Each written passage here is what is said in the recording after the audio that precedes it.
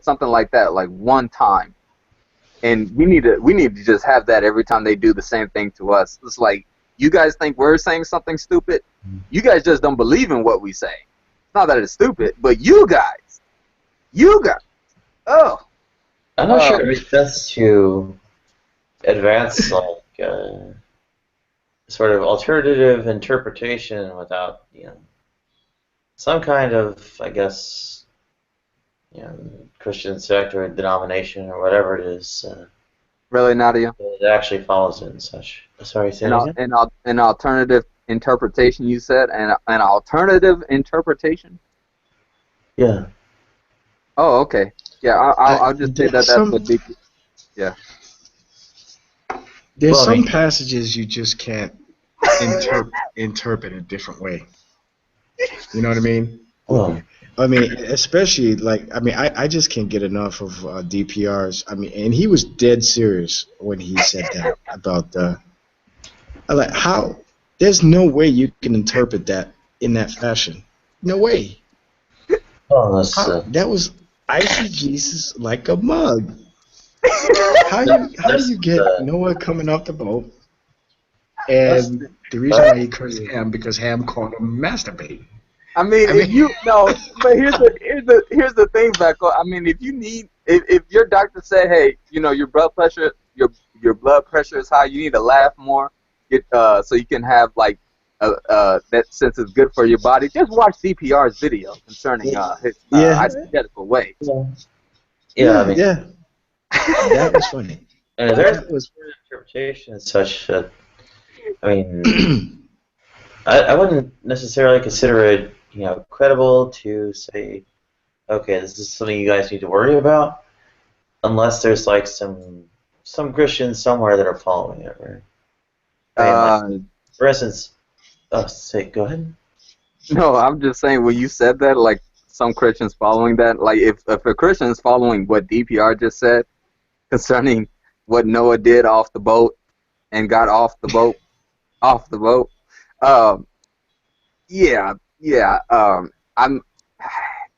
I would hate to pull that like, are you truly a Christian card, because I'm sorry, you just can't do that. You can't. No. Well, and for instance, with what is it, Matthew 5:17-18, the sort of thing that says, okay, well, fulfill means to obey, and so on and so forth. I mean, you've got Greg Bonson, Bruce's Rushdoony, and a whole gaggle of followers of them who actually do take it that way and such, right? So. You're talking about the theonomists. Yeah. Well, I would strongly disagree. I would definitely oppose the idea of theonomy. Yeah, Rocco P, I think, has. But then again, I guess I have to look into what they said to really understand what they mean by theonomy. Because I know what theonomy is, but you know how people misinterpret what other people say all the time. So yeah. I'd really like to hear, read something directly from him. Yeah, I'll get you something from Greg Bonson. Hang on. Yeah. It's just one of those. It's just one of those things that this is why even the scriptures tells us, and the scriptures tells us to study to show thyself approved unto God, to rightly divide the word of truth. I mean, that goes in line with that, because it's one thing to where if I said I wanted a theocracy, I want a theocracy in context to how the scripture says that when God is going to establish His kingdom upon the earth. Right. And that's a totally different thing, because I would not expect, what? Let's make the way for Jesus. Just kill all the non-believers. They're in the way. Right. Right. That's a totally. I would not advocate for something like that. We're not called to do that. The scriptures doesn't say it. Jesus did not advocate it, and it's just one of those things to where if people are following something like that, then they're not doing what the Bible says to study to show that acceptance and prove. They're just following men who either are doing this on purpose or are deliberately deceiving individuals. So, Right. you know, it's things that you just got to watch out for. And as a believer, you know, believers who study the scriptures catch that, and it's one thing to that people are deceived by it because they're babes in Christ, but it's another when they deliberately know and they reject it. Right. And it puts individuals it puts individuals who are non-believers at odds because they think that that's the truth. I mean, they don't really know any better, but they think that's true Christianity. Just like how people think that, oh, you know, you're against our ways of living. Yeah, but we're not gonna just, you know, strap you to a chair to stop you from, you know, committing sins against God. No, we're just gonna warn you. Right. We're not the sin police. You know, right. Right. that's the thing. We just, if you're a non-believer and you want to know Christ, yeah, we'll tell you. You know, we'll tell you the situation that you're in, and if you still want to say, hey, I want to be a believer in Christ, and you accept the Holy Spirit, things like that. It's a step-by-step process in that, but it also shows that you're an individual. The individual who wants to know Christ is willing to change on their own. We're not making them. We're not making them be a lover for Christ. No, they want to be because they love Christ. Amen to that. Yeah. Well, there is a. How much longer before you go live? We are wait live. for people to come. Oh, okay. Yeah, we went live at 4:45 a.m. Eastern. So. Yes. Now, Nadia, are you still in New York City? Yeah, I'm in Staten Island. Staten Island. Oh, yeah, Staten Island. That's right. You did say that. Okay. Yeah. I'll probably end up. Well, I don't know where exactly, but. Hey, there's Rev. Somewhere in Borough, New York. Because, New York seems to keep the, I guess, health insurers in line. I don't know. Well, as long as you're healthy. So that's Yeah. good. You gotta get rid of that soda now. I'm telling you, that stuff. Yeah, you gotta stop drinking that soda. Well, That stuff will kill you. unfortunately, alternative kinds of medications to. Better than what Flint's having right now. Are, Flint, Michigan. Not covered by insurance anywhere in the U.S. Have you? I don't know if you've been on G Plus lately, but have you seen? I think it was Arcane who posted it, and as well as a few other people.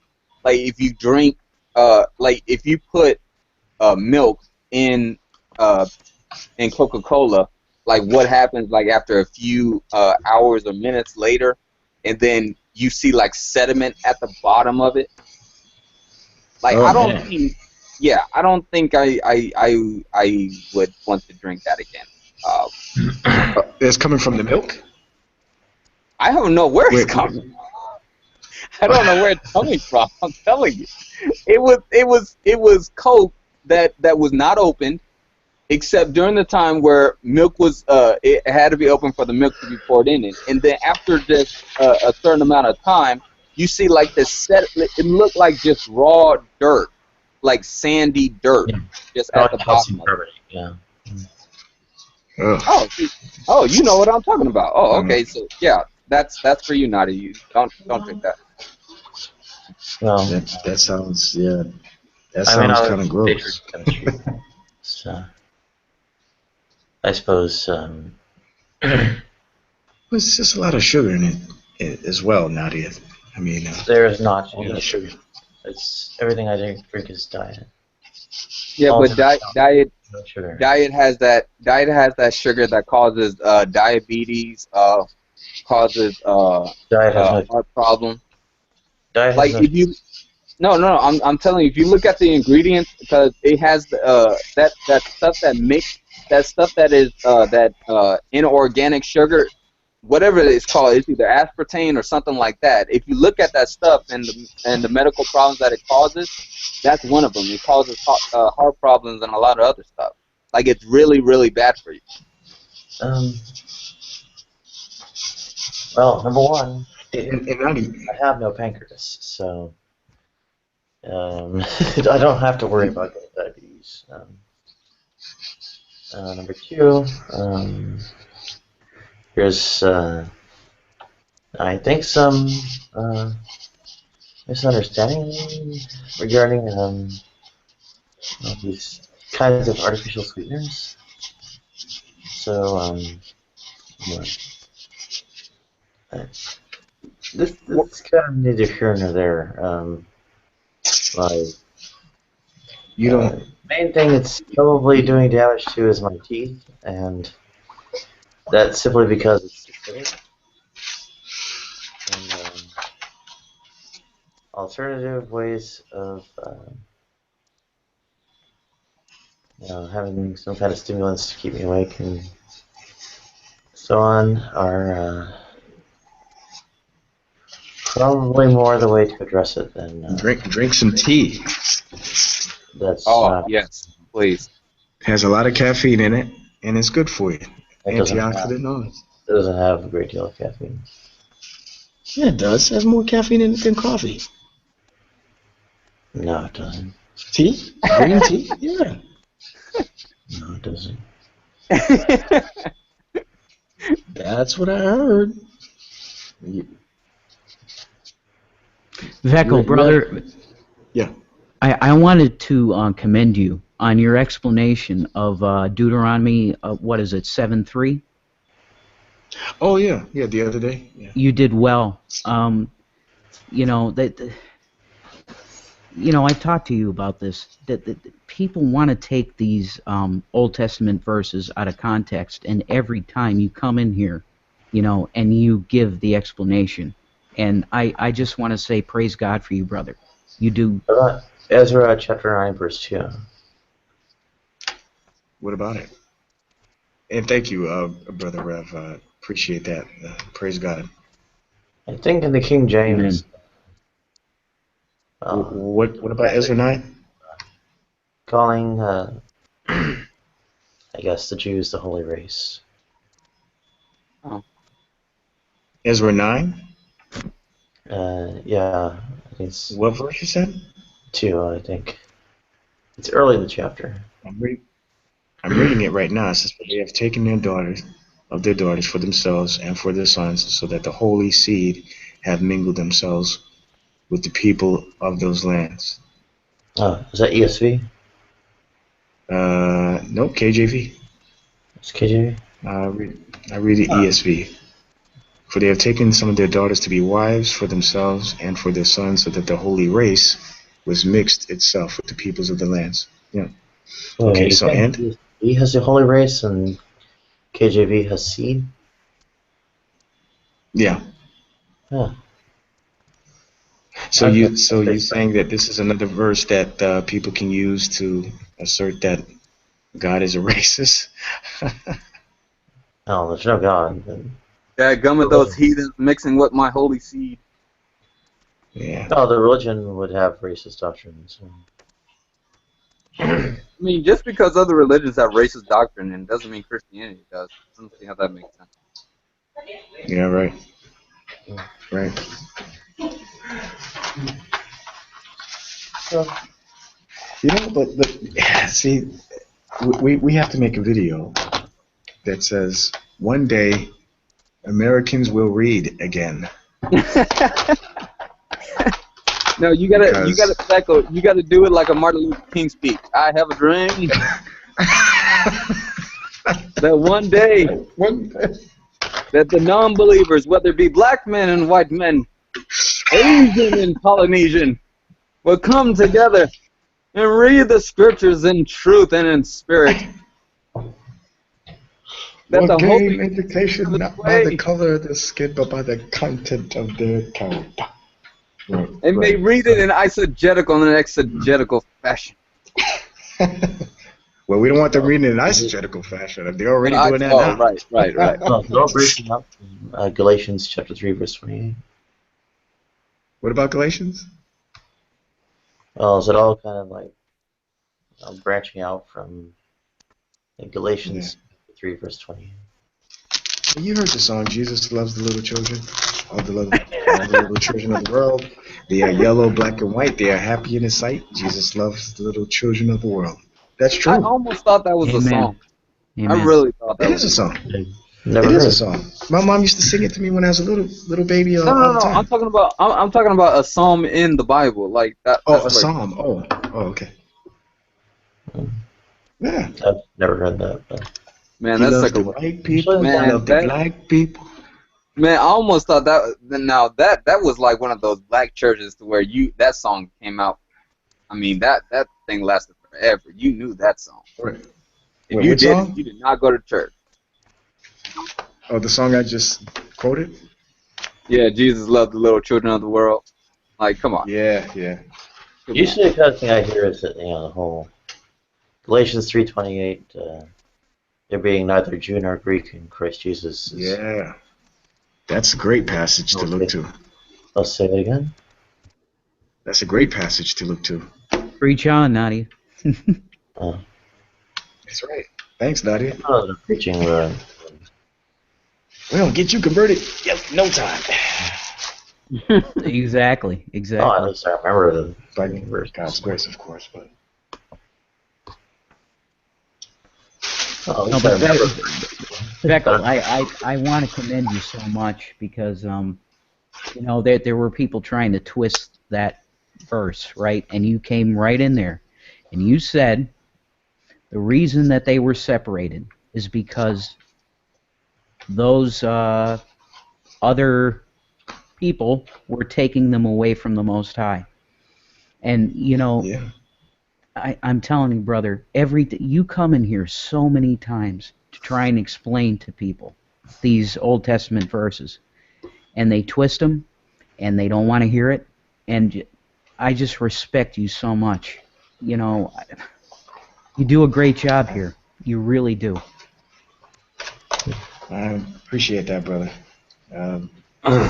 That's why I say, it didn't come overnight, man. It's not like, I mean, we all have this, and that's why I think that it's good for you and Mac and other Christians to be in these discussions with atheists so that we can learn what we don't know about the Bible. That's why I love talking to people like Floyd and other atheists, because when they challenge our worldview and our knowledge of the Bible, what it should do is draw us back to God first and say, you know what, I don't have an answer to this, Lord, but Floyd or such and such a person brought up this objection. I don't know how to respond to it. Amen. And God responds. And And I'll tell you this, Well, brother. I not that powerful. Yeah. I am weak in the flesh, but your dedication Would you? actually it inspires me. And it's 5 in the morning here. I should probably go to sleep, but Yeah, I gotta head back. Shoot. Well, I we're all just- weak in the I- flesh in Right different on. ways. So I want to I'm thank weak you. in the flesh in a different way than you are. So we're equal. I'm probably not really trying to do wildcat hermeneutics here, so in that respect, wish I I- might be differing from. I guess All some right. of I wish I could stick my around, guys, but I gotta head back to work. So Oh, say it again. I wish I could stick around, but I gotta head back to work. So if you guys are around in an hour, maybe I'll pop back in and start some trouble then. All right. Take care.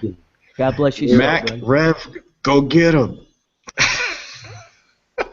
All right. God bless you. Yeah. God bless. So, yeah. I don't really attempt wildcat hermeneutics, so I probably end up being exempt. I guess if there's some pattern people might not be wild about It might be that, even though the positions are ones they don't really hold, I might dredge up some, I guess someone technically a member of the religion who does hold that position and say, hey, they're interpreting it this way. No, the scriptures aren't up to private interpretation. I'll say it again. The scriptures are not up to one's own private interpretation of what it's saying. Hmm. There's only one interpretation, and that's what the Holy Spirit has given us. That's why the scriptures are even meant to be simple and plain to the person who's reading it. The problem is that certain individuals are coming at it with basically baggage with them, because the scriptures tell you that the reason why even the Word of God is basically blinded to you. You can't really understand the spiritual side of God, is because Satan doesn't want you to have that, because he knows that if you understood it, you would not separate yourself from God. Well, what makes you think that your interpretation is the right one? Because I don't have an interpretation to it. I give you the scriptures in context, and that's it. How can you not have an interpretation? Well, because I don't come with my own understanding of what it's saying. Proverbs chapter 3, verse 5. Right. Lean not to your own understanding, but in all thy ways acknowledge him. So, Amen. Okay, and 1 second, I'm sorry, Nadia. Before I go to sleep, I want to publicly apologize to Mac here, because I've been very unkind to him publicly, and he has given his testimony very with passion, and I just want to apologize to you, brother. It was very unkind of me to do what I have done to you. So accept my apology, if you can. I accept your apology. Thank you. Thank you. All right, guys, good night. I'm going to take off. have a good night, Rob. Okay, so what do you want to talk about? Well, I mean, Max, discussing private interpretations. I guess you're trying to say that you yourself don't have an interpretation. Is that right?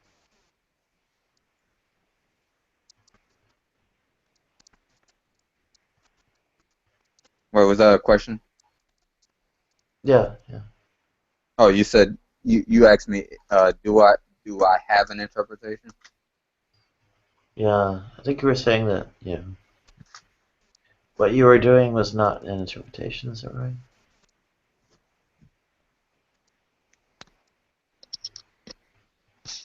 Okay. Can you hear me? Yeah. Okay. Yeah, I don't, because anytime I read the scriptures, I'm depending on the Holy Spirit, and the Holy Spirit teaches me all truth. That's what the scripture says that it does. So what's going to happen is that there's going to be things that I can read from the scriptures and I can automatically know. There are things that I cannot understand because I need a deeper understanding on it. So I will pray to God, have the Holy Spirit speak to me to where I can comprehend it. So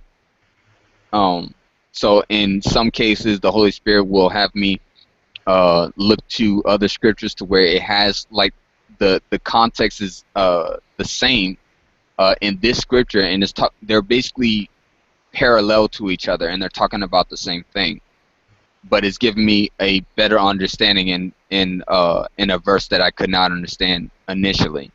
But again, the other part is that the Bible talks about the fivefold ministry, which is supposed to help believers in understanding the deeper things of God. So people who are teachers, pastors, evangelists, apostles, prophets, all these individuals entail have God-given knowledge in the specific field that God has put them in. So they teach you, in a sense, a deeper understanding of the ways of God when you go by the scriptures. If you can't understand it, you're supposed to go to God first, then go to these individuals to see if they themselves can touch and agree with you to where you can have a deeper understanding of what you're trying to study.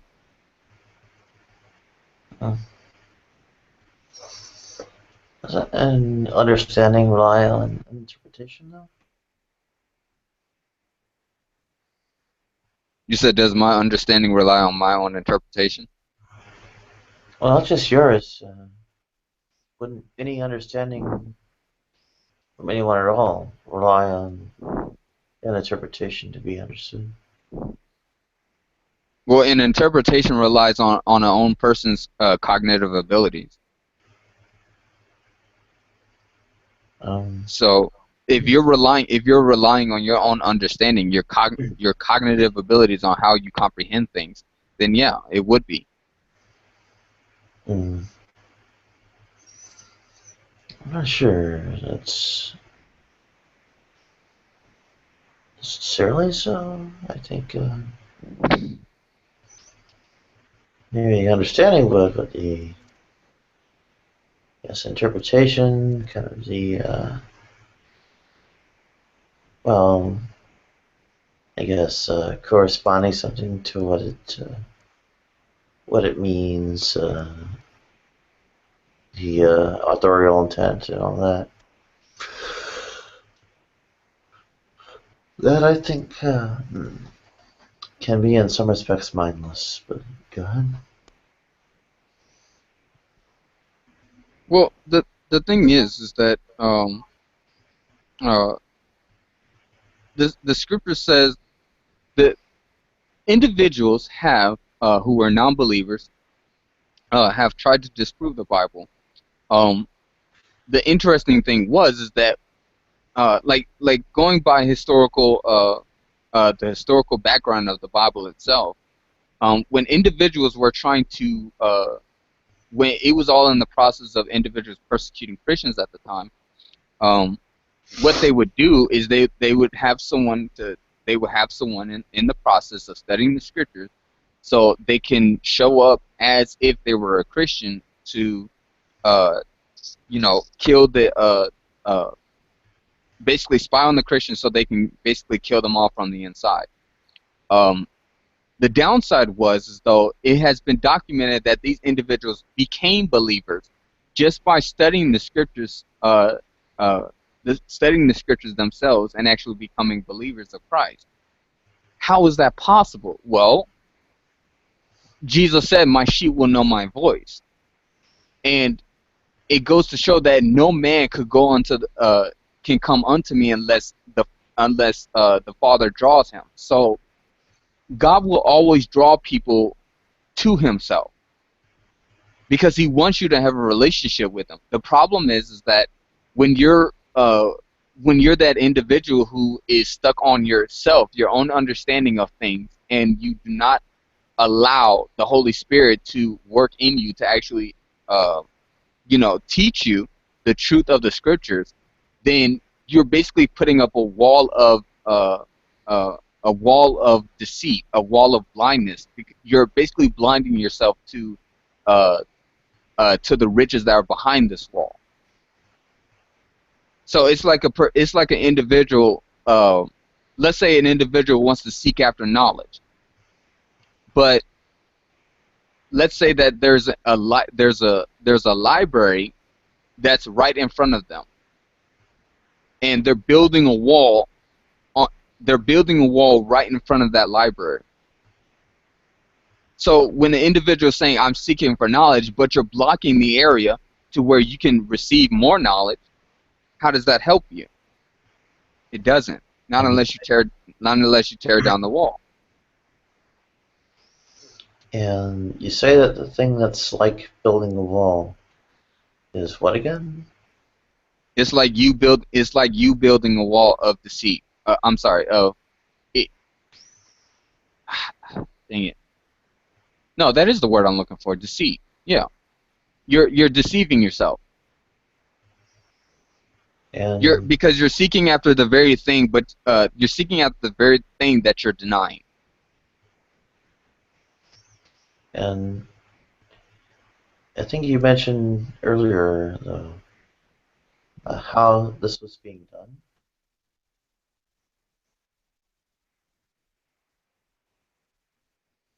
Is there an idea? I didn't hear that last. I didn't hear that last part. Say it again. I think you were just before that discussing how it was being done.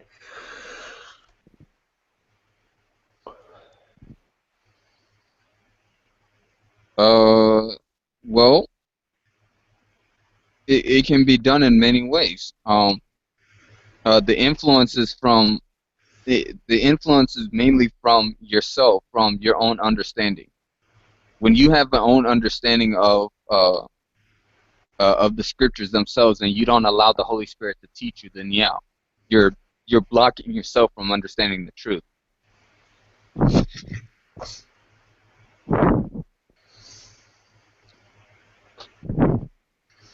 Well, it doesn't matter what I personally sort of see in it,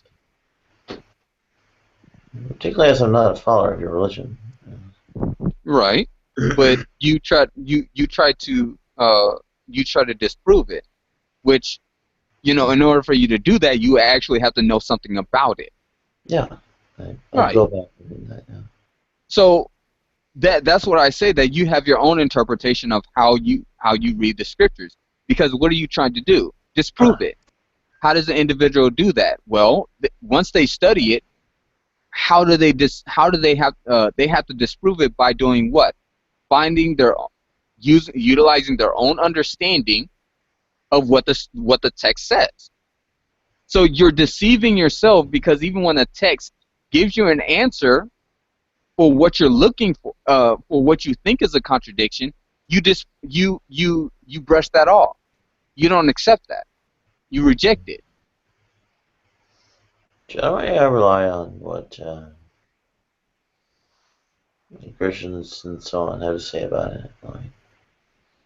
Like, I might have an idea that, okay, well, there is, the covenantal theology, I guess theology. There's the dispensational theology, and there's obviously sort of theonomist and so on kinds of things involved the all the new covenants and all that. Right? See, but going by the past that you have displayed, Nadia, and I'm not saying that you're doing this now, even though you still are doing this, even though you still are. Before, you said that Christians are responsible for a lot of things that have happened, in the past in your life. Oh snap! It's the popo. No, I'm kidding. You said before that Christians have been responsible for a lot of things that have happened in your life, and me, Becco, G-Man, like who else has been here? Shanny for Christ. It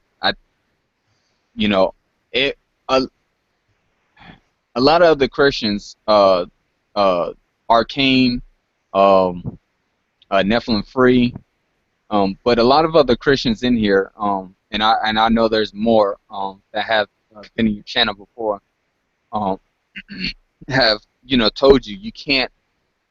Oh right, all for His glory. I forgot about him. They've told you can't blame Christians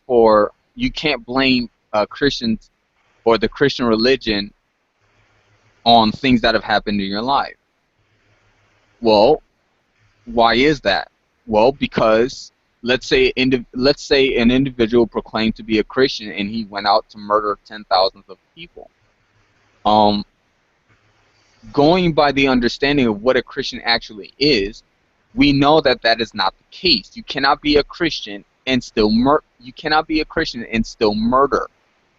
and still continue on doing the things that you've done in your past. That's a person professing to be one. And we told you that that does not work.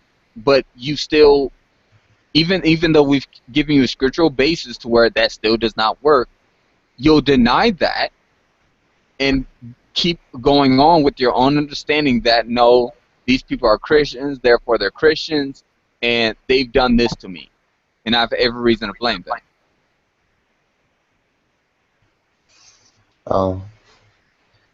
I generally, I think I'm generally misunderstood in this, because of course I'm referring to, well, what your, a lot of ways impersonal kinds of aspects of things or forces.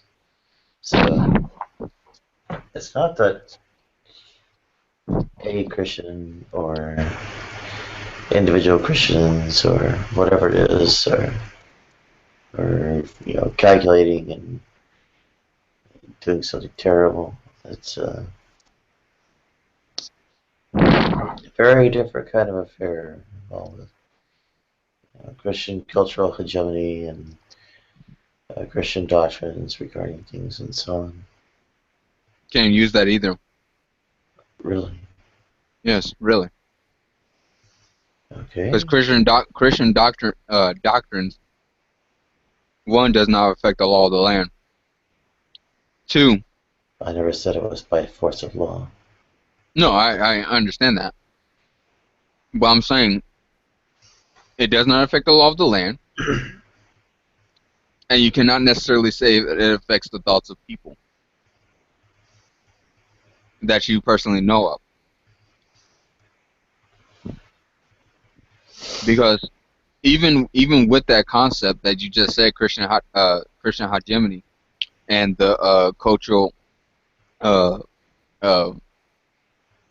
cultural things that Christians do, how does that affect you? Because nor do you don't hold by those rules, nor do you care for them. They don't affect you. It comes about from how and why I am deemed so horrific and disgusting.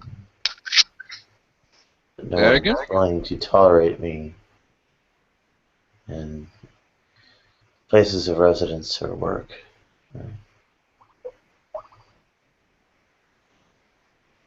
So you're saying that because a Christian is not tolerating you in whether it be in work or residency, you're saying that Christians are the ones that are doing this. That's not what I said. Well, you said, oh, okay, so is it the culture? What is it? Well, yeah. Christianity influences the culture, cultural norms and all that. That's why I'm deemed such a horrific and disgusting thing here in the United States. And those like me are not deemed such throughout Europe, right? And where does the Christian culture do that? And how do you know that that's just the Christian? How do you know that that's even Christian culture instead of it being, I don't know, Americans just not liking the LGBT community? Well, the distaste for LGBT people and all that is something easily seen deriving from religiosity. No, That doesn't apply. Really? Okay. Yes, really. How does it apply? Because the Bible clearly says that we're supposed to love our enemies, do good to those that hate you. Bless those that despitefully use you. So even the LGBT community, as even with them doing vile and disgusting things that they do, which is obvious that they do these things, and those things are they're horrible to me. But even if it could be the whole entire community, I would not deny them a place of residence. That's not me. That's not what God had called me to do. I would not deny them like medical attention. Certain things, yes. Because if I had the medical ability to have the medical knowledge and all that stuff and practices and all that stuff to be able to give you the surgery that you were asking, the sexual reassignment surgery, I wouldn't do it. Somebody else could, and I would not like just say, hey, you can't do that and stuff like that. But me personally, would not do it. It goes against my conscience, and I'm not. It goes against the word of God. I'm not supposed to partake in your sin. So, in a way, the quote unquote Christian culture that they're talking about doesn't exist.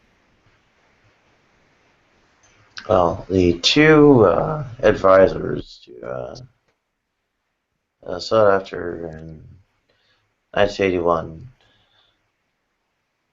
I guess, were both, I guess, okay,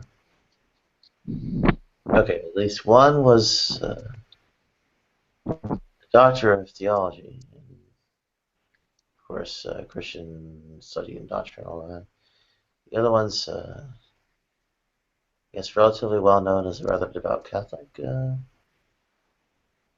So, yeah, two very theologically influenced persons, Janice Freeman and Paul McHugh. Well, those went about, I guess, making sure that no one would ever grant me those surgeries and all that. So. Okay, but that's not a culture then. You're just talking about individuals. That's what I said. The things that you're talking about are individuals, not a culture. No, actually, well, those two individuals are identifiable. The general cultural norm leads to such horrific distaste in so many instances for who and what I am, how I am deemed so vile. My affections are deemed so vile as well. How the quote-unquote temple of my body is deemed to be so horrifically defiled is all biblical doctrine and is not limited to small handfuls of individuals. No, you don't care about any of that stuff though. That's the problem. You don't, and even when we tell, even when we, even with the fact that you have that understanding that, okay, these are Christian doctrines, why do we say the things that we say? Why is it that God deems them that way? The Bible says. And even, yeah, but it's also because of our own it's also because of the understanding that He's given us of why that is a problem. The LGBT community has problems. Everyone knows that. The CDC even at one point had to stop doing it for the community of the LGBT because it got so bad for them. I mean, there are certain moments where they stopped doing. I believe it was their concerning their sexual orientations on how many sexual partners that they have in their lifetime. I think I can probably go back into it, but I think they took a poll and they actually had at one point had to stop doing it because it got so bad, because the LGBT community has major problems, and there are Christians like me who will go out in the streets and warn people, you are living a lifestyle that is not only contrary to the word of God, excuse me, but it is also bad for you. Just like smoking My is bad lifestyle. for you.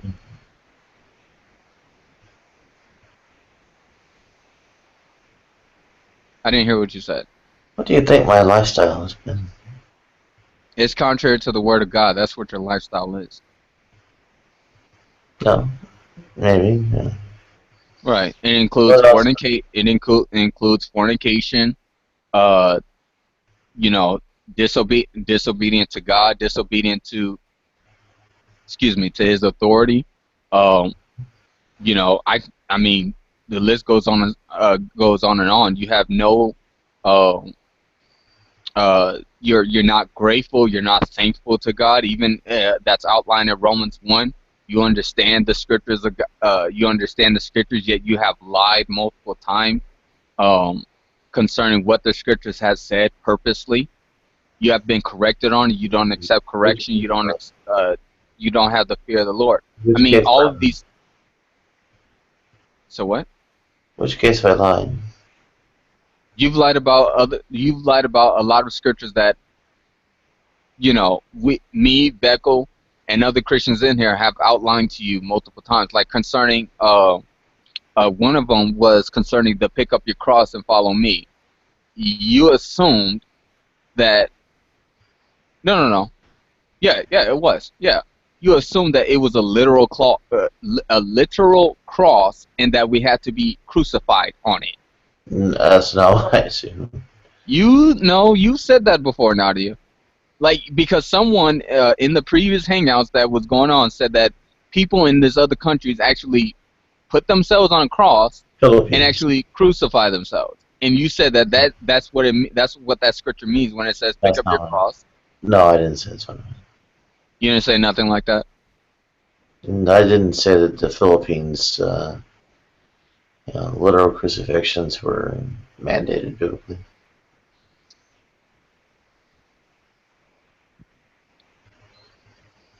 I did say that Christianity deems, suffering is a good thing because it gets you closer to Christ. And used that pick up your cross and follow me kind of thing is part of the whole, supporting the scripture for that doctrine, right? Okay, I apologize. Yeah. I apologize. But concerning that, no. Suffering does not put you in a state of you being closer to Christ. Not necessarily. I also generally throw in Romans chapter 8, verse 18.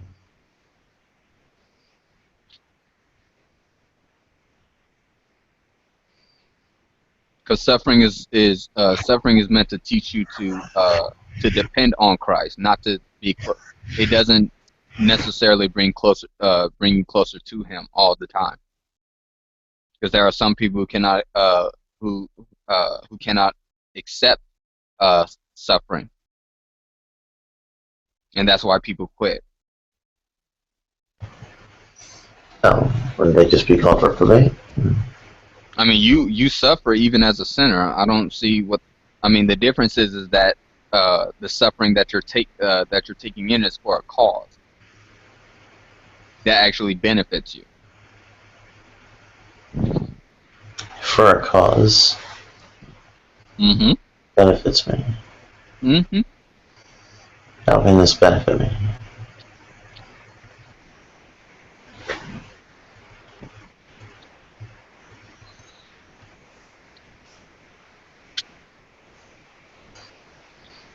Well, speaking personally for me, it benefited me. Excuse me. because of things that I went through when I was suffering. Uh, when I was suffering with my because of my sin and things of that nature, I had no one to depend on, because at that time, excuse me, at that time, I wasn't looking for God to save me. I wasn't looking for God to help me. And even when I knew I needed help, since I rejected God, I knew I wasn't going to get any. So I kept on suffering in my sin. I kept on feeling shame. I kept on feeling guilt. I kept on feeling depressed. I mean, because I had no way out, and I was the lie of the devil. So when I finally gave my life over to Christ, now I'm suffering, but now I'm not suffering by myself. I'm suffering with the one who already who suffered for me. Well, Mac, how do you explain all those atheists who are perfectly fine without having to give their life to Christ, as you put it? Excuse me. Because, excuse me, the Bible says that there's children of God and children of the devil. So even an atheist, excuse me, even an atheist,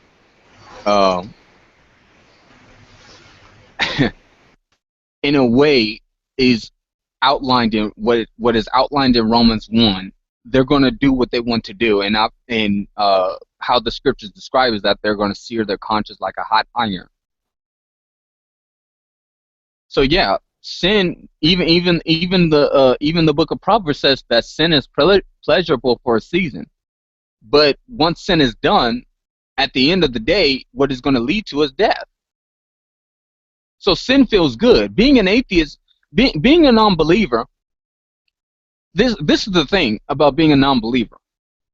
It's like Satan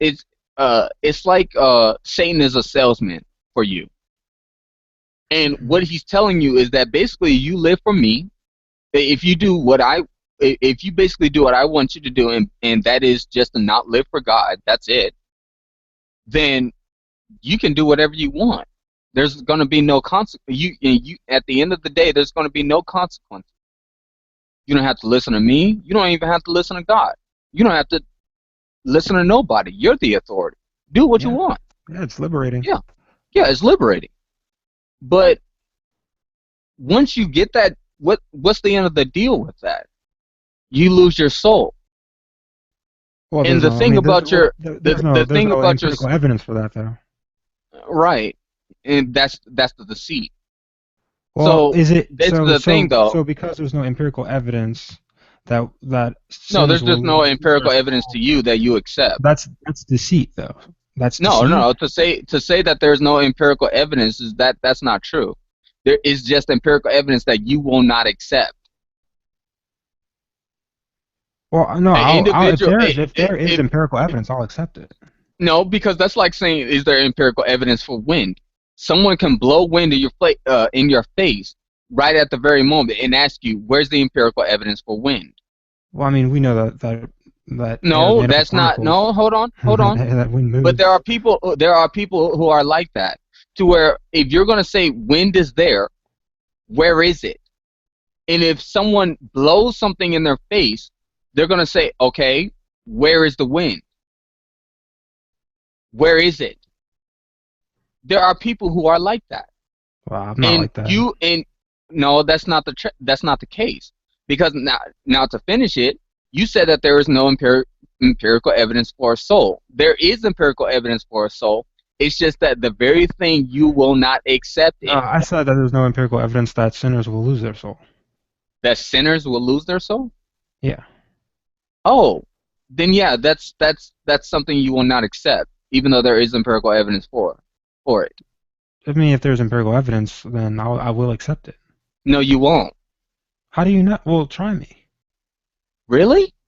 Try me. So hold on. You said try you? Are you kidding me? Give me some empirical evidence that sinners will lose their soul. I'm telling you right now where it comes from. You don't get it, Amon. the understanding of this empirical, like, go ahead and give me the definition of empirical evidence right now, please. I can Google it. Please, I would like to. Okay. I want to hear it. Let's do it. It doesn't have to be a long paragraph. Well, if it has to, if it is one, I don't care for it, just as long as it's the definition. We don't nitpick on each other whenever we talk. So I'm not. Yeah, it's all. Yeah, I got you. So based on concern with or verifiable by observation or experience rather than theory or pure logic. Okay, right. Okay, so it's based on observation and what else? Based on, concern with, or verifiable by observation or experience rather than theory or pure logic. Okay, so I don't really like this stuff. I'd rather a simpler definition, but go ahead and while I search for one. That is interesting because that seems weird. Okay, so it's based on either experience or observation, and not by theory or pure logic. Man, that sounds really weird. Okay, I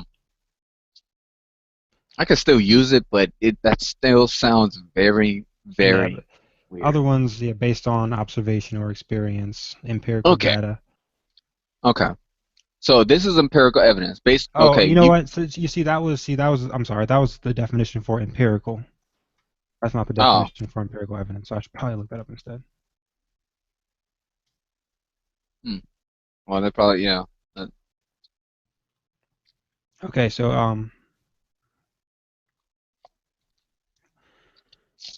Wikipedia's definition. All those observations and experiences are kind of useless without the theory actually relating them to each other, right? So. And I wouldn't say that. Well, I do. Well, I know you do, Nadia, but right now we are dealing with some empirical evidence, dadgummit. Empirical evidence of what? I am wondering. We're dealing with the definition, not your definition, Nadia. That's not what we're getting at. Is it empirical evidence of your God? Okay.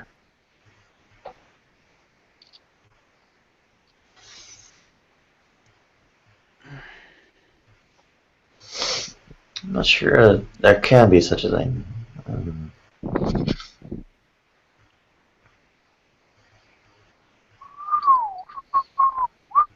In fact, we'll have a comparison of, say, you might call Bayesian priors with Bayesian posteriors and such, right? Ah, my face. So the probabilities of, say, various hypotheses given some collection of pre-existing background information, compared to, well, probabilities of these hypotheses given, well, that background information as well as some new observations ends up raising the well, one or more hypotheses in question, right? So that the conditional probabilities of these hypotheses given, well, the existing background information and the new observations are greater than the conditional probabilities of those hypotheses given just the background information and such, right? So Nadia, do you think that there's any empirical evidence that sinners will lose their soul? Do I think there's any empirical evidence of what? That sinners will lose their soul. Well, ultimately it rests on whether or not there is such a God as described in the New Testament and such, which by dint of omnipotence cannot have such empirical evidence. No observation could ever have that kind of relationship with its.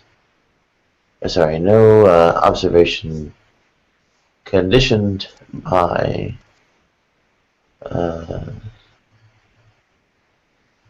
generating such Bayesian posteriors could have kind of relationship with its Bayesian priors. Right? Can't be more than Bayesian priors. Or different from them at all, in fact. Because the God can actualize any possible world.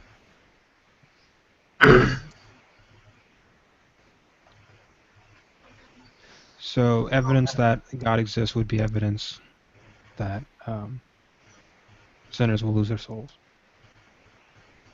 Say it again?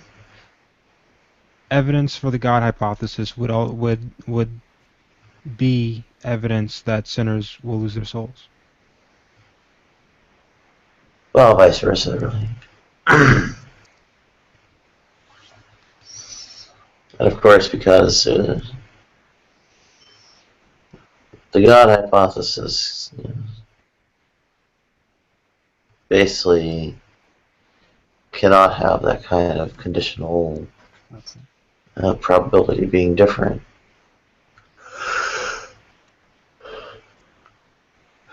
At that point, you can't really have evidence for those businesses with souls. Right. Well, Matt claims that there is evidence, but that I won't accept it. Yes, you won't. Oh, there's a reason for you not to accept it.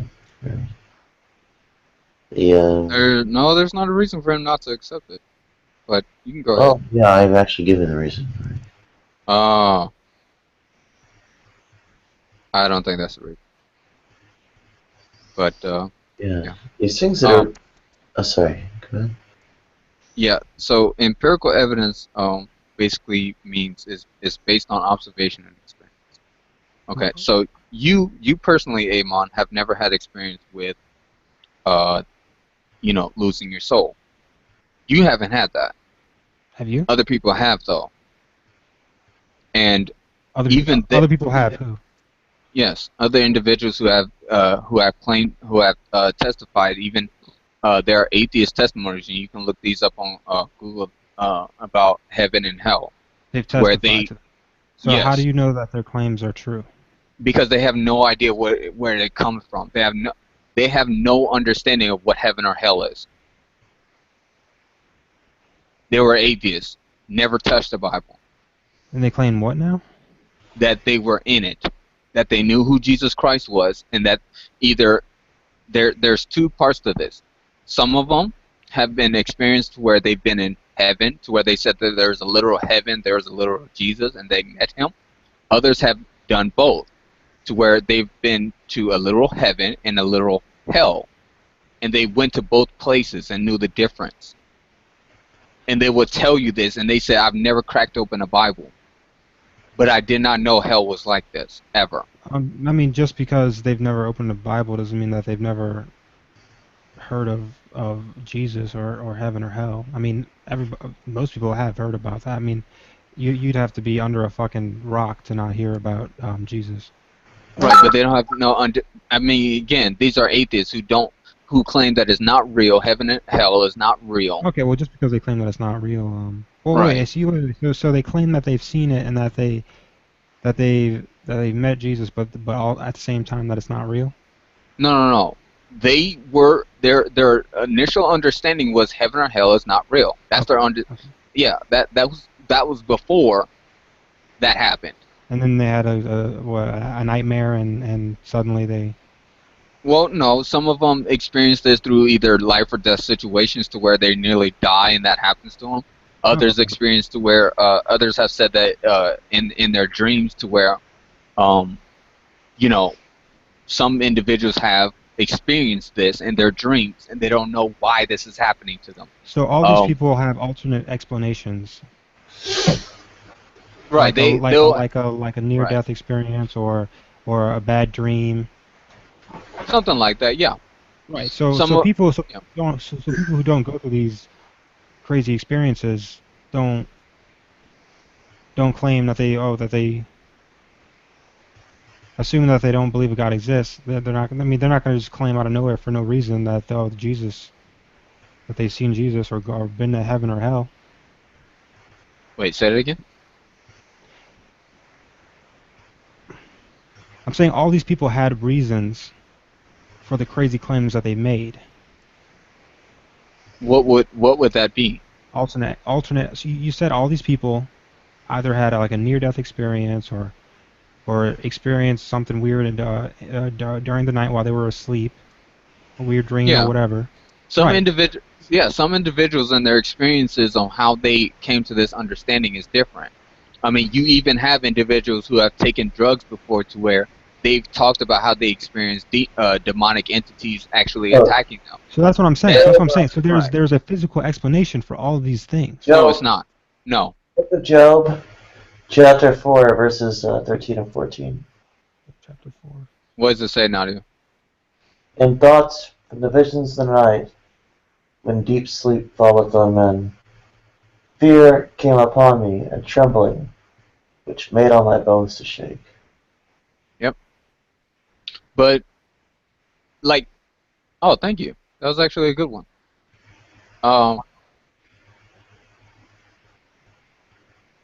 Dang, there was something I was going to actually go with that one. But yes, you said that there's a physical explanation to this. Well, you have two problems with that. I mean, I've taken psychedelics and I'm not seeing demons. Right. Okay. What's your point? My point. Yeah, what's your point? These individuals are just like you. Yet my point is that how is they coming up with an but how are they coming to an understanding of something that they've never been to? Because they've heard of it before. They're aware. That doesn't mean anything. That doesn't mean anything. Well, the idea does not make something real. If I tell you that there's a place called hell, but I don't tell you what it's like, right, but look, how does someone who does not even read about it give that very synopsis of the very place that the Bible's talking about, that, and yet they've never cracked open a Bible to understand how it's like? Because they've heard of it before. Mac. That doesn't mean anything. They know. Everybody. Oh my God. I've heard of Cambodia. That doesn't mean I have dreams about it. That does not mean I will have. That does not mean that I will have a vision of being in Cambodia. Well, unless God gave me one. To where nobody even really knows about Cambodia. Do you know the first thing about fucking Cambodia? I have no idea. I've heard of it. Like you just said, I've heard of it. I know that people. When I say heard of it, when I say heard of it in this case with religion, I'm saying I mean a little bit more than just heard of it. Mm-hmm. People are aware of the concept of heaven and hell and Jesus and right. the Trinity and all that. Right. But again, it's a case. Again, it's a case by case basis. You're. This is what I'm talking about. And all these individuals. Good. Individuals who have, again, never heard of heaven or hell. They do not know anything other than the details of That's what they claim, right? Yeah. So how do you know that that's the truth? I have no reason to just disbelieve them. You have no reason to believe them. I said disbelieve them. And you have no reason to believe them. Says who? Me. Oh, why is that? Right here. Why is that? Because why is that? No, there's no evidence to you. That's exactly what you just said. Just because somebody says something does not mean that it's true. Right, but what reason? Okay, what reason do I have? What reason do I have? What reason do I have to disbelieve them? They're atheists. You have no reason. Why? How can they? You have no reason. Okay, here's the thing, though. Here's the thing, though. Them. You have no Okay. reason to disbelieve them, and you have no reason to believe them. Why is it that I have no reason to believe them? Because just because somebody says something does not make it true. Okay, you're right. So I investigated, but you don't. You investigated. Apparently not. You just assumed that they were telling the truth. No, I didn't. I've read a lot of testimonies concerning people who've had visions like these. So, The difference is between you and me concerning that is that when an individual does something, when an individual, see, it's different when a believer does it.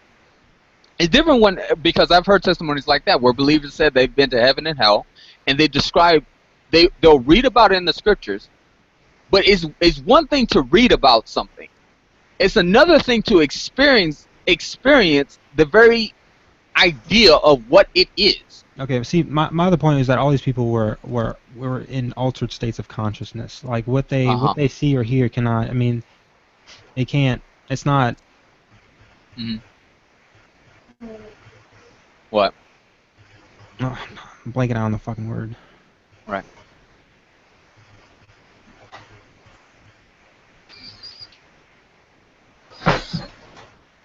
Oh, are we still here? Is who still here? Yeah, I'm still here. Unless we're in the Twilight Zone. No, I can't even think of it. Dang it! I had the song too. Curse you!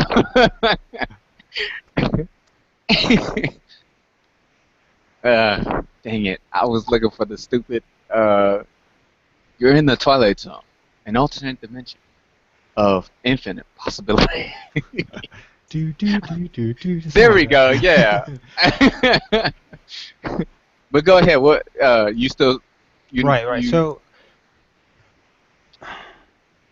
a testimony of them under an altered state of consciousness is not reliable. Why? Because they're in an altered state of consciousness, and they can hallucinate and see things that aren't really there. Right. Okay. How does hallucinations work? How do they work? Yeah. I How do they work? I don't know all the brain chemistry that goes behind it, but Yeah. I mean, I know hallucinogens, and when people hallucinate about various things, they can experience things that they've done in the past. They'll even say that concerning some things, people can say that they can experience things that happen in the future. They can experience things that they themselves cannot explain. They can experience things to where they'll be in places they've never been in, but yet they'll kind of have like a weird picture. Basically, your imagination that stuff is pretty rare. Usually, yeah. Usually, like normal psychedelics, you just see like a few trails or something, or some things might melt a little bit, or Yeah. auditory But hallucinations. Stuff like that. imaginations can be endless in possibilities of how the brain works, and people Exactly. visualizing things. But here's the problem with that, because you clearly said yourself, things like that are pretty rare. Like, Well, if you talk about a place, if you talk about a rare. place you've never Well, been. Matt, it's as rare as the drugs are rare that cause that. Like, in order to get that fucked up, you have to go out of your way to find the right hallucinogenic, Right. But or just take a shit ton. you're talking just go to the hospital. but you have not looked at the cases themselves, nor have you actually tried to figure out, okay, how do I know if this individual is lying? What's the explanation behind this? Even if he was sleeping, let's say we're just going by cases to where these individuals were having dreams of this happening. Not them having, hallucinations because their brain died, they had a life or death experience and their brain was giving them hallucinations like that, nor psychedelics. Just them sleeping. Mhm.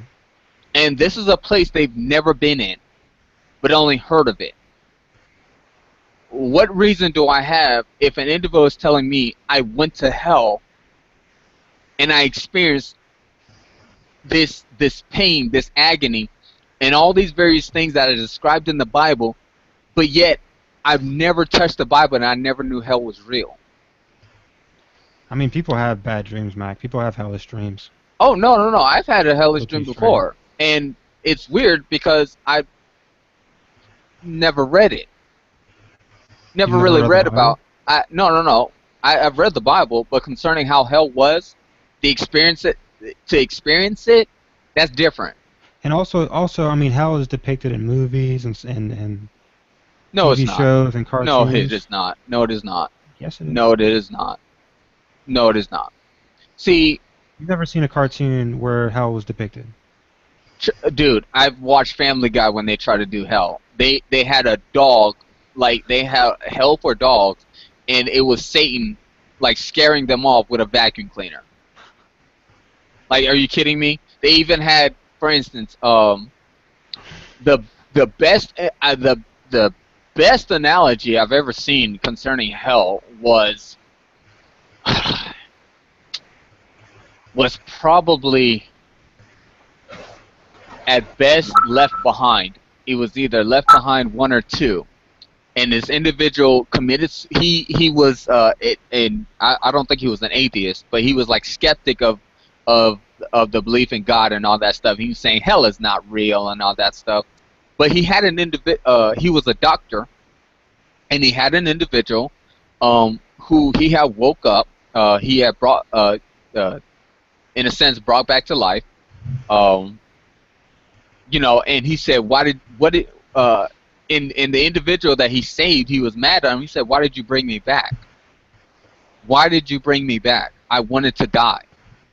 And he told him what he experienced. He said, "I saw like this tunnel of light, and at the end of that tunnel, it's like I experienced total bliss and things of that nature." And there are testimonies of that. Now, it was when he tried to do it, the same thing happened to him. The difference was that the tunnel started to change to where instead of it being like a beam of light, instead of it doing that, it changed colors and basically started being yellow. And he started experience the sensation of burning. Like he started just having agony. He couldn't understand what was going on. And the crazy thing was, I think, like he was screaming out, "I'm not supposed to be here. You know, where's this heaven? That's where I'm supposed to be."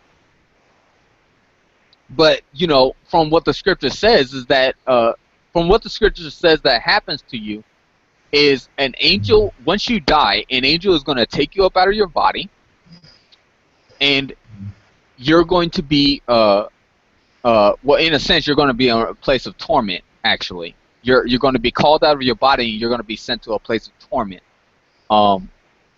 Initially, once that happens, you're going to experience basically torment, and how the Bible describes it in the book of Luke, as well as I think in the book of Matthew. I think. I know it's in the book of Luke, but it talks about the rich man and the poor man named Lazarus. What happens to the poor man is he winds up being in Abraham's bosom, which is a place of paradise, the Bible calls it. It's Abraham's bosom. Continue. Yeah, I know it's funny, but Am I quiet? yeah. Oh wait, fuck, never mind. No, yeah, I hear you. Okay.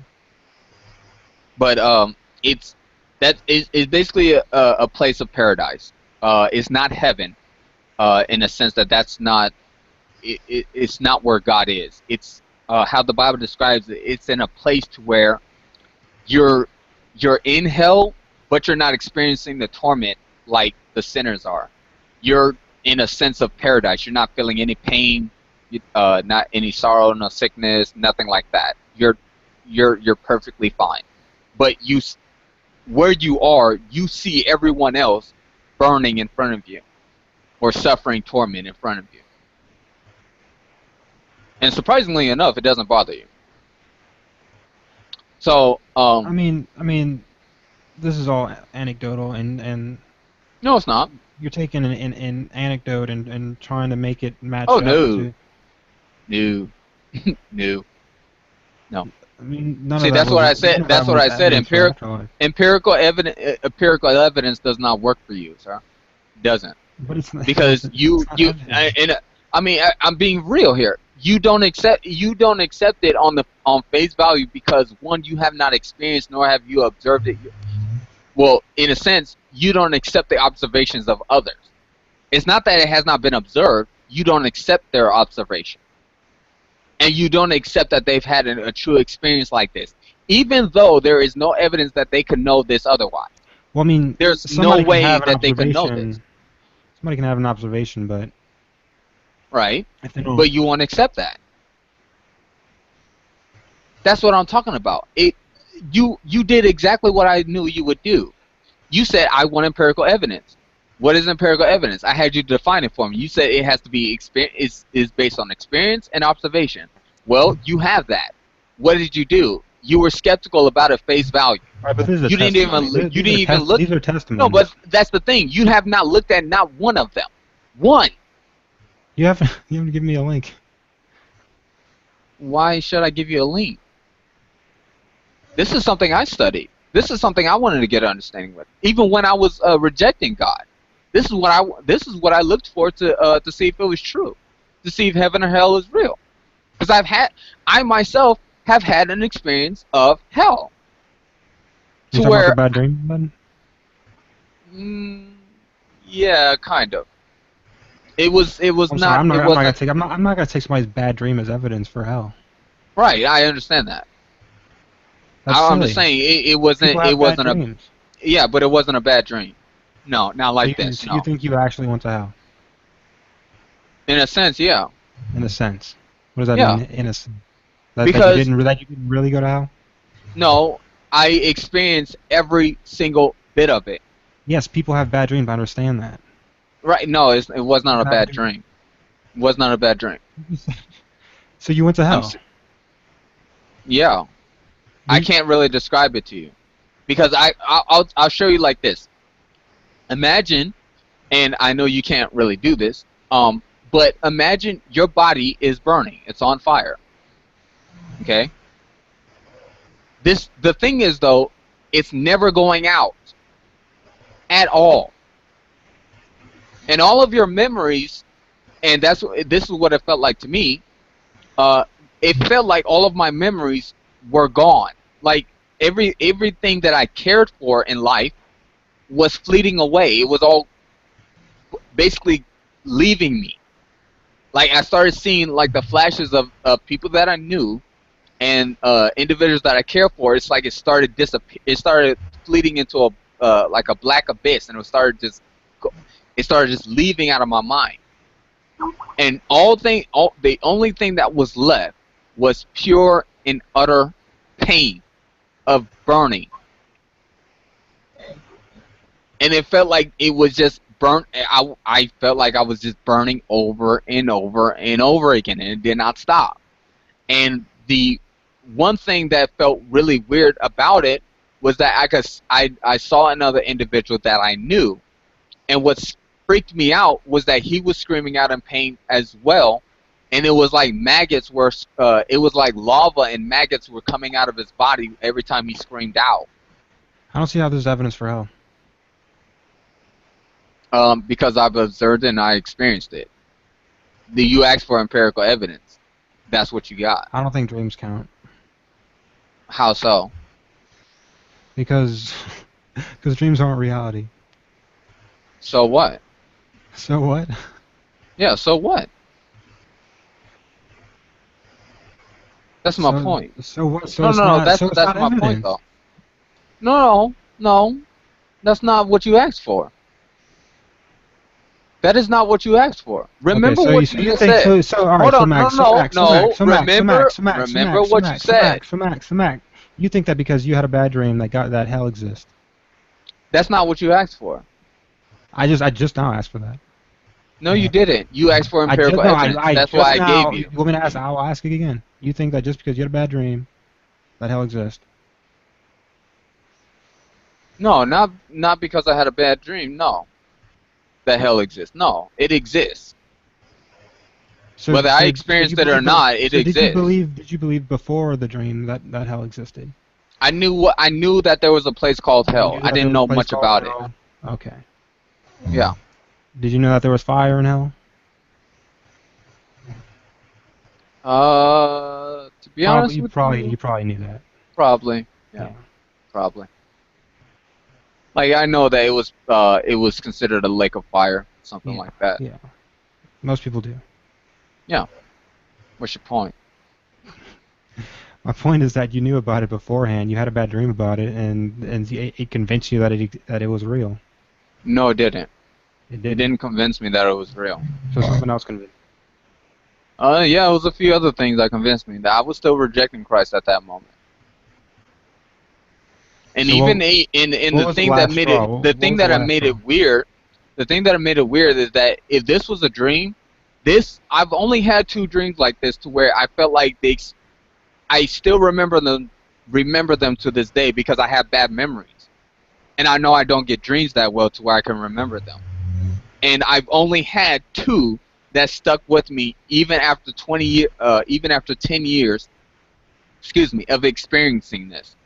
And that was this one that I talked to you before, and another one that was completely different. But this dream, even after this one freaked me out a little more because even after I woke up and I could see that I was still in my room, I could not move. Even every will sleep of my I body. knew it. God damn it! I fucking knew it. Motherfucking sleep paralysis. Mac, Do you that's know where something. that stems from? I know it. I know it's. I'm gonna have to mute Naughty real fast. Not he's snoring like a Yeah. bear, man. um. See, I take Adderall, and whenever I don't take it, it causes me to have sleep paralysis. Like it's pretty. Like if I don't take it, guaranteed the second night of sleep, I'm gonna wake up with sleep paralysis. Mm-hmm. And at first, it used to scare me a lot, and I used to see things and freak out and think it's something else, and then eventually I'd be able to move and come out of it. Mm. Now it doesn't scare me more because I'm used to it, Mm. but there is a physical explanation for it. I'm not sure exactly how the details work, but I know that whenever I don't take my Adderall, that it happens. Whenever I do take my Adderall, it doesn't happen. Mm. Interesting. So you see things that you can't even explain, and it causes you to have sleep paralysis. No, I mean I can explain it. I'm in a dream state. How do you know that? How do I know that? Because I'm asleep. You think you And are. well, all right, so do you know how sleep paralysis happens though? Yes, I do. My belief, but How does you it know, you happen? will not accept that. Well, all right, so I'll tell you my explanation, the actual explanation. Okay. Whenever you go to sleep, your body paralyzes itself so that the motions that you make in your dream don't translate to reality. Mm. People who have some people have a disorder where their body doesn't paralyze themselves whenever they fall asleep, and that's what causes sleepwalking. Right. And the opposite can happen where you wake up and your body doesn't unparalyze itself before you wake up, or right, it doesn't unparalyze itself before you wake up all the way. So you wake up before your body is unparalyzed, and then it shocks you for a second because you can't move. I mean, it is very frightening, especially if you're not used to it. Mm. But eventually, it wears off as once you start waking up a little bit Yeah. and gaining consciousness. Yeah, that doesn't work. That didn't work for me. So you didn't snap out of it. No, I I mean, did, you but can move now. it was a little awkward. It was a little Yeah, awkward it's a how little it awkward, worked. and sometimes, and especially since you're shocked, it feels like it takes longer than it actually does. Oh no. I knew I was fully awake, and I knew even after a while this was sleep paralysis, which I know exactly what you're talking about. Did not work like it was supposed to. So what about it didn't work? Like it's supposed, Because the only time I was actually able to move was when my parents cut the lights on, and I was actually physically able to move. Like yeah, I was able to actually get up and move. right, But before that, I was screaming out for help on the top of my lungs because I could not, for the life of me, move, and right. it did not. I did not That's how move that's at how it all. works. That's how it works. No, that's not. No. I don't know. Because you So clearly said that your body, it takes a while, but your body will still eventually move, right? I mean, there are several things that can cause you to get up, but you were likely Mhm. to get up. You were likely to be able to move whether or not somebody came and turned the lights on. That could have triggered it, but regardless, you would have been able to move eventually. No. No? So you think you would have been No. lying there forever? No, I was. Is there a case of I'm pro. Maybe. anybody who has sleep paralysis and don't shake out of it? Well, it That depends doesn't on who you're happen. talking to. No, it depends on who you're talking to. That doesn't happen. Doesn't depend on who you're talking to. You always no. You always get out. You always wake up out of it, man. I'm telling you. No, you don't. No, you don't. So have you ever fallen into sleep paralysis and not been able to get up for hours? Oh, no, me, no. Do you know of anybody who that's happened to? Depends on who you're talking to. What do you mean? No, it doesn't depend on shit. If you know somebody that Yeah, it it happened to, does. tell me and then give me a link so I can look it up. Okay, go to YouTube. Go to Satan. Excuse me. Go to Satanist conform to Christ.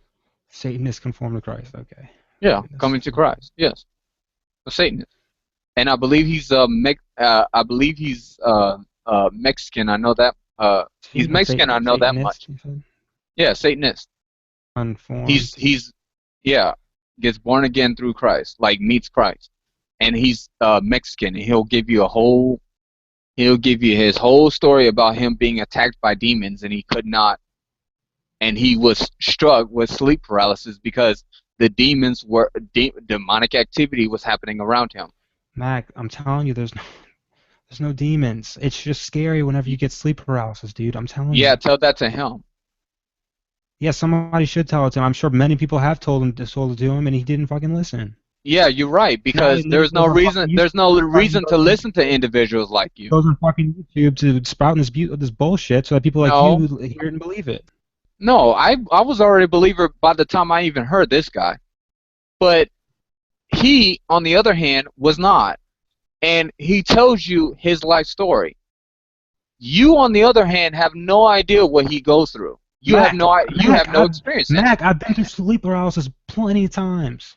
That has nothing to do with. At Oh least my 30. goodness, no, dude, At no, least that has 30. nothing. Dude, that has nothing to do with what I'm talking about concerning him. No, I'm very familiar with sleep paralysis, dude. That doesn't mean anything concerning his life. And nothing you explained is unlike sleep paralysis. Like what you just explained is sleep paralysis to the T. Hmm.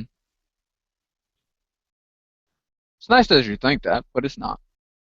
Okay, yeah, stay Not dense. how the Then. doctors. Not how the doctors explain it. No, Oh, really? no. Yeah, Well, really. how did the doctors explain it then? Because the doctors explain it just like you did. They explain it like that. Like Yeah, it's and the way nothing you but explained that. it, the way you explained it was the same. You said you No, it was got sleep not. paralysis. Your parents came to turn the light on. You woke up. No. And I was already up before they turned the light on. Oh, okay. So you were able to move before they even turned the light on. So why did you even mention that? No, I was not able to move before they turned the light on. Well, by up, I meant you. I By up, was, I meant my able to move. eyes By were up, I open. meant I up. just told you. By My up, I didn't. eyes By were up, open. My eyes were open, yes. and I was able to see in my room and everything, but I could not move. It That felt is like sleep. something was keeping That me is down. sleep paralysis, Mac. No, it's not. That is sleep, Mac. Every single time I experienced sleep paralysis, my eyes were open. Yeah, and you also explained to me that you see things that you cannot explain because when you I don't take can't explain. Adderall, No, I said I can't right, explain it. right, but you called them demonic. You said that it was something to where it scares you. Like Yes, it literally. I didn't say Yeah. I didn't say demonic. I didn't say demonic. I said it was scary and it was shocking. Why is it scary? Because you're not able to move. No, you said it before that Mac, concerning your because you're not dream. able to move and you just woke No, up. you You're said fucking out of concerning it. You're your dream. delirious, dude. No, I said concerning your dream. Concerning, fuck no. All right, sorry again. What? Concerning your dream, you said it was something scary. Concerning my dream. Yeah, your dreams. Right, because you're delirious. You see shit. 'Cause you're Right, fucking- you're that's half what I'm insane. getting at, man. Yes, but you Not see the shit. fact that you can't. Not the fact that you just. It's not just you can't move. Something is hindering you from moving. Yes, because you're fucking paralyzed. Because you're sleeping. Yeah, Because your body paralyzes itself, because if you don't, then every movement you make in your dream will translate into real life, and you'll be in a fuck ton of trouble. Which happens to people. And it's a problem. People have to take medication to fix it. no, they don't. Yes, they They don't do. have to. No, they don't. They don't have to do anything that they don't want to, but if they don't, they're going to be in Right. fucking trouble. No, they're not. There's a lot of people who So are you had telling people? experience. So people who sleepwalk, if they don't fucking get it solved, then they're not going to have any trouble. I don't know necessarily about sleepwalking. I know People who about sleep sleepwalk, paralysis. I know people about who specifically sleepwalk, about sleep paralysis, that people who have experienced sleep paralysis and has had it occur multiple times on their life did not need to take medication for it. I'm talking They about did. people who sleepwalk. Well, I was talking about, okay, well, concerning people who sleepwalk, then yeah, I don't know. I'm saying, I would yeah. say no. I would still say no. What I'm saying, so you see, if you don't treat sleepwalking, it's detrimental to your health. It's dangerous because you can do something. You can hurt yourself. Right. I agree. Doesn't mean you have to take medication for it. Well, if you don't take medication for it, then you're going to be fucked. No, you're not. You don't have to do anything you don't want to do. Right. But that does not mean you're going to be catch the screwed flu, because, if I catch the flu, I don't have to take medication. right, you can just eat, fruits and veggies and things of that nature and actually, drink some water, keep your fluids in, and eventually you'll be fine. Anyway, that's besides the point. Well, yeah. But again, going back to the original point. The point I was making is that this is a real phenomenon. People's bodies paralyze itself while they're asleep, and it can happen sometimes where you wake up before that wears off.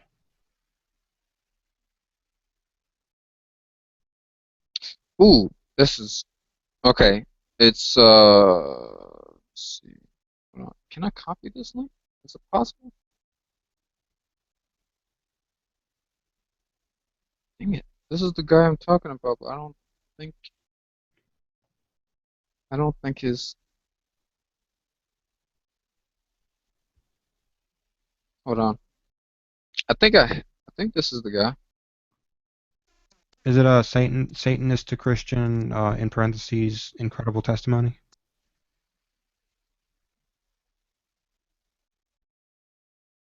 This mm, no,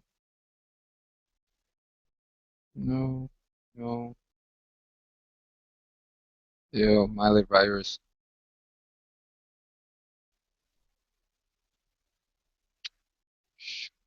Oh yeah, I'm watching it. Yeah, this is ridiculous. This guy is delusional. Oh wow. I thought we wanted empirical evidence. Yep. Guess we ain't get that. Nope. Nope. Rejected. And again, we rejected.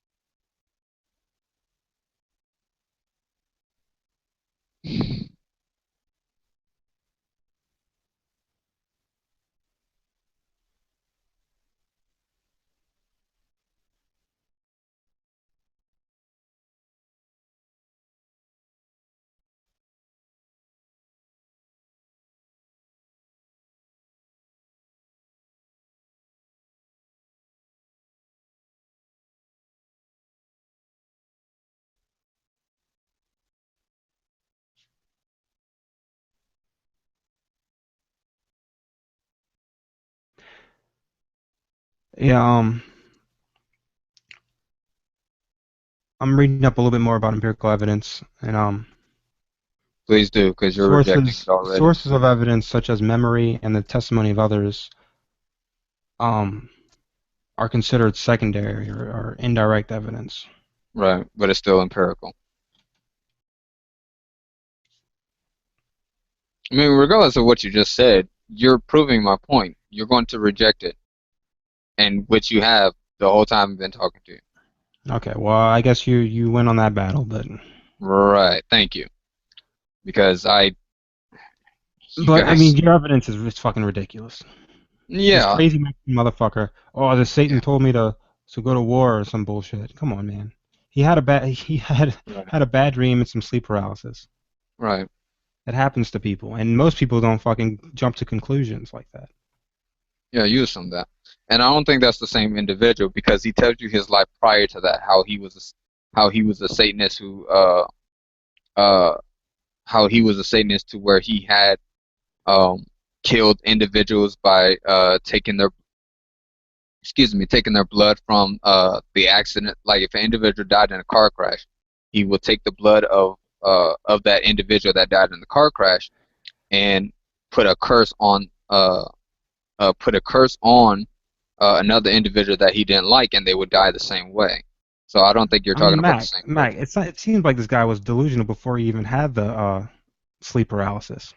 Yeah, you assume that. I assume that. Yes, you assume that. Explain what he just did again? Are you denying this motherfucker's crazy? Yeah, I am. You're denying this Satanist motherfucker's crazy. Why would I do that? Why would I believe that he's crazy? What reason is there? Just because you don't believe in what he saw or what he's done in his life. What reason is there for you to just say, "Oh, I mean, because again, I would love for you to actually go up to his face, meet him in person, talk to him, and actually figure out what the heck is he talking about instead of you just rejecting him for what he says. Whatever. Because you give me no reason, even if I was looking at this video and looking at you, you're not giving me any real reason to reject what he's saying and decide You're with not you. giving me any reason to believe what he's saying. I don't have to. Yes, you do. No, I don't. Yes, You asked for do. empirical evidence. Look at what you got, and you're rejecting it still. Yes, but I have no reason to believe what he's saying. No, you don't. I know I don't. That's what I said. No, I'm sorry. I thought you said you had that you didn't have a reason to believe in what he's saying. Yeah, you don't. You don't have a reason not to believe in what he's saying. No, I don't have a reason to believe what he's saying. Why not? You asked for empirical evidence. You said you wouldn't reject it. Look at what you're doing.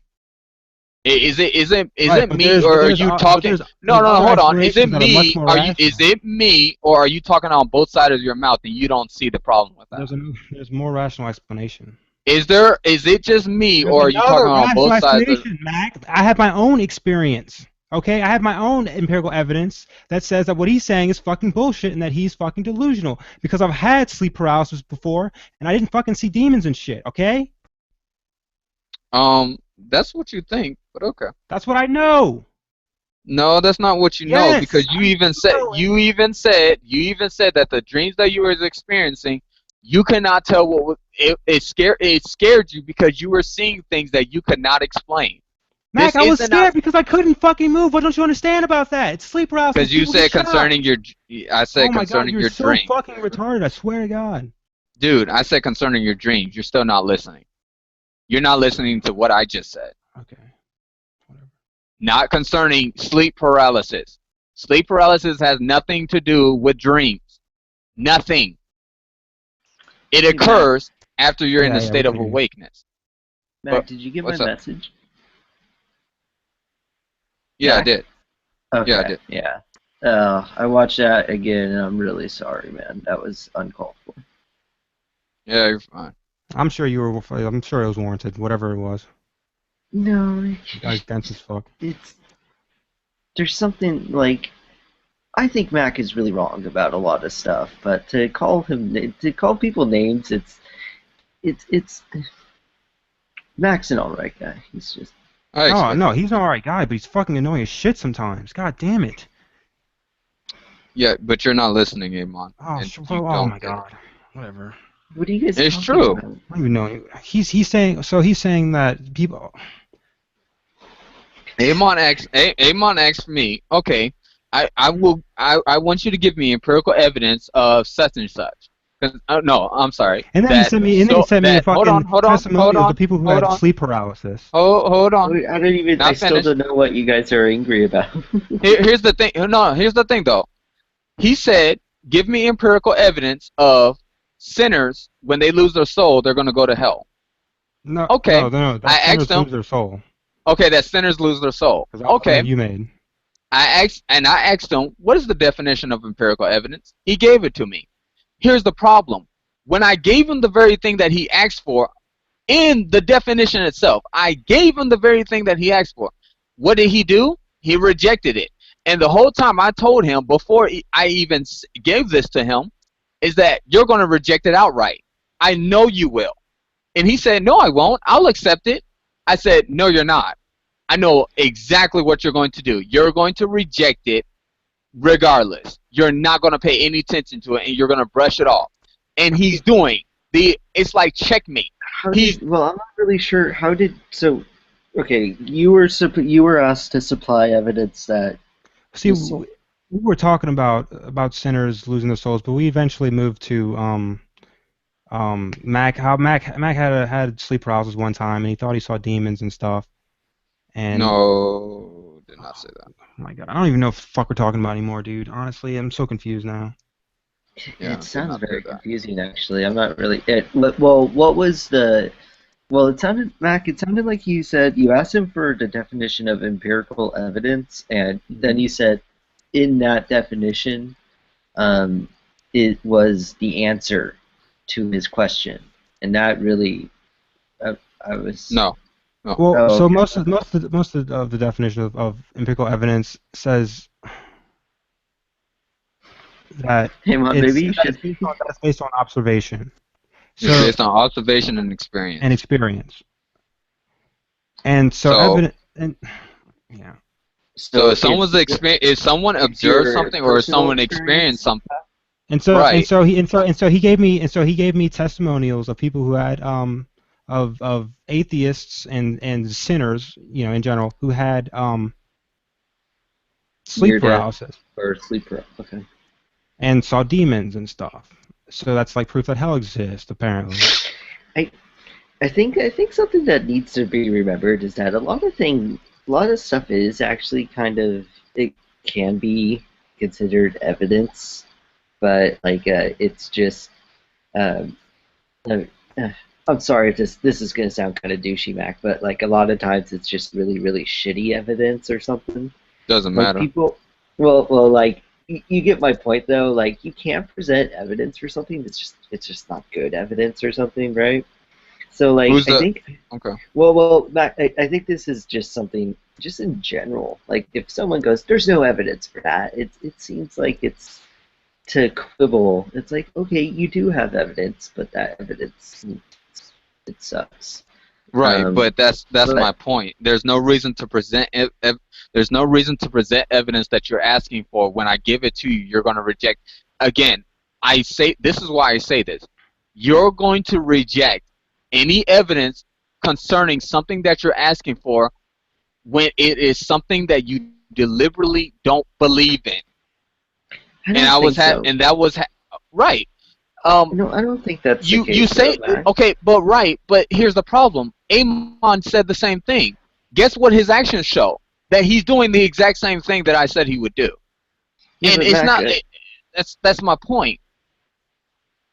But Vector, I mean, could you appreciate though that if there was a hell, especially and we have souls and we could lose them, I mean. Not even if we were kind of sketchy or, I guess, douchey people, we would want to know that? Or do you think that it's people who, I mean, can you understand that? I would want to know hell. I mean, I would want to know these things, right? So I think that first, can it be considered, well, maybe it's an issue with the evidence. And then no, it's just the issue with the individual who has it. Yeah, but Mac, that's so much hard. It seems like that's harder to demonstrate, and it kind of just causes conflict. Like maybe if you sort out the issue with the evidence first, it immediately you're not going through all that baggage, right? And not really. I You mean, don't think because so? no, because it depends on who I'm talking to. Individuals like you who have a priori, basically you reject it outright, like face I value. You well, don't I you would don't I invest you would don't investigate it. I mean, that's the thing.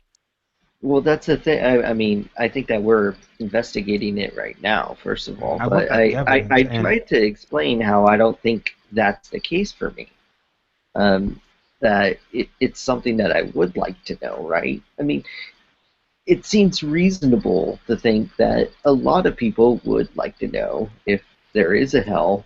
Uh, like, what is the evidence demonstrating that there's a hell? Because I don't want to go to hell if it actually exists, right? Right. So like I think that it, especially this topic, I mean it might be something less interesting to argue about in other topics, but this topic I think that you can kind of give your interlocutor the benefit of the doubt. I mean, we don't want to go to hell because hell's supposed to be just miserable. Um, right. So you would think we would be a bit more sincere in thinking about the evidence, but do you think that it's another psychological thing that's just making people block even the evidence anyways? Yeah. Sin. It's like like in general to explain something an unknown or something that needs to be elaborated on with another unknown or another kind of um, what is it? Not glib. What's it? Sparse um, explanation. It's not really helpful to say that we would immediately dismiss evidence of one supernatural claim, despite it being kind of legit like concern, with another supernatural claim, which is also a legit concern. Can you see how that doesn't really uh, like? Would that be persuasive to you? Yes. Like if you wanted to know about whether or not your moral framework will ultimately lead to kind of moral nihilism or actually some sort of uh, despicable moral conception, and you asked me, well, how do you derive it? And I just went nature, and you're like, well, that doesn't, that's not really that great of an explanation. Can you elaborate on it? And I go, well, I mean, it's your nature to think that it's not a good explanation. Would that be kind of lame on my part? No, it just would not be acceptable because nature doesn't teach you anything. Acceptable. What? Think about it just as the example. Don't actually think about like whether or not I'm actually going into the topic of morality. Just think Okay. about Well. the Okay. explanatory issue. You know what I Okay. mean? The It's a weird explanation word, is really quickly. Yeah. the explanation is that this is the thing. Do we, as mankind itself, do we know that we do wrong in this world? Yeah, we do. How do we know that? Well, the Bible tells you how you know. And the fact of the matter is that what we do know is that actually works. We doctors have said we have a conscience. Well, really quick. We Remember, I'm not worried Yeah. about morality right now. I'm just talking about the way that I explained. You wanted to know something about a important issue and an important belief that atheists hold or naturalists hold, and I gave you a uh, unhelpful uh, answer. And when you asked me to elaborate on that unhelpful answer, I just gave you an even more unhelpful, dismissive answer. That's the way that it kind of feels from our perspective when we say, look, we're willing to understand this evidence you have for the existence of hell, but the response is, well, you're not going to understand because of sin.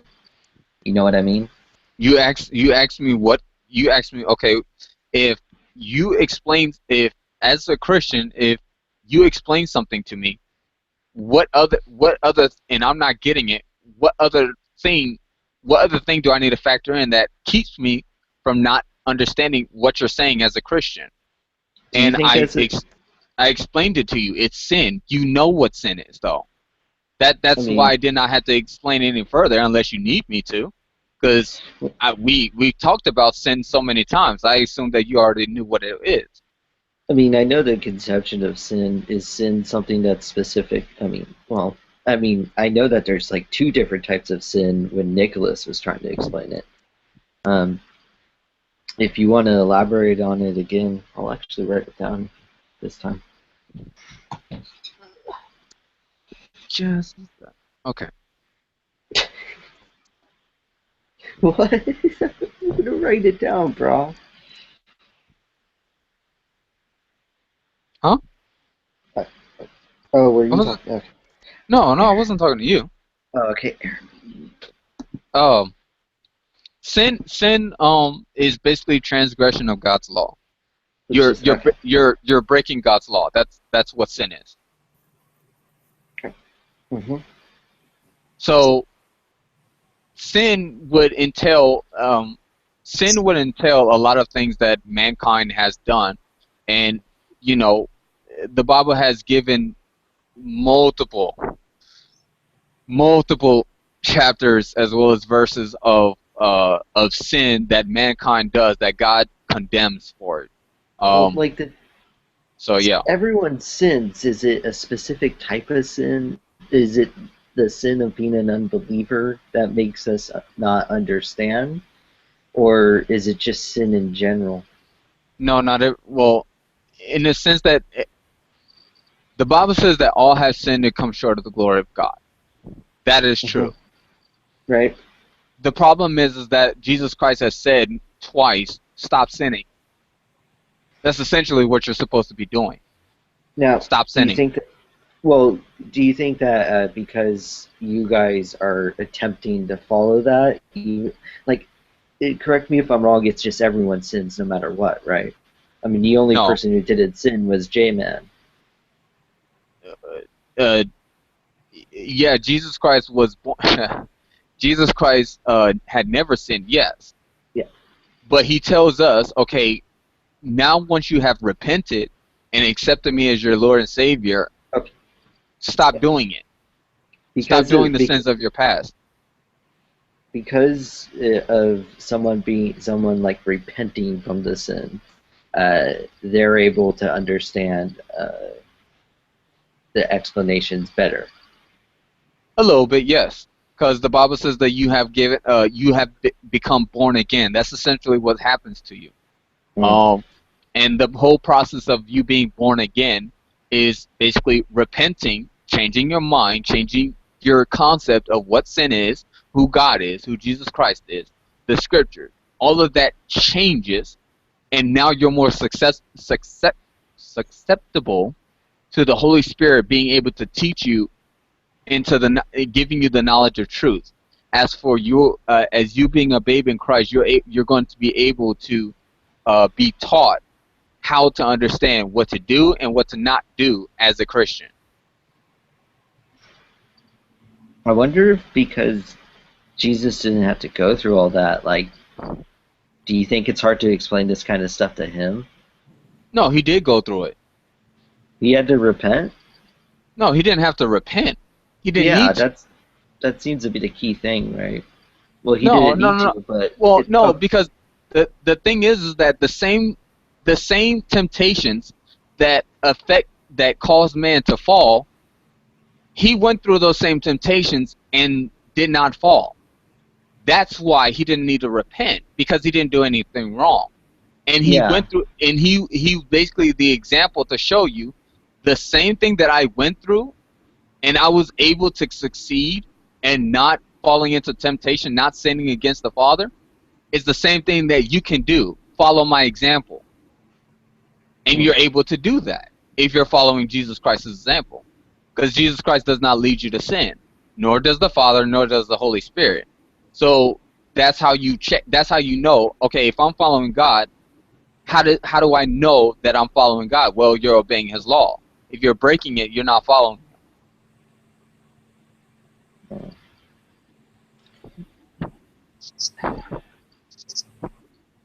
Hey, Ermine, I'm not sure if Not sure. you're trying to speak, or No, I'm not saying anything right now. I'm just listening to you guys fighting. are we fighting? I came in and I apologized because I really was a douche to Mac like a week or so ago, and so I'm trying. Is this fighting? I'm sorry if I'm being combative. Well, I don't know. Just seems. Let's just not call it fighting. Let's call it very passionate. Yeah. Well, I'm actually just more interested in. It's like how can we get around this, like because I'm a Christian and because you're an atheist, there's just no way it can possibly be explained to you. Vice versa. I mean I don't like the idea of holding that view, and so I don't think I've said that. But I mean there's got to be a way around it besides me becoming a Christian momentarily. I don't Right? think you have to be a Christian momentarily. I don't know that's entirely it. My take has been it's all in somebody's listening. Mm. So if you ask me a question, I give you an answer, and the answer doesn't suffice, but it does for every other Christian because we understand other elements and we accept them, right? It's like, then I don't know what to tell you. I remember when I was tutoring in calculus, right? And if I told somebody, this is how to do an antiderivative, come up with a calculation for an antiderivative or a derivative, and Just call them integrals, antiderivatives. yeah, integral. Thank you. No, I'm not saying that. I just didn't like how they presented them in the math. Go ahead, though. I'm sorry. So, and I would say this is the calculation, right? And we go through the process, the limit, blah, blah, blah, blah, blah. And at some point, if they go, I don't agree, I think you should do it this way. Like, that doesn't make sense to me. Why would you do that? This, that, and the other, blah, blah, blah, blah, blah. I'd have to go back to step one, right? And I'd have to show them the calculation for slope. And if they didn't understand the calculation for slope, I had to go to step two, right? Like, you keep having to go backwards. And then you'd show them, frickin', hey, you get to a point where 2 + 2 = 4. And then they go, oh, I finally see it, right? Yeah. But it's so frustrating because as a Christian, you just want to be like, dude, this is how you take the slope of an object, right? And so you give somebody an answer that's so high level, or you're like talking in differential equations, and they're still like, wait a minute, I don't get that 2 + 2 = 4. And you're like, I can't even tell you how to do this if it's like, what happens when it becomes imaginary or this whole other concept? And so that's the struggle. It's like, if you don't believe the basics, how the heck am I going to explain the challenge of this passage to you? Because no matter what, you're going to have enough fodder to disagree because you don't believe in some other aspect. Right, that's just, yeah. Your analogy to tutoring math like really resonates with me because I was an idiot throughout high school. I did very badly, and then I went to community college and I got diagnosed with ADHD and I got put on medications and my GPA went up super high. Right. The problem is the foundational stuff, like, just I didn't care for it because I was an idiot in high school. And so I did take calculus, but I would have issues because there were really, really simple math stuff. I didn't remember or didn't understand. Right. So Like, calculus actually was easy for me. And so I can understand, yeah, these people are asking for stuff that's higher level, but they're not even grasping the beginning stuff. trigonometry and geometry, right? The proofs, right? Yes, it's hard. And so that's why I sit here, and I'm somebody who, I get the basics. I don't understand some of this philosophical stuff. I'm like, oh my gosh. So I'm like the other end. I'm like, I don't get differential equations, right? Differential. Right? Like I'm there, but I'm like, but I get the basics, and that's all I need. So people are like, I'm going to shake your belief in God. I'm going to do this. I'm going to do that. I'm like, no, you're not. I have the foundation, lady. I grew up in the church. I still live in the Bible Belt.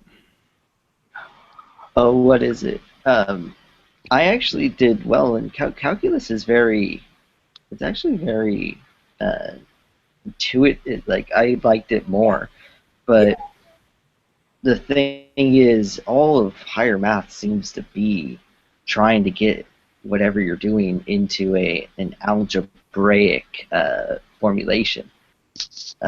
Because we work so hard to ingrain that type of math in everyone's head. Right. And so it was a bummer because I had to take, calculus in order to get into physics and in order to get into other things. But so I took the calculus classes, I learned antiderivatives, limits, and integrals and everything. But then when I get into physics, they're like, don't worry about integrals and stuff, just remember this formula. And I'm like, what? I don't want to. I actually learned how to do that in order to. The difference for me is I never memorized any formulas. I learned that in physics. I learned how to figure out the formula. What was the man thinking when he came up with, I don't know, Avogadro's number? Or, I'm just Avogadro's number. Right? And then it was like, oh, 1 mole, 1 kilojoule, 1 this, 1 that. And what does each one of those stand for? And then I could back into it. Because I was like, I didn't memorize anything. I either understood it or I didn't. But you're exactly dimensional analysis is another really important thing. I think people like just working with the units. I think actually helps a lot more. Like if you have no idea what the question is asking, but then you realize, wait, the question wants the answer in joules. Right. Yep. What like crap do I need to smush together enough to cancel out to just get joules? Exactly. That's exactly like, and for me, that was what calculus and differential, all those things were. It was a proof. So it wasn't for me like necessarily the equation. All they wanted to know is how you got there. And to get there, you had to do it right. So it was more like geometry proofs and trigonometry, where it was like, to me, where I had to remember that all these, like, you just had to remember basic aspects of it. And then it was like, but it's like you could figure out that, I don't know, the hypotenuse of this is equal to blah, blah, blah, blah, blah, and then it was like, all right, then I can solve this problem. But if you didn't remember that, it was like, oh, you're screwed. Yeah, it was a bummer. Yeah. What are y'all talking about? Sorry. But that's why I don't think souls exist, right? That's where we're going. Wait. In a nutshell, if you don't, to me, if you don't have the foundation that, and accept some of the basic ideas, then it's really, really hard to explain. Yep. Yeah. And it's, I don't know. Thing is, I grew up in the Bible Belt. I've heard all these fucking apologetics before, and I'm already familiar with them. So to say that I don't have the foundation is right, because just because you know them doesn't mean you believe in them. Right. You don't have the foundation. Yeah, no shit. I used to believe in them, and then I realized it was bullshit. Right. Can Okay. you be so familiar with something but still not believe in them? Familiar in such a way that you think it can be explained? I agree. I've seen some people on here, and I don't mean to, blow up names and stuff like that, but Ozymandias, I think, has a pretty good foundation. From what I've seen. I don't know you, Amon. You might have the same, and, some other people as well. But I'm not on Ozzy's level now. what Max said, the challenge is if you don't accept that 2 + 2 = 4, and you may be right, in your world 2 + 2 equals something totally different, but if you don't accept that it equals 4, like I'm talking about from a biblical standpoint, I don't know how to get you to understand. How does 2 + 2 = 4 from a biblical standpoint? Are you going to let me finish? Because I thought that's what we kind of went through the past 20 minutes, but like that there is a soul. There is the spirit. I don't. Well, you're comparing that there is a soul to 2 + 2 = 4. I don't think those two things are comparable. Okay, then that's exactly why we can't go on to higher stuff. Oh. The other issue is like I think it's just asking for two different types of evidence. Eamon was going into like empirical stuff when it's I mean I'll give you that. Yep. And like I think that's another. I mean, I think that's something that doesn't require going into. I mean, whether or not you have a foundation and does that make sense? A better example of it. It's not 2 + 2 = 4, but what's the square root of -2? Oh, square root of -4. I think that's probably a better example, right? Because you have to realize they're imaginary numbers. Yeah. And but remember, that's algebra, and I'm not. Go on. You either accept that there's a concept of the square root of -2 plus or minus the square root of, you know what I mean? Like when you FOIL them out, you have to like accept that there's an imaginary 2i. It's axiom. -2i right? to get to the square root of 4. Because everybody will tell you that the square root of 4 doesn't exist. But we know it does. Yeah. Well, yeah. Oh, what is it? It's axiomatic. It's something that's. Well, I don't know whether it exists or not. That's actually not a right statement. We can they're non-physical objects, right? Yeah, we can solve for it. So that's probably a better example than 2 + 2 = 4. I got what you're. Yeah. My point is, and I was just making it a reference to, because I know you're a little bit more of a math head, Joe. Ammon, I love math, but it doesn't like me. That's a bummer. Yeah. So I'd have to come up with a better analogy for you as to why. I get what you're saying. I hope. I think I do. Right? But yeah, the bigger question that was asked was, how is it that, theists and atheists can come to a better understanding when one, is basically speaking a different language? Yeah. Well, like, Mac, do you think there can be, I think one way, I mean, do you just think there can't be empirical, or there can be empirical evidence for God's existence? It's tough, because I got to look at stuff in terms of inductive and deductive reasoning. Yeah. And it just seems like everybody here wants the deductive proof, and some of it is just inductive. Yeah. See, some theists believe that the God hypothesis is unfalsifiable, so there's no proof for or against it. Let me think on that one for a sec. I don't like using. I've heard that, and I probably would support that. I'm not sure that there is. I know there's not deductive.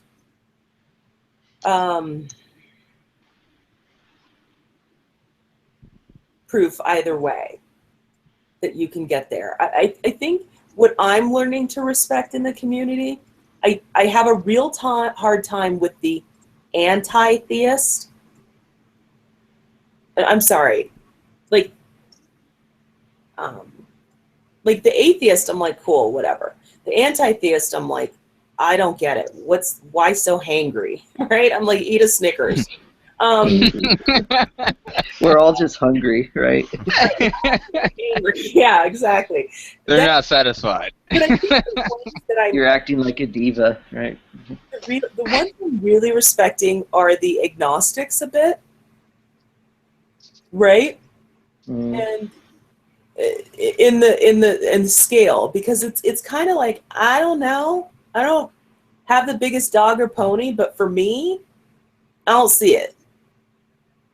You don't see atheism over, you No, think that agnosticism? No, I see agnostics. I'm like having You don't lots of see respect. anti. Yeah, anti-theists. I'm like, whoa, you need to like I said, grab a Snickers and chill. Yeah, you need to like actually grow up. Probably it's a younger type of thing. Is it? Like Yeah. I think it is. It's always a little weird when you have an older person, right?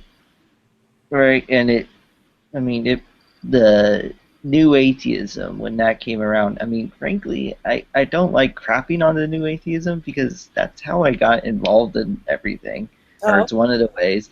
But like, it really just kind of fostered a really really dumb approach, and it's kind of a bummer because when I come in and I try and talk about stuff, like I I don't refer to what is it? I don't read. Like I didn't think the God Delusion was all that good of a book. I liked Hitchens, but just because I like polemical writers, I actually think his missionary position book was. I mean, it was just. John Waters, he's a director. He wrote a blurb for the book, just hilariously mean, and I think that the sentiment that Hitchens wrote in that book was actually more profound, and he's a good writer. But these people aren't good at arguing about God's existence, and I became really interested in that. Hmm. But the thing is that like it's fostered so many other types of people who come in and like kind of a lot of times people think that they could just science fanboy, and that is like an argument against theism and everything, and or just make fun of the Bible, and that's an argument against theism. And like there's a place for being excited about science, and there are parts of the Bible that I detest, but I don't even think it's not going to be persuasive to theists, first of all. But it doesn't seem like that's really where the argument lies. People for over 2,000 years, with respect to Christianity, people have been arguing this kind of stuff. You're not going to be able to just go look at how awesome science is, and look at the context this book was written, and think that you're gonna change minds. You're gonna do anything. But the pop atheists and new atheism just kind of made people think that way, and it made them think that way to such an extent that they were willing to go, these people just can't even be, you can't even bother. It's so worthless that we should be anti-theist. Right, And and I get it from some respects. If you've been part of the out group for so long, right? Mhm. And the out group is like, you guys are idiots. Like, you're almost like the fools on, like, if you make the out group, we know, like, they're the fool on the hill. I don't know if you know that song by the Beatles, but the fool on the hill sees the sun going down, see the eyes in his head, see the world spinning round. So everybody thinks this guy's the fool, but he really gets it more than anybody else, right? Because he's like, the world is round, it's spherical, it's like it goes round, it does all this stuff. You guys are the idiots, right? So we're all the flat earthers. well, yeah, because you got the flat earthers, but you got my point is that Yeah. more than what is there, and so it's interesting because you've been in an out group, and then you finally start to see, wait a minute, some of this stuff is hogwash, right? Mhm. Okay. And one of the ways to combat it and to give your group validity and more in-group and people who are in your group is to bash the other group. Mm. Right? Yeah. And so I don't like, on some level, I'm like, I understand. Like, you want to be accepted. Yeah. One of the ways is to be accepted is to make me seem like an idiot. Yeah, I don't think I could do that. When I first met you, I think you were you were over So Real. He kind of rambles a bit in his that's what I remember when I first met you.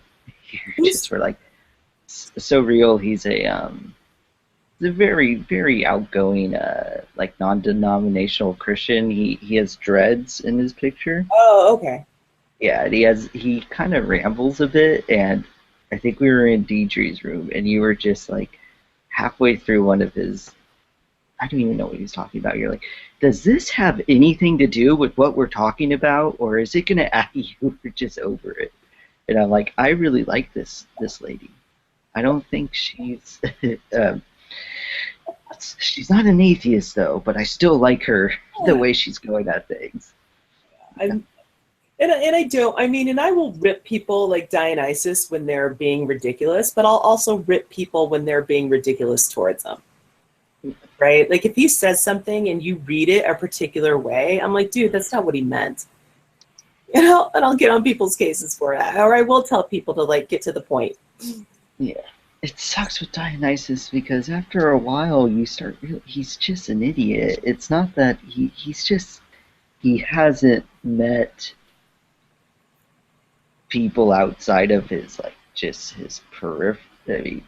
Well, I think the problem is he has met those people, but he's been reinforced by people. He thinks that, yeah, that's true too. I think because we've all been to the South. It's just like, oy va. That's all you can say about some places in the United States. But like, what was the bummer? Poor Cliff, because Cliff's he's another guy. He's really into he's just really into ideas, and so he'll talk to people and he'll say, "Oh, that's interesting," even though he doesn't agree with it at all. And so Dionysus will say these crazy things, and just because Cliff's interested in hearing people talk, he'll go, "Oh, that's interesting." But when Dionysus tries to say it later to other people, he'll go, "Oh, well, Cliff agreed with me." And so when Cliff comes into rooms, I think people think that Cliff is just, he's like, when I first met Cliff, I wasn't sure if he was like a conspiracy theorist because I met him in Neff's room. But I wonder how many people also think he's racist because they're like, "Oh, this is the guy who is agreeing with Dionysus." And but now Dionysus is kind of saying that with me. He's like, "Joe said that too," and I'm like, "No, whoa! I didn't say anything that you were." And oh my gosh! But it becomes a point where you realize there's some sort of just sincere ignorance in him, so you try to help him out with some things, and then he takes it as you agreeing with him on something. And later on, when you come into a room and everyone's like, "No, that's racist, Dionysus, stop saying that," he goes, "Joe's here. Joe, you agree with me." And I'm like, I probably don't. And I feel sorry for Cliff because Cliff is like, Cliff will agree with me, and I've had conversations with Cliff, and now I'm starting to look at Cliff sideways because I'm like, dude, you agree with this? He doesn't agree. He has, if you like you ask him, he's like, nah.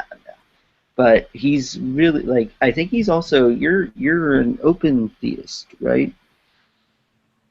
What does that mean? Is it open theism? I know that James is an open theist. What is it? What does it mean? I'm not even sure. I know that it's a newer concept of Christian theism, and it's what James is it James North? He hasn't been in here in a while, but it's slightly different. Matt, can you help me out if you?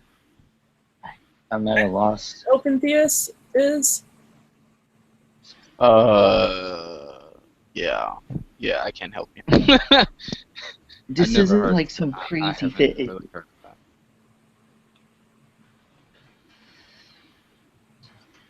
I can open I'm trying to get an understanding of what that is because it sounds like to me it's like a person who just adheres to any god.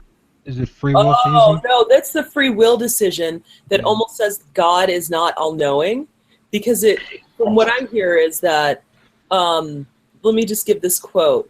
It is the teaching that God has granted to humanity free will, and that in order for free will to be truly free, the future will the the future free will choices of individuals cannot be known ahead of time by God. I don't That's right. hold that position. I hold the position that God can know what the future is. Oh, That we we can talked still about have- Molinism, right? There's the knowledge sandwich. You got natural, or not, there's middle knowledge that God has access to, Right. right? Yeah. Okay. I thought, okay, yeah.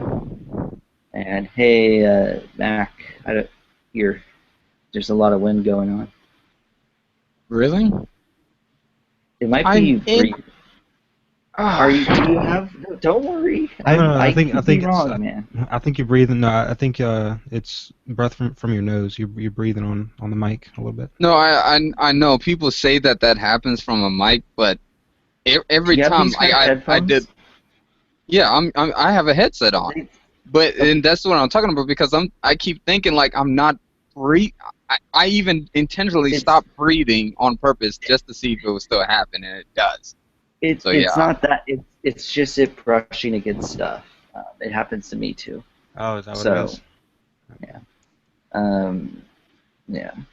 Oh crap! But I was actually going somewhere with the open theism thing. I have an analogy, and it may not go with the conversation. But do you remember when we were ready to attack Iraq?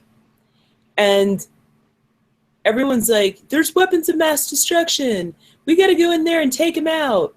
We got to go to war. And if we go to war, we got to do it this way. And we got to do all these different things. We got to send them by water, by air, by ground troops, all this different stuff. And we're trying to decide how much money to spend on the war and this, that, and the other. There was a group of people who was trying to decide how to execute it. And there was still a group of people who was like, do they have weapons of mass destruction? So the way I see the case, like how Ammon put it earlier, he's like, I don't need to have that deep of a discussion about Christianity and all the details and the what's it called? The differential equations and the blah, blah, blah, because I don't think there's weapons of mass destruction. I don't think there's a God. Right? Yeah. So it's just, that's just what cracks me up sometimes about the debate. There are some people who do think that it is, there's just universal concepts of God in theism, and that if you can demonstrate those things are wrong, then getting into the theology is right. And I think that it is important to take in the context of which God you're arguing against. Like I'm so close to having 10. I need one more. I should add to it. But one of my collections is all the different definitions of God that I've heard and that I've asked of people, and I've found in various debates, because I listen to a lot of debates on this stuff. And so I think that is important. It's just, I don't know, like I've been kind of bummed by a certain like apologetic tactic that's been employed by theists on, and I'm not sure. It seems to be like a remnant of the presuppositional kind of fad. There's this idea of being very guarded and being very like just not really dishing out more than needed, and it's kind of frustrated me, because I like just going, look, this is a definition, we have this definition, let's go, let's look at evidence, let's look at arguments, and I don't, it hasn't really been like I've had to gather up different definitions of God, so I have them ready to go when I argue with people, right? And I mean, I'm not. I hope it doesn't come off that I'm accusing. I haven't really like thrown down about God's existence with you, or. But anyways, it's kind of a bummer, and I haven't slept in a couple days, so I forgot why I brought that up. It was totally relevant and meaningful, though. No, but you were making the point that there's two ways to argue sometimes. It's like whether you... Yeah. Okay. Yeah, and but the issue is like, if there's so many different definitions that you're gonna have to like worry about, then like a general approach becomes more, that becomes more lucrative. And so you think, well, one of the things is this God is all-knowing. Is there something I can look at with the concept of omniscience? And if I can give a persuasive argument against that, I don't have to worry about looking up what's said in Romans 9:16 or something, right? Right. But that's it. Another thing that kind of happens is it becomes a you don't know anything about the Bible kind of thing. And don't watch it if you're not a big fan of G-Man, but I felt like it was frustrating when I debated him because he wanted me to go first when it was on whether or not the God of the Bible existed. And I gave a definition of God, and I mentioned passages in the Bible, and then he went and he was arguing against a straw man. And it's like, usually you're the affirmative case, you go first, you define your God. But like his whole first opening, he didn't define his God.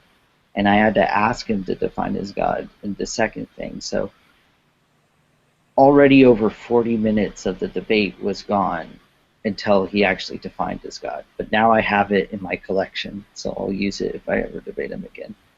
But it's like, it seems like so much more could be said if that was just right off the bat. And I find it kind of hard to define God, because if he's all-knowing, yeah, right, exists in everything or everywhere. Yeah. Let's see here. Omniscient, omnipotent. The triomni. It's omniscient. I usually go all knowing, all powerful, all good, because sometimes I can't pronounce omniscient. Omnibenevolent.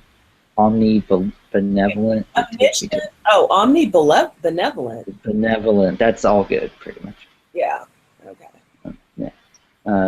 I can't pronounce this word sometimes. So if people go, I never said all good. I said he's omnibenevolent, and they think there is like a significant nuance between it. I always go, it's just because I can't pronounce it really quickly. But that seems kind of cheap, right? In the philosophy of religion, I think it's called the perfect. Like, there's also just, frankly, in the philosophy of religion, the most argued for concept of theism is a personal God who is like who has maximal properties. So it's not necessarily he's all powerful; he's maximally powerful. He's maximally good, maximally knowing, and like I think so. Like I'll go with that, and it's yeah. Well, that does present a problem. What's that, man? I didn't hear what you said. Oh no. Well, what is the problem? I mean, what do you think of actually just saying? Do you think that there's a difference that you agree to between just saying all good or saying maximally good?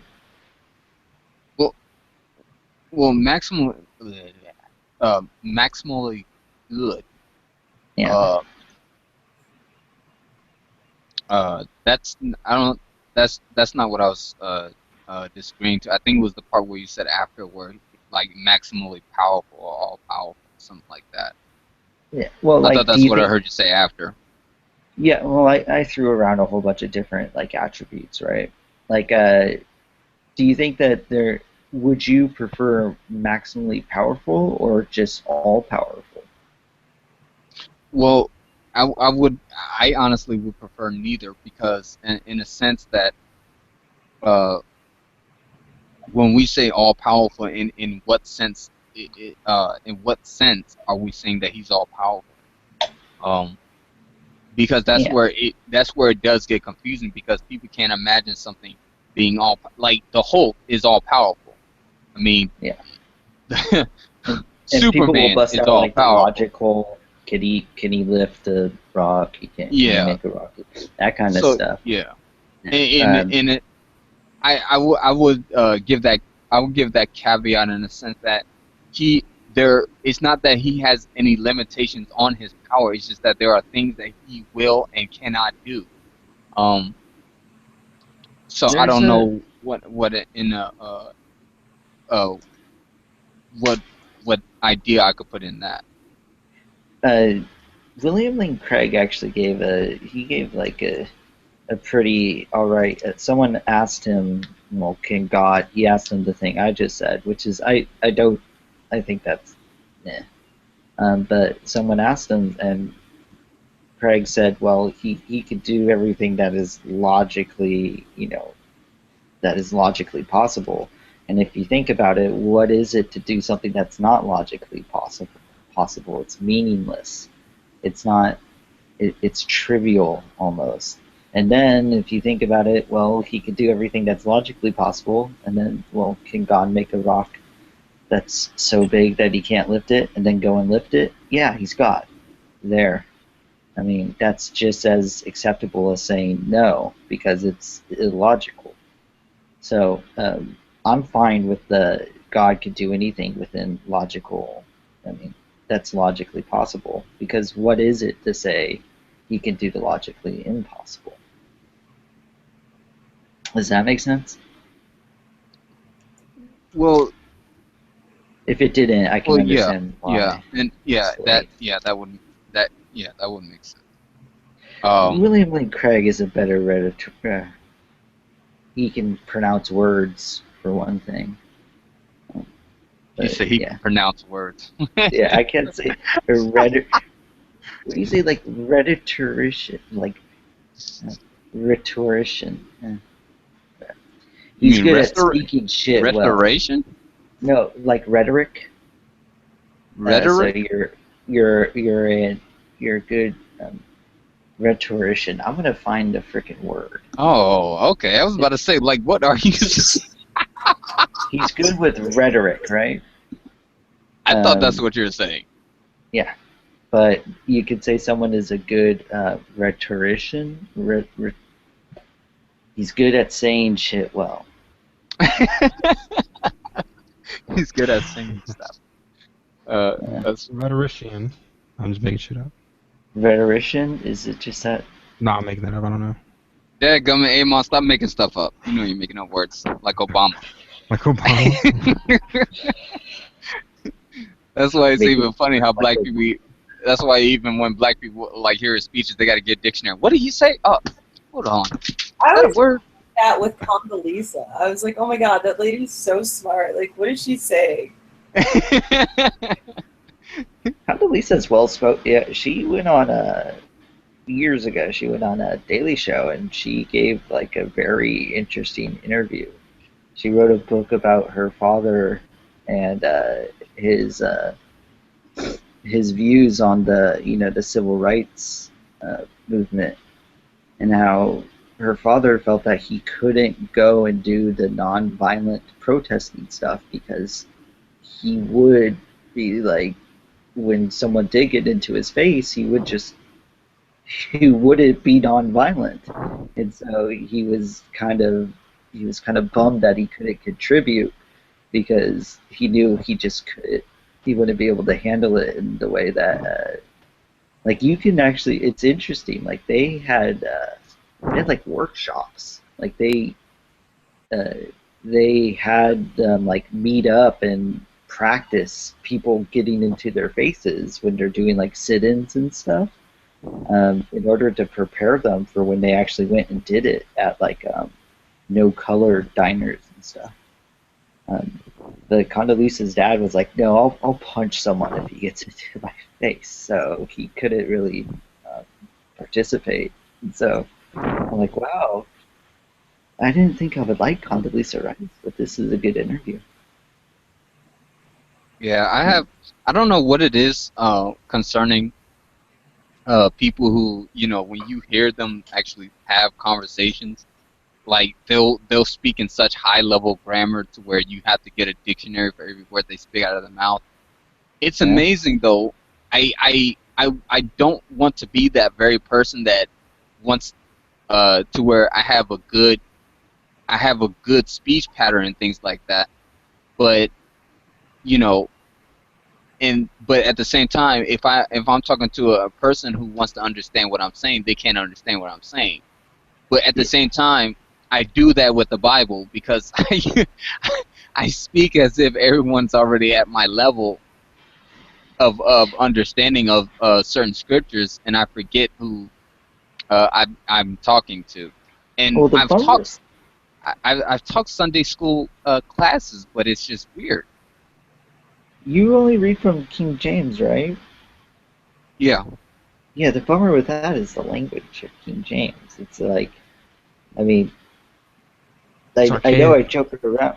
Yeah, it's archaic. I know I joke around. The best is the easy to read Bible, but I mean, when we're all like all up in each other's faces about these things, sometimes it is just to give us like exactly what's going on there. If I'm hearing a lot of thous and breakeths and I don't know, covetous things, I'm not right. I'm Yeah, like, King James is tough, in my opinion. Beautiful. Yeah, it was probably because I was brought up by it to where, and after doing some research on it, to me it is the purest form of the Bible when it's translated into English. There I, are some other ones that get close, but I can't. I tried reading them, and the best I could do was the New King James. I can't read any of the other ones I tried. yeah, I've heard you go into the Greek for some of the things you've said, and so I wasn't. I'm like, well, is he a king? Because yeah, I've heard you go into the Greek for what certain words meant, if I recall correctly.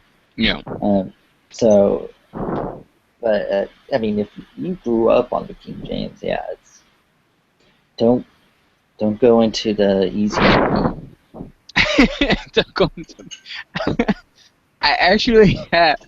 I was mad when you did that because I've never heard of a version called an easy to read Bible, and that read. was even when you did that. I understand that you don't you can't really do all the thous and these.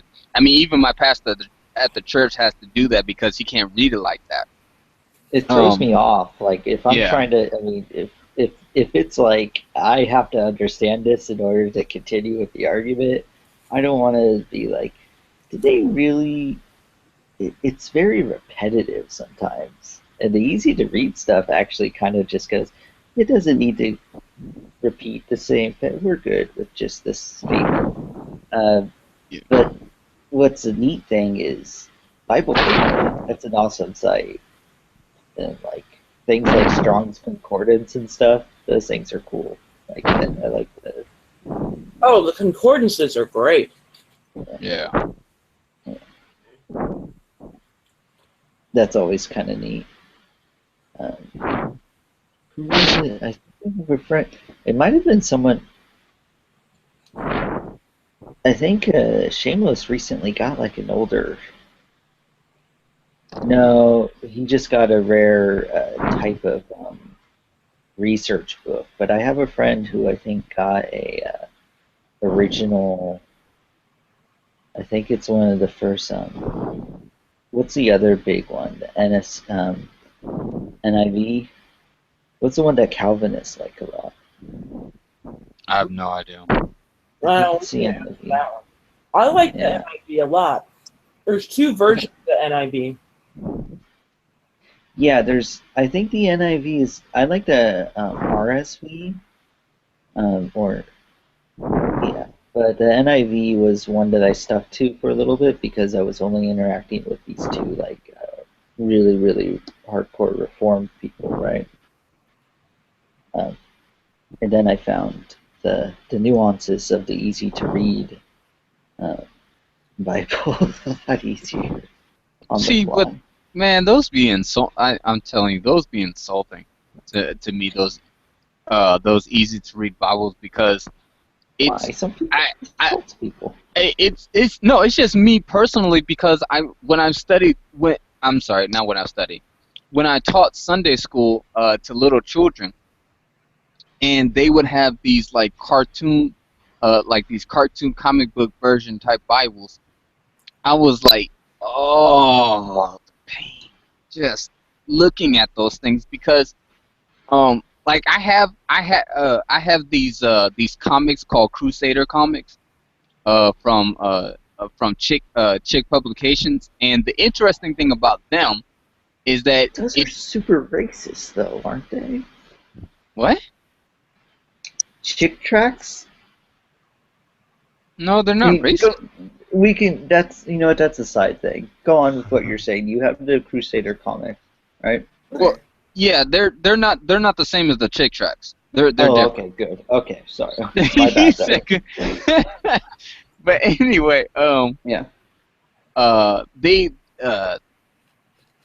what's think cool that about what's cool about them, like one of them has like a excerpt from I would say from the Inquisition. It would like tell you different things that Catholics would do in the Inquisitions, like when they would torture people, and it has like in a decent detail to where it's not too graphic, but it doesn't take away from the fact that this is the truth of what they were doing to people.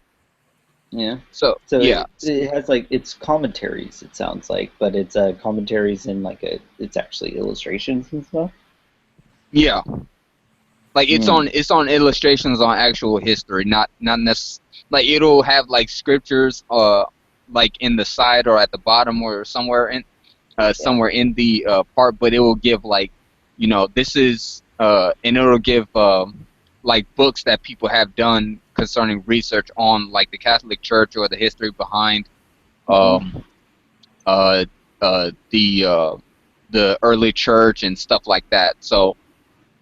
But it's really good, and I would prefer something like that because these little kid comic book Bibles, like they make the Noah flood seem like it was an old happy thing. Like, oh, look at this little giraffe, and they was just on the boat for 40 days and all nights. But my version, when it shows that, it shows all the people who are like literally drowning. Like you see these people like scratching on the boat, like let us in. Like that's something I can appreciate. That's real. Like, that was real. This isn't no... Are you serious? Are you talking about Noah, the whole flood being a happy thing? No, people was dying. Where's the dead people? There's one person who probably enjoyed it. He maybe was the first person to invent the inner tube or something. He was the first person. and he's all like, I don't know what everyone's so upset about. He was the first person to develop a skiving, scuba mask. Did you see my? I don't know if I might have deleted it, but my really, really bad, really, really rough sketch of Ocean's God. No. Well, you're about to see it anyways, so. Oh, snap. Mm-hmm. It's not very offensive to Ocean, is it? No. Well, I could make it more offensive. Oh. It's a what? It's someone kept on saying you worship like I don't know, I feel like it. It's like a, What the heck? it is looks like like some water. it is like a beginner sketch on a cow. Like that. Yeah. It's actually really good. I'm not gonna I'm not Oh making no, fun of you in how you made it, because I suck at drawing. I'm surprised you even did it that well. I suck. Let's see. I missed it. no, you missed it. No, it is a beginning. It's just a sketch, right? I'll show you. How dare you? I'll show you my freaking DeviantArt. Legit pictures, lady. Okay. The ocean worships a cow that also is a pert mermaid. And I've never just drawn a cow, let alone a pert mermaid cow. So I had to like, like the proportions were a little weird. He said the I think proportion. Oh, that is terrible. Did I show you the drawing of where Ludic lives? I drew because Ludic like lives on an island near. I thought he said he lives near Canada. Hey, wait. Well, he lives. Yeah. I have a question that's totally off subject because I have ADD. We never had a subject. Whatever happened to like Fudd Mutton? He comes in every once in a while. Oh, Frankly, I think he kind of hogs the. Like no one else can really speak when he's Oh, in. I know. Like he's just. Then there was he's just- Balthazar. Yeah. With Balthazar, for some reason, I was really like effective against him. He would say something, and I would go, "Well, wait a minute, Balthazar. What about this?" And he'd be like, "Okay, yeah, you're right." And it was, That's pretty good. what? Pretty good impression. Yeah, I just there's just some people I haven't seen in a while. I don't hang out here very often. I heard you were more you're a regular. I was more what? You came into the room more often before Oh, my I time. totally used to. Then I just got annoyed by the conversation. It was the same old stuff every week. Yeah. I mean, I thought it was because you started to be like regular people and having going to work and stuff. Well, those aspects as well, but Fine.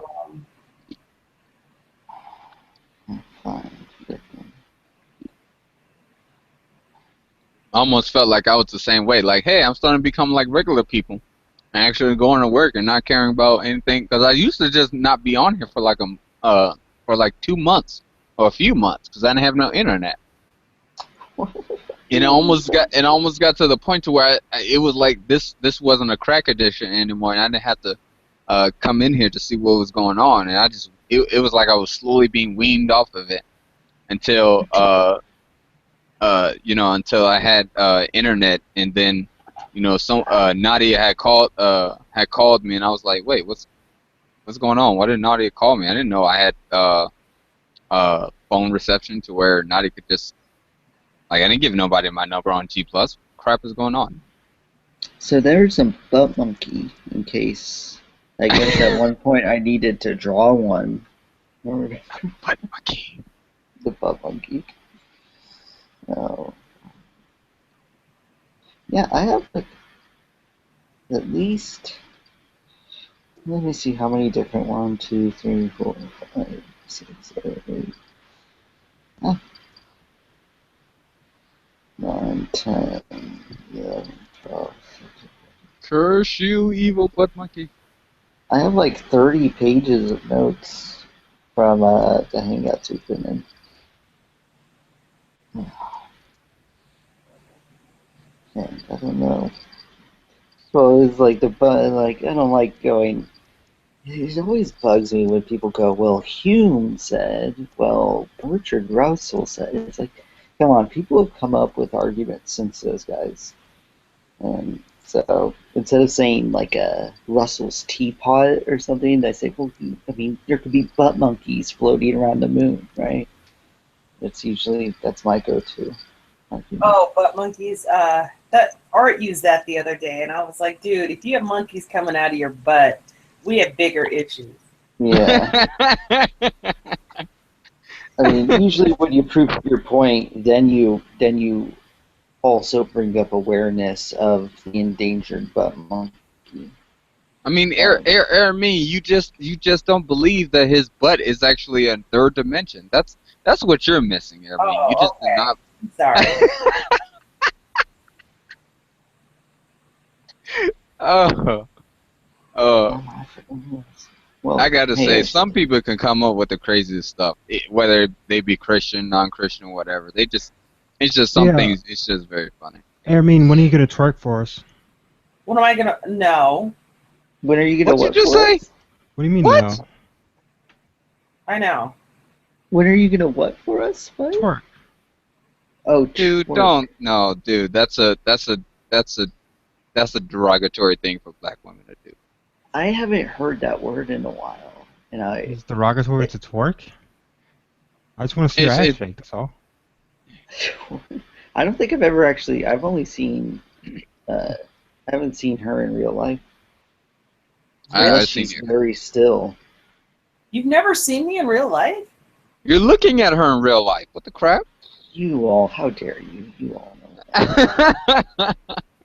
that. I'm talking easy to read. You guys are talking freaking NSIV CET. Okay.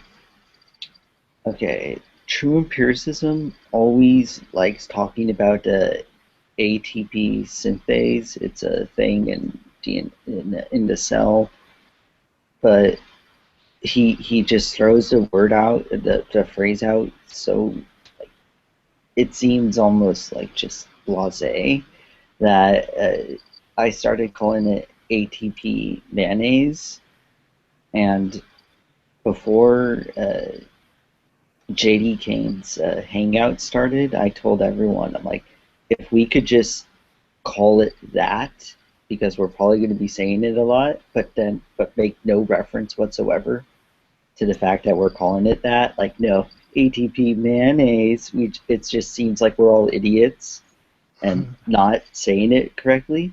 It would be so funny, so we should all do that. And everyone's like, yeah. And so the hangout started, JD Kane said it, some other people said it, and then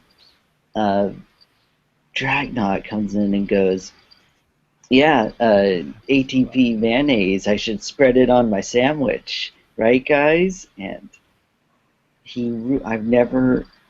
I got really angry with him because he totally ruined it. The long con was clearly the more funny route, and he totally ruined it. I think like 10 minutes later in the hangout, I brought it up again. I actually was like, why'd you do that? Why'd you do that? And oh no, there wasn't something I was about to say, and that relates to my note that I have here, but I don't. Hey Mac, I have something with your name. Oh no, that's brand new notes. Never mind. I was about to say, you don't have me on anything. I have Nothing. some stuff. You are I said, hey Mac, in my collection. I made a specific collection of Retards? that was only morality in my on G Plus is annoying, but they have these things called collections that and one of them is all the definitions of God that I've heard, and I made one of all the different non-theistic moral realism arguments that atheists use. And I say, hey Mac, that's what I said to him. But that's not in my notes. Well, howdy, neighbor. I hope you don't mind if I take my shoes off. Watch me. Whoa. I hope you don't mind if while I take my shoes off and just watch how this battle just goes on.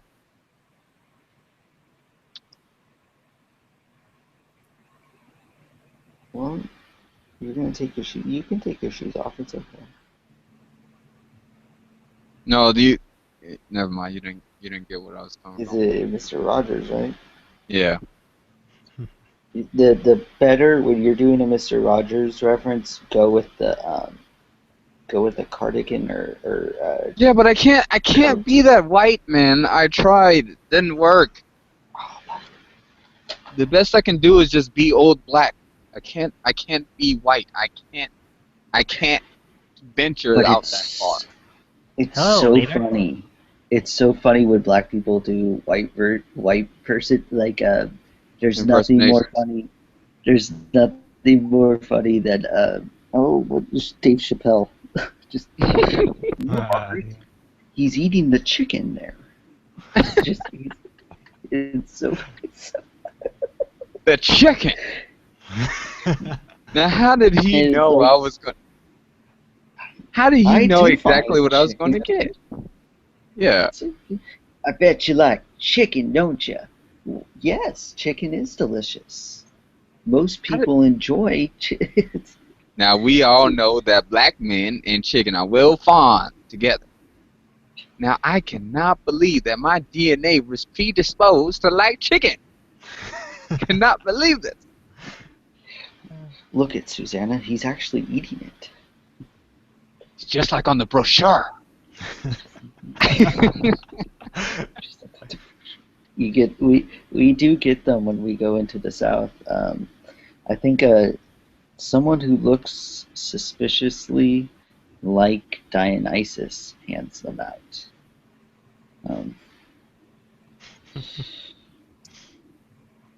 There's a lot of spelling errors in them. I wonder what is the most. It'd be interesting because everyone can probably think of various things for the most stereotypical thing for a black person or a white person, and even Chinese individuals. But other than those three, you can't really think of stereotypical things that other races have. Like Have you? like you got Asians, blacks, and whites, but that's about it. No, yeah, Here's- Mexicans do. Yeah. Oh yeah, Mexicans. Mexicans, Yeah. Thank you, Ermi. Yeah, Well, Mexicans. face it, we have Native Americans. We think they're gonna kill us with a tomahawk. Or they're drunk all the time Are you kidding? with fire water, right? But the problem with Native Americans, we extinct most of them. So, Right. Yeah, now they're all in casinos. I think that's the And thing. Native Americans, the only thing, joke you can make really is about drinking. Hmm. I don't know. I do a pretty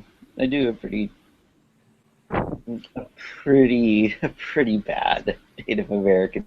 My friend, when he was in high school, he got a job through some temp agency at a Indian casino, and he later went on to do computer science. But when he went there, they were in the process of integrating they had costumes, the people who worked there, integrating their checkout system to a computer program, but no one there knew how to run the computer program, but he knew it, and so his job went from whatever he was originally assigned to he actually got to work in his own office and come in whenever he wanted in order to set up the system for them. And the whole time I was just thinking, were they white men, come, use shiny board. Oh my gosh. It was just oh. that's not Just- how they talked at all, Joe. I just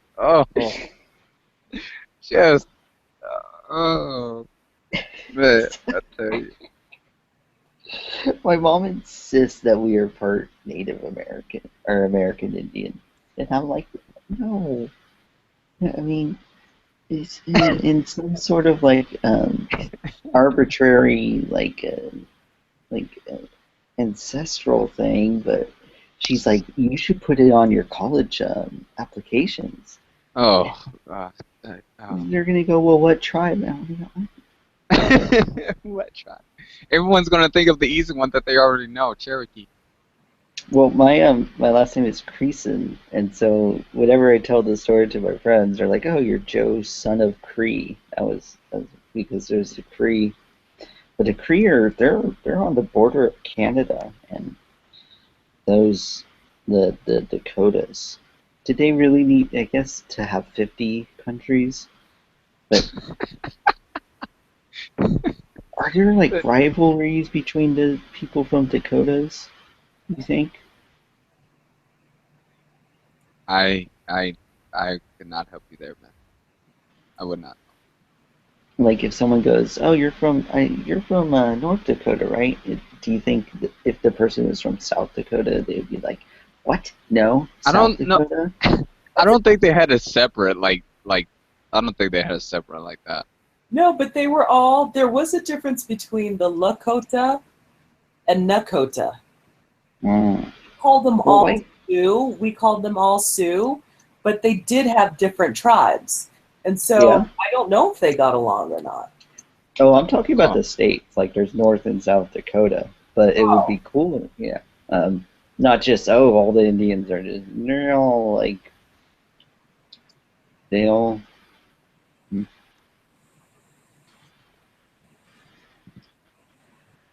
Dionysus. The other night when we were telling him about, well, I'm not gonna. You guys are good Christians. This is yeah. We were introducing him to the more deviant stuff on the internet, but before that he was talking about his girlfriend's job.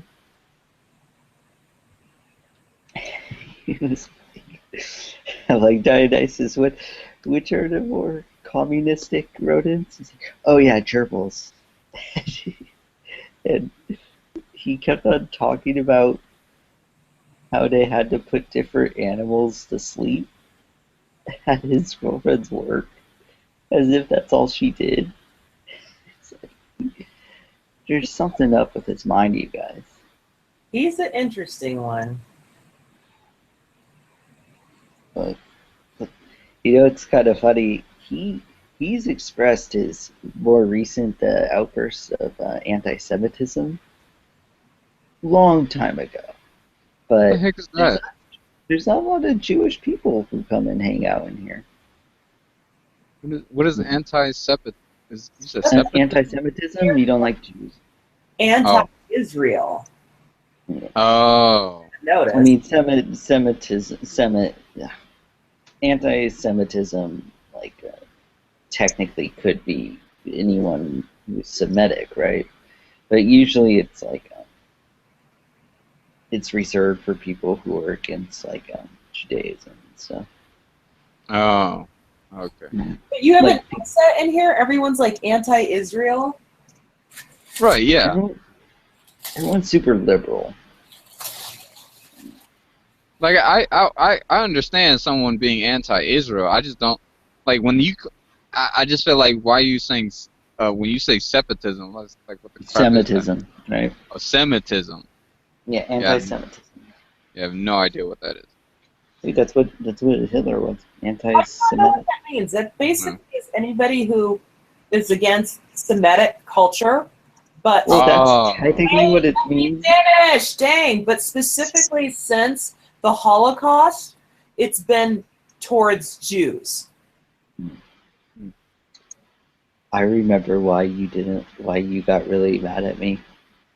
It was your mic kept on not working and I couldn't hear you, and I kept on going, I'm sorry, what's that? And you finally just went, is there something wrong with my mic or is it just Joe? And, and I was like, oh, please let it not be just me. But thank God Deidre was like, yeah, you're coming in and out. And so you adjusted your mic. But don't you just hate it? Don't you just hate it when people are slow on the draw? Like they hear the same thing that you're hearing, but they're not. Yeah. You will be the first one to say it, and then they chime in. Like, dude, you guys were listening to the same thing I was hearing. Why is it that I didn't say anything to him? And yeah, just like I did. Come on. and then he's asking me, and then he's telling me, "Hey, stop interrupting! Stop interrupting!" Like, you guys, back me up here. You're hearing the same thing. You Christians are a lot better at backing each other up usually in these kinds of things. Usually when I say something and like I get the only person who backs me up is when Ocean's in here. Ocean's always he's a great wingman. Like he always like he'll come in and say something. Yeah, but Most sadly, of the he's time, everyone's wingman. Like, he doesn't pick a side on nothing because he's the one pagan. yeah. Like, But that's why he's so great. But like this is the issue with like the skeptic community or atheist community. We all just want to give our own arguments, or we all are like, I wouldn't give it that way. So there's no just backing each other up.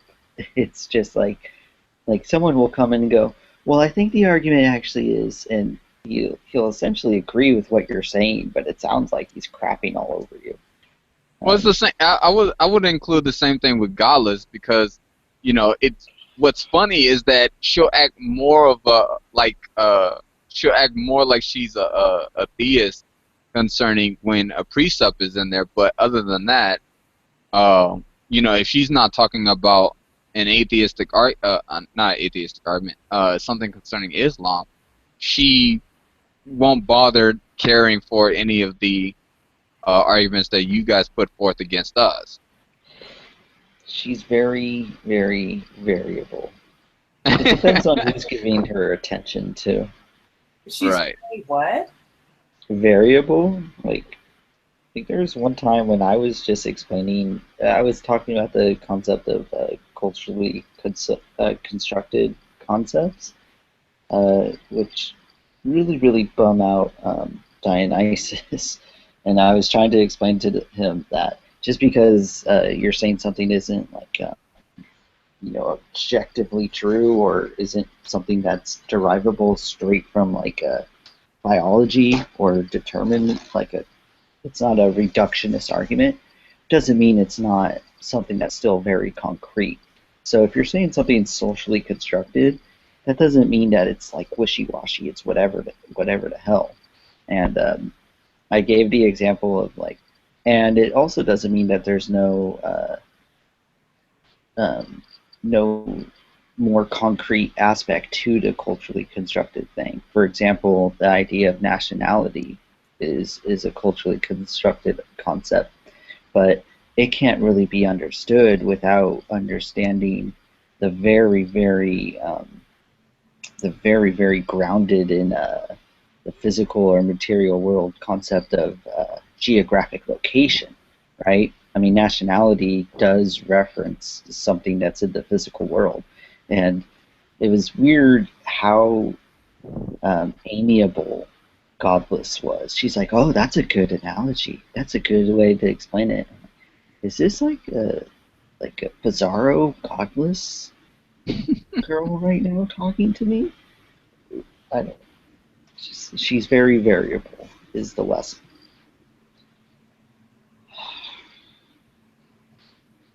I just don't like her. She says. What'd you say, Jeremy? I don't like her. Oh, why? I think she's very mean-spirited. I think she's bully. I think the reason people put up with her is because they're afraid of getting caught in her wrath and her name-calling and her bullying. No, Anybody, her shit is silly. No, not at all. anybody who treats most people like that has a lot of insecurities that they need to deal with.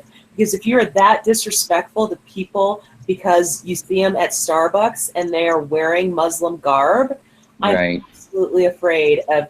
Obviously, from my perspective, you don't believe in your truth enough to let other people have their own. That is a very scary person. That was terrible.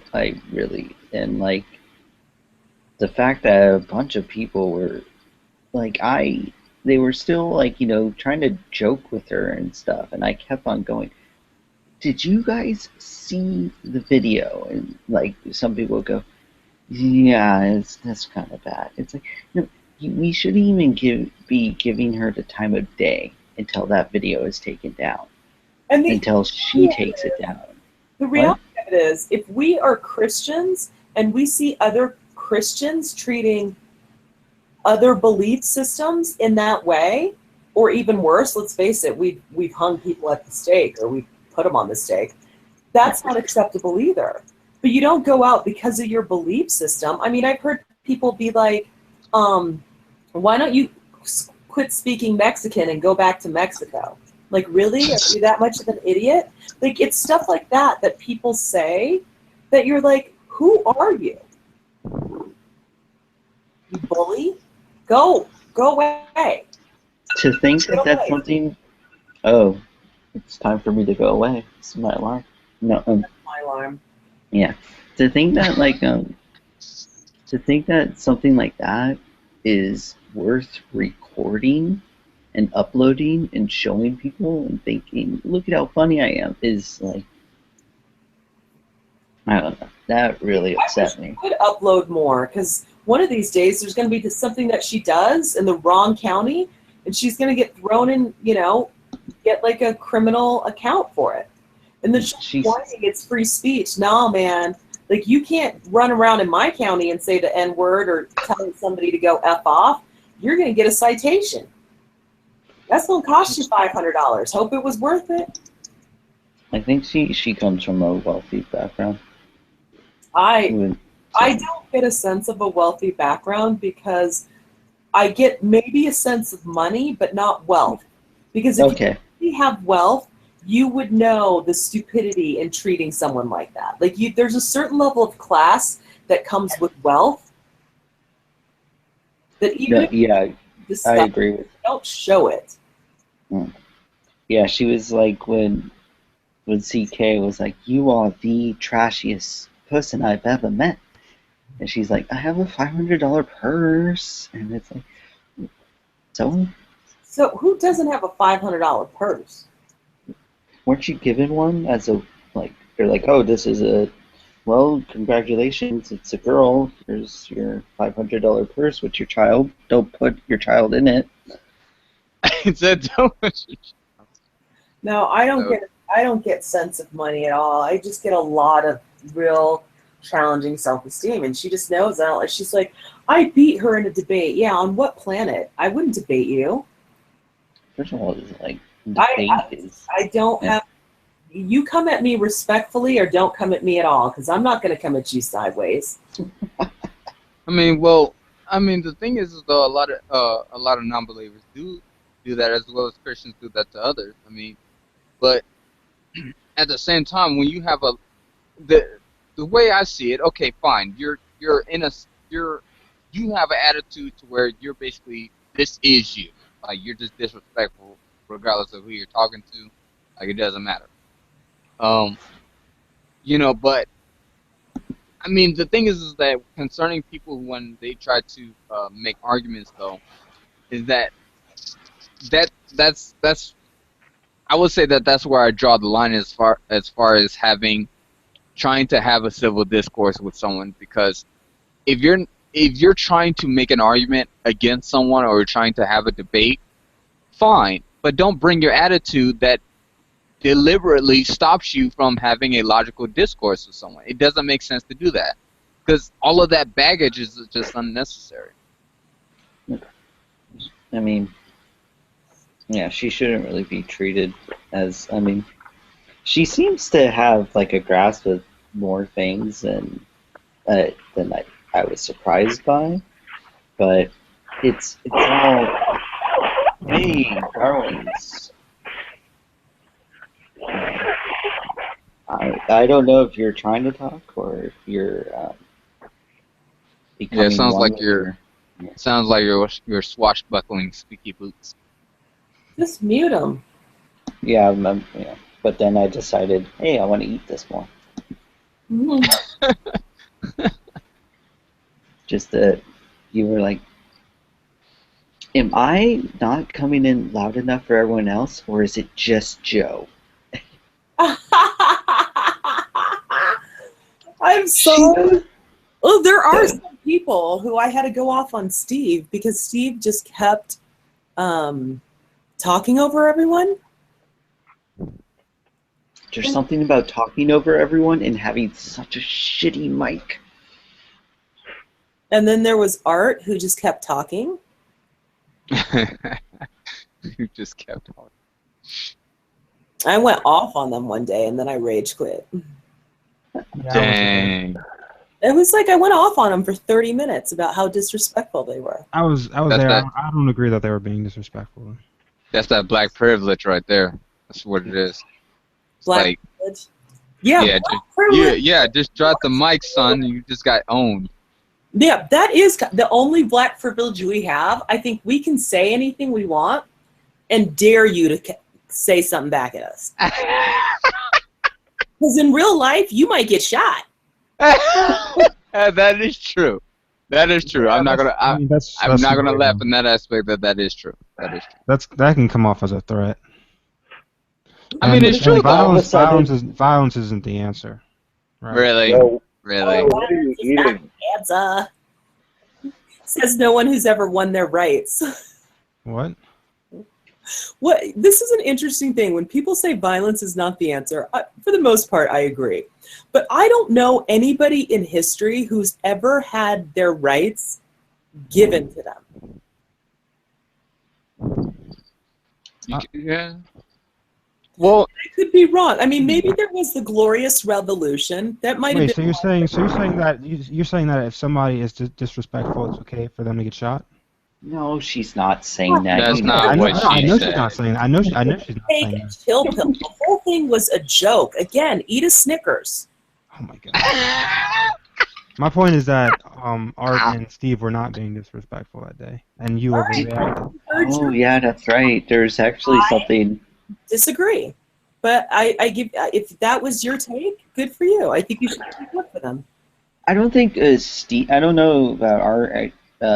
Steve just is. He's very excited, and I find myself getting frustrated with him over too. But I also think it's probably good every once in a while someone does just say it to him. Be like, dude, come on. I think it's interesting because when I grew up, if somebody always talked over you, I think it happens from time to time. But if they interrupted you consistently, they actually valued their opinion more than yours, and they thought that they were better than you, right? So I don't know if this is a cultural thing. Like there's a few things culturally. If you're talking to someone and they touch you, they think that they're at a higher position than you. These are just like some unstated rules. So when you're consistently interrupting people, and I get it can be your mic, just know that people are looking at you as that you don't have the same level of respect for them that they do for you. Yeah. I mean, I know that, like, I try to, but I know I interrupt people, and like I've gone and listened, and I'm like, okay, I should just let. But yeah, it's a bummer sometimes when you sincerely do it, and then it's just not a good day to just continue doing that against someone, and it's like you can't like the next week go in and go, oh yeah, that one time that was sincere, but right now I'm gonna just interrupt you because I think you're making a stupid point. That kind of yeah, thing. we all know you do that. No, I'm kidding. Well, we're trying to explain that there's a delay, and to some extent, it's inevitable that people are going to interrupt each other.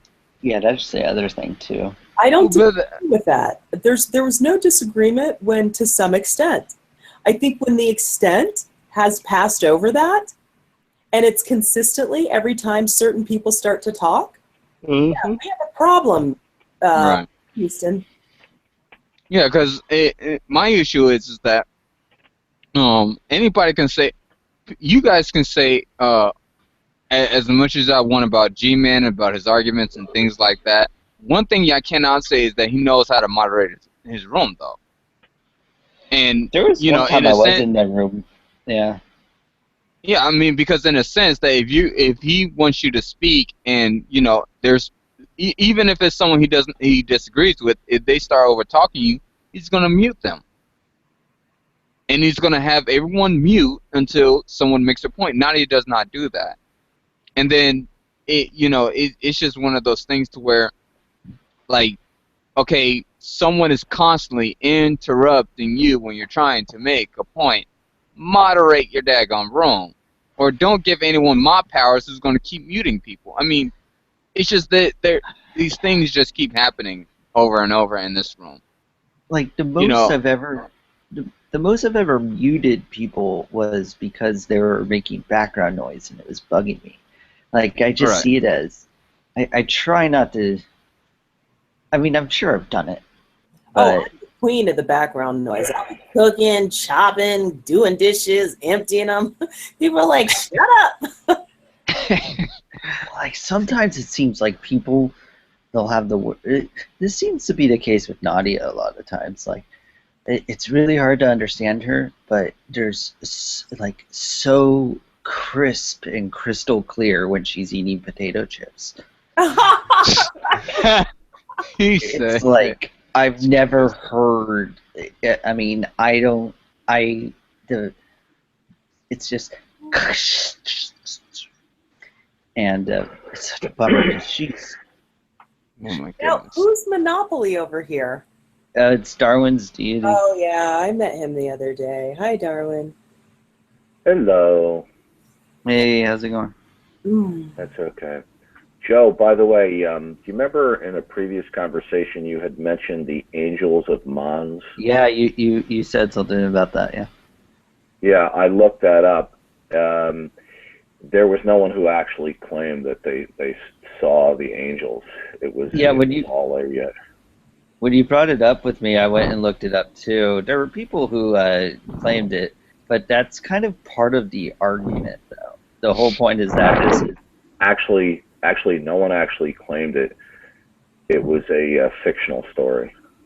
I mean, the Angel of Mons was. I mean, I think it was fictional too. But that's the point. No, that's not what I'm saying. What I'm saying is, if you go to the Wikipedia page, article on it, the actual origin of it was just a story that somebody was telling. Well, there's like nobody claimed to have actually seen the angels in battle. Well, that's the thing. It was used as propaganda later, too. I mean, that's kind of the point. The point isn't that therefore there were angels, right? You understand what the point? Like the point is that, look, this is something that happened in 1914. This is something that became a legendary concept and became believed by other people and was perpetuated by other people. Well, of course, and nobody disputes that. Yeah, that's the point of how many people? For example, we have people who. Oh, you're concerned with the hallucination, the mass hallucination part of it. That's right. Yeah. That's right. Yeah. Yeah. Usually with the mass hallucination part. I usually then parlay it to, what is it, the dancing sun miracles in Portugal. Are you familiar with that? I've heard of it, but I don't know a lot of details about it. Yeah, that's definitely more. I mean, the Angel of Mons is. I mean, that's to show the concept of like people have. I mean. There's been claims of mass hallucinations as explaining things, but I mean it's already something that's sketchy, and then you just like. But even the sketchiness to the of resurrection, even skeptics to the resurrection, historians recognize that the Jesus' disciples, and that includes even more than the 12 apostles or the 11 remaining apostles, had experiences where they testified that they witnessed his resurrection. This wasn't merely a legendary development over a generation or two, where it was reported that the disciples. That itself, skeptics of the resurrection recognized that they, except for John and other disciples, they were in the face of torture, execution, were testifying that they had witnessed the resurrection. Wait, what did John say? John was executed, but it was No, he wasn't. He died on the island of Patmos. Yeah, Who's you're the talking guy about that Josephus talked about? James. James is. That's right. I'm sorry. yeah, you're talking James, about John the Jesus' bro. Yeah. yeah, John the Baptist is the one who actually got his head cut off. Yeah. I don't know if you were mentioning that one, but yeah. But he's not. Well, the thing is, I mean, I don't really take the people dying for something that they sincerely believe to be a metric for how accurate such belief That's not my is. position. Right? That's Well, that I'm just telling you that that's I mean, if that's not the position die all the you time. hold, I can understand why you wouldn't hold it. That's all I'm saying. Yeah, that Right. was, yeah. Anyway, I understand your skepticism about the resurrection, given that you're a naturalist. I was just wondering what is the basis of your naturalism? Well, I don't think that. I mean, I don't have it based on given specifically naturalism. I don't even know if I mean, a while ago I was offering to debate naturalism versus theism, and I should probably take that down because I don't like the. I agree with yeah, I don't like the idea of just arbitrarily ignoring supernatural explanations or supernatural things if they're the best Aren't you an explanation atheist? for something. Yeah, I'm an Aren't you atheist, an sure. atheist? Yeah. What good reason do you have to believe that atheism is true?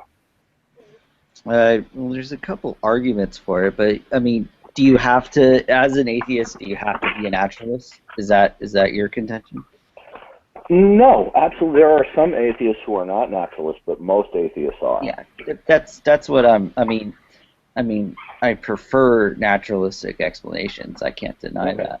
But I would like it. I would like it if I was not dogmatically against supernatural explanations. If a supernatural explanation is the best explanation for something, right? I mean, it would be. It just wouldn't.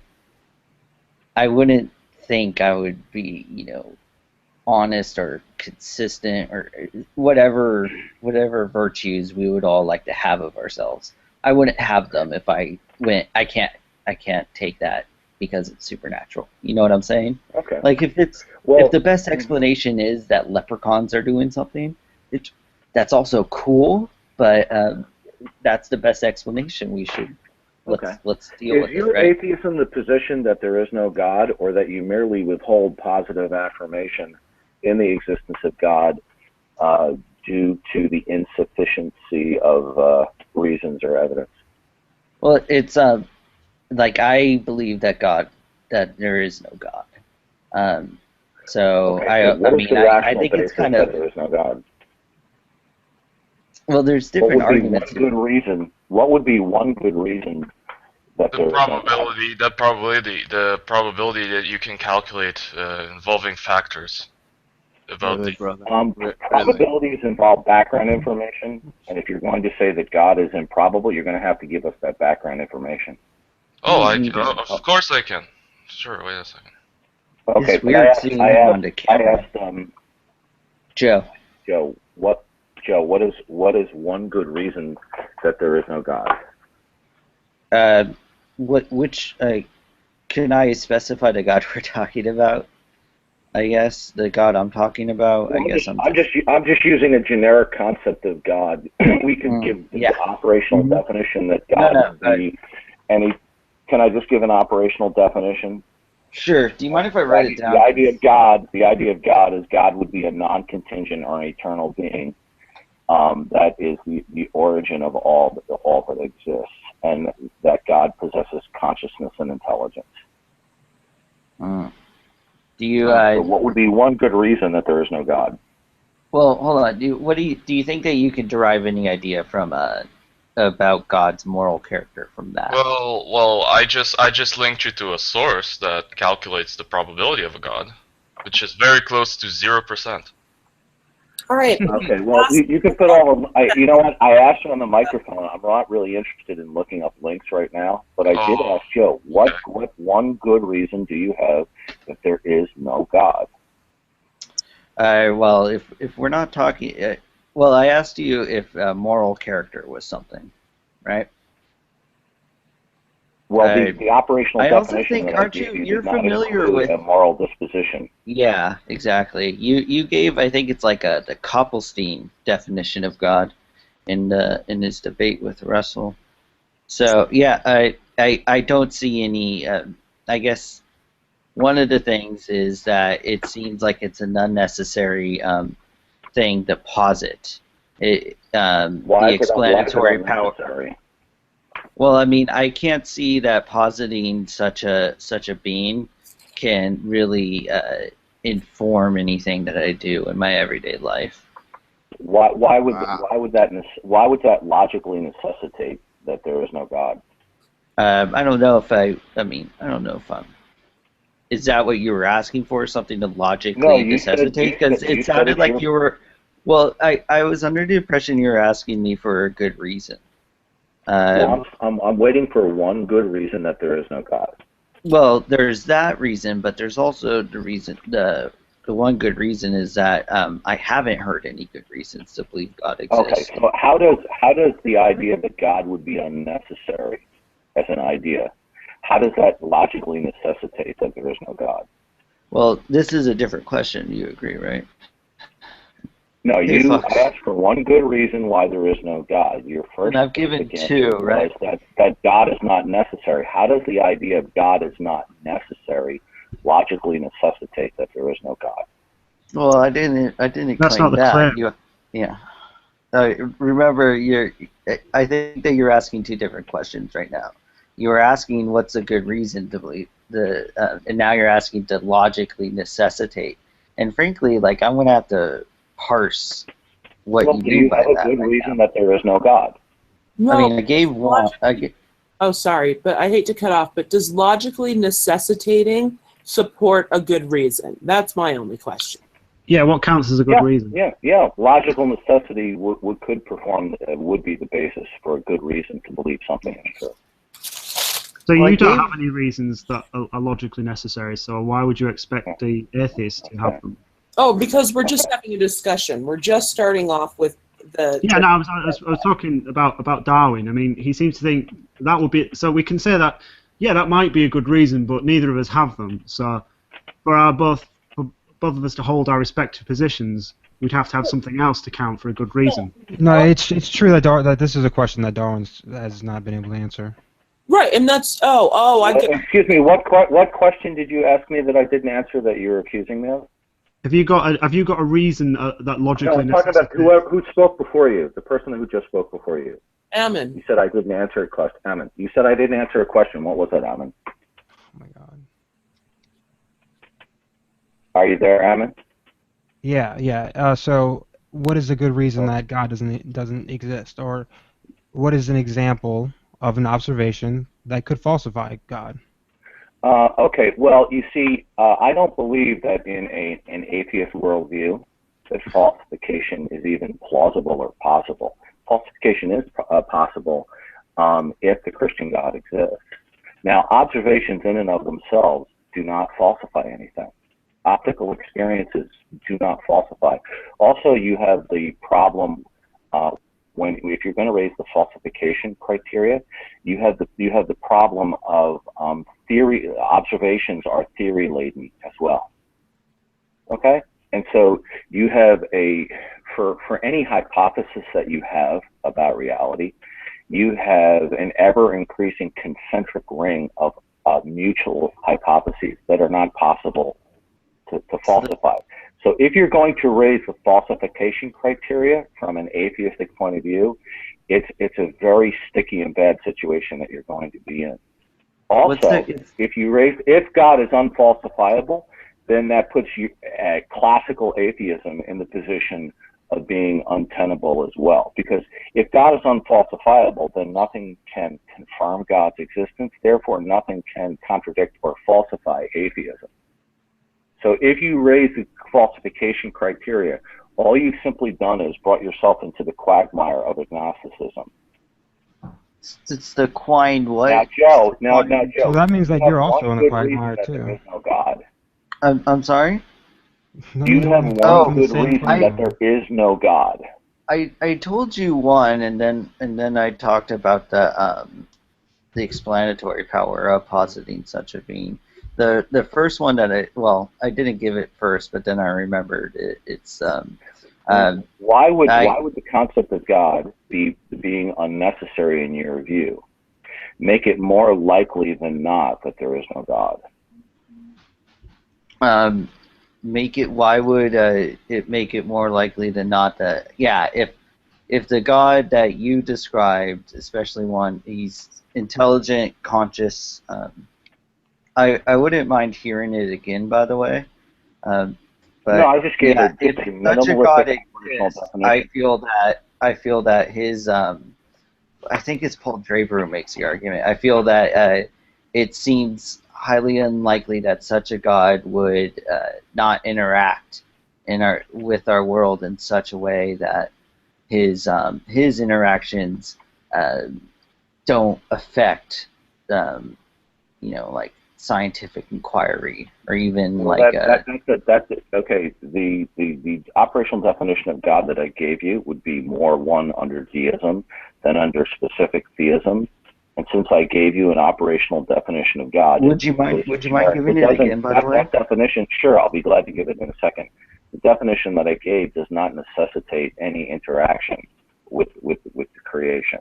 Now, the operational definition that I gave is God would be a non-contingent entity that accounts for and explains all of reality, i.e., that God who possesses intelligence and consciousness created all the initial conditions of everything that we see.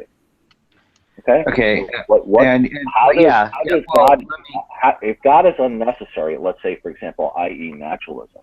I mean, if he doesn't even interact with our world, which is the impression I got, I just don't see what is the point of positing such a being, anyways. If a creator chooses not understand how he interacts with the world. Okay, would interacting with the world be a volitional choice or a necessary outgrowth of God's nature? By his nature, would he be required to interact with our world? And what would you base that on? No, I'm asking you. If that's what I wanted to know. No, I'm just you said God does not exist because God is not necessary. No, that's not what I said. Your first good reason. I asked you for one good reason and I gave you two. There is no God. Okay, good. The first one that you said that God is not necessary. The second was that God is improbable. Is that correct? No. Let me explain it. The first one, it's if we have no good reasons to believe that God exists, then that's a good reason not to believe that God exists. And the second one is that positing God as has no explanatory power in order to aid me in any way in navigating this world. Okay. I guess it seems like the concept of necessary is something that I think it has a different definition in what we're talking about when we're talking about operational definitions of God and the more narrow version of God. So I don't really feel comfortable using that term right now because frankly I'm just not prepared to defend it. But I think that it's still saying that such a God it just has no it doesn't really aid me in understanding this world. The explanatory power of positing such a God is he told you how. He told you how. Well, that would not. Okay, under those two answers that you gave me, neither of them would either do two things. One, be logically necessitate that there is no God, and number two, and probably more accurately, it would not make God more likely not to exist. Well, Darwin, do you believe that there is evidence for that? Neither one of those two answers would support the idea that there is no God. Let me just add one more thing. Kai Nielsen, who wrote the I'm not a big fan of Kai Nielsen. Okay, well, Kai Nielsen was selected by Encyclopedia Britannica to write the Atheist article. And in one of his books, he said all of the reasons for God's existence offered may fail, but it still may be the case that God exists. Now, I'm still I'm waiting familiar for with the that. the two answers that you gave me, that God is not necessary. God does, and number But I two, remember I God said does I explanatory don't. scenario. Neither one of those would indicate that God is more likely not to exist. But that's a straw man, really, isn't it, of his position? Because all Joe's saying is these are reasons No, why it's he not a doesn't straw believe. man. It's an exact He's not saying quotation. he's not saying Exact these are reasons quotation of why what he God said. does not exist or cannot exist. That's not the claim that he's making. He's It saying can't why be. he personally No, isn't convinced. he did make that claim. He said he is No, an no, atheist. it can't He be is an atheist, exact and that there is no quotation when God. I kind of rambled on the fact that I don't want to use the term, I'm not comfortable using the term necessary, and then you say, well, you just said he's not necessary. I talked about You said explanatory God is power, not and I talked necessary. You about said God how is there not are, necessary. I mean, you guys, I felt that I made it clear that I explained that I can't just explicitly say God is not necessary because I'm not sure how the concept of God being necessary interacts with the operational definition of God that he gave. So we can cross. So off I decided to God is give. not necessary. Well, that's not. Well, I made. So I clarified that the two things that I've given so far are that we have no good reasons to believe God exists. So that's a good reason. No good reason. Not to Okay, believe good. that. Yeah. Okay. So there's one argument, and the second one was the vacuousness of the explanatory power of positing such a deity. How is that vacuous? Or seems like capability in our world, you know. Well, if he doesn't even interact in our world, and it seems like, is there a way we can empirically? Is there a way? Do you mind if I ask a question though? Yeah. Go ahead. Okay. Yeah. Is there a way we can't?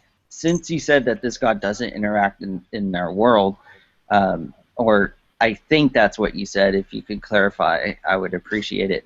But is there a way we can empirically, find out about God? If I can make, is there empirical evidence we can gather on such a God? Thank you. Well, if you're going to raise the standard of empiricism, that's a very slippery.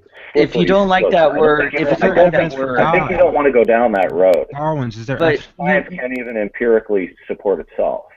Is there any observation? Fuck. Okay, so what am Joe, am I not explaining? What am I not explaining right? If you guys. Darwin's so is just trying to model the issue. Number one, you said there's no good reason to believe there's a God. Is there Darwin's? Nor Is does it there make Darwin's? it more likely than not that there is no God, Joe. Yeah, but I mean, you've asked you've kind of. Is there a reason to believe in God?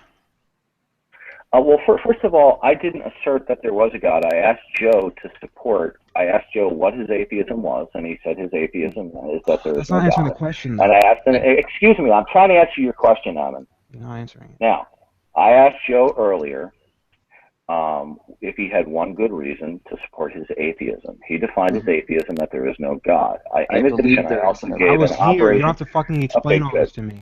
You stop doing that. Okay, good. Well, obviously, what then if you were here, you have a very, very short-term memory. Just continue. So I'll continue with Joe. I'll continue with Joe.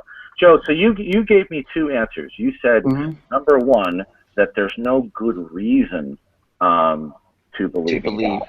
Now, does the I haven't heard any good reasons. Maybe I should say it that way. The fact that you have not heard any good reason to believe in God. The first question believing in superstition. Come on, man. Can I finish without being interrupted? If you promise to not interrupt Joe when he decides to answer you. Excuse me. Well, you know what? I thought, okay, let's see. Okay, I'll ignore Van. Joe. Wait, did you literally ignore him? Is it logically necessitated that if there is no good reason, therefore there is no God? Does the conclusion, is it logically necessitated?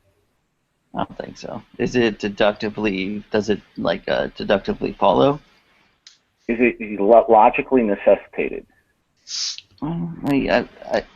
Whatever you think, I guess. I mean, for now. No, I'm asking you. It doesn't matter what I think. I'm asking you. Well, I'm gonna have to think about it for a little bit because it's 5:30 in the morning and I just stayed up all night. I mean, would you be cool with me thinking about it for a minute, or would you rather just like say what you think? Take your time. Joe, you're a motherfucking warrior. Just out of nowhere, bam, we're like talking about Dave Chappelle and stuff and everything. It just like, who's contacting me? Okay, so does it logically necessitate from the two reasons I've given that there is no God? Well, actually, the last question I asked was this, that your Yes. first reason, that there is no good reason to believe in God, Mhm. does that statement logically necessitate that therefore there is no God? I think I'm comfortable with saying No. yeah, no. Okay, good. So it's not logically necessary. But that's not the claim. The claim isn't that it's not logically possible. If you Come on, man. that there's no good reason, does it We make could it say the same thing God about Santa Claus, though, or the Tooth Fairy, right? Yeah, Okay. Well, if you want to go down that road, I'm glad to go down the Santa Claus road. Well, that's But the you point said of the that there's argument, no though, good right? reason. Oh, okay, good. Okay, so Joe, you said there's no good reason. Now you just said that it's not logically necessitated, therefore that there is no God. Now, does concluding that there is no good reason or that you are personally not aware, does it make it more likely than not that there is no God? I think we would have to, I mean, like you said, if we're doing likeliness, if we're doing probability, we would have to have more information, right? I think you mentioned that to someone earlier. But if we can't gather that type of information about God, I'm not really sure. Like, is there a way I can actually answer? Is there a way I can answer that question that would be meaningful if I can't gather evidence, or if I can't gather a body of like observations or something in order to gauge that likeliness? When you stated that you are not aware of any good reason that there is a God, does that state of mind logically necessitate, I should say, I may not say that, does your state of mind that there is no good reason, that you're not aware of any good reason that there's a God, does it make it more likely than not that there is no God? That because you're not aware of a good reason? Strikes me as irrelevant to whether or not there is or is not a God. I mean, first of all, that's no good reason it's is a directly really. relevant question to what Joe said.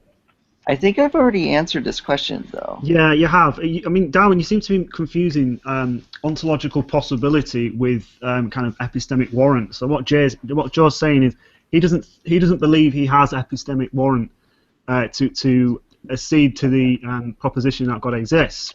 But he doesn't mean that he therefore dispars necessarily the possibility that there is a God out there. Just that he hasn't. No, Joe's position is that there is no God. Joe's I believe there is no God. And belief is an epistemic state. Well, I'd like Joe to answer for himself. He doesn't need to tag team support. The answer's good. So Joe, I appreciate Fox, though. I appreciate. I mean, you're going into probably more precise language about this. Is there a reason why this has to continue on me? Because well, I'm just curious. It how sounds like the fact these that people you are having definitely. no good reason, no good reason why it would therefore be more likely than not that there is no God because you don't have a good reason that there is a God. How would that make it more likely than not that there is no God? Okay, so we can go back to what I said earlier about same thing with the Tooth Fairy or Santa Claus, right? Oh, okay. And the Santa Claus does not exist because I don't have a good reason to believe that Santa Claus exists. Do you have a good reason to believe that Santa Claus exists? No, I don't have a good reason, but that's not why I don't believe that Santa Claus doesn't exist.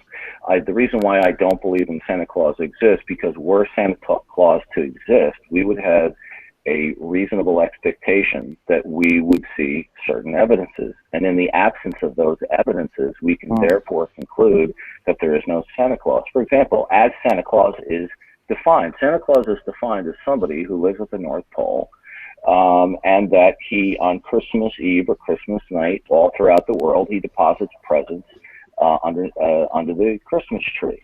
Now, if Yeah. Santa Claus were to exist under that definition, what we would expect to find is in many millions of homes, we would find parents finding presents underneath their trees for which they have absolutely no explanation whatsoever. We have no reports of this occurring Except at for all. Mac. In fact, all Mac will presents get are accounted coal. for. Okay, that's right. So the evidence that there would be if Santa Claus existed is absent. And in certain cases, the absence of evidence is evidence of absence, but not in all cases. But in the case of Santa Claus, it would apply. Depends Now, what you you define want as to extend that analogy to? Do you want to extend that analogy to God, Joe? Well, I mean, I really can't because so far I haven't really heard any reasons. And Yeah, the you other said thing the is, same well, reason hold with on. Santa You asked me a question. You gotta let me answer. I haven't heard any good reasons, but also it appears that the type of evidential reasoning can't be used for the type of God we're talking about, which I think you explained earlier. So I made mean, no claims to you about the existence of God. no. Well, the thing is, you said that we can't use empirical evidence to find a God. And since I've predicated that argument on the fact that I haven't heard good reasons to believe that God exists, and just none are being given, I think I'm perfectly fine and still holding that. Okay. No. Well, you can be Basically, satisfied I'm with asking the you position. to give good. If you have good reasons,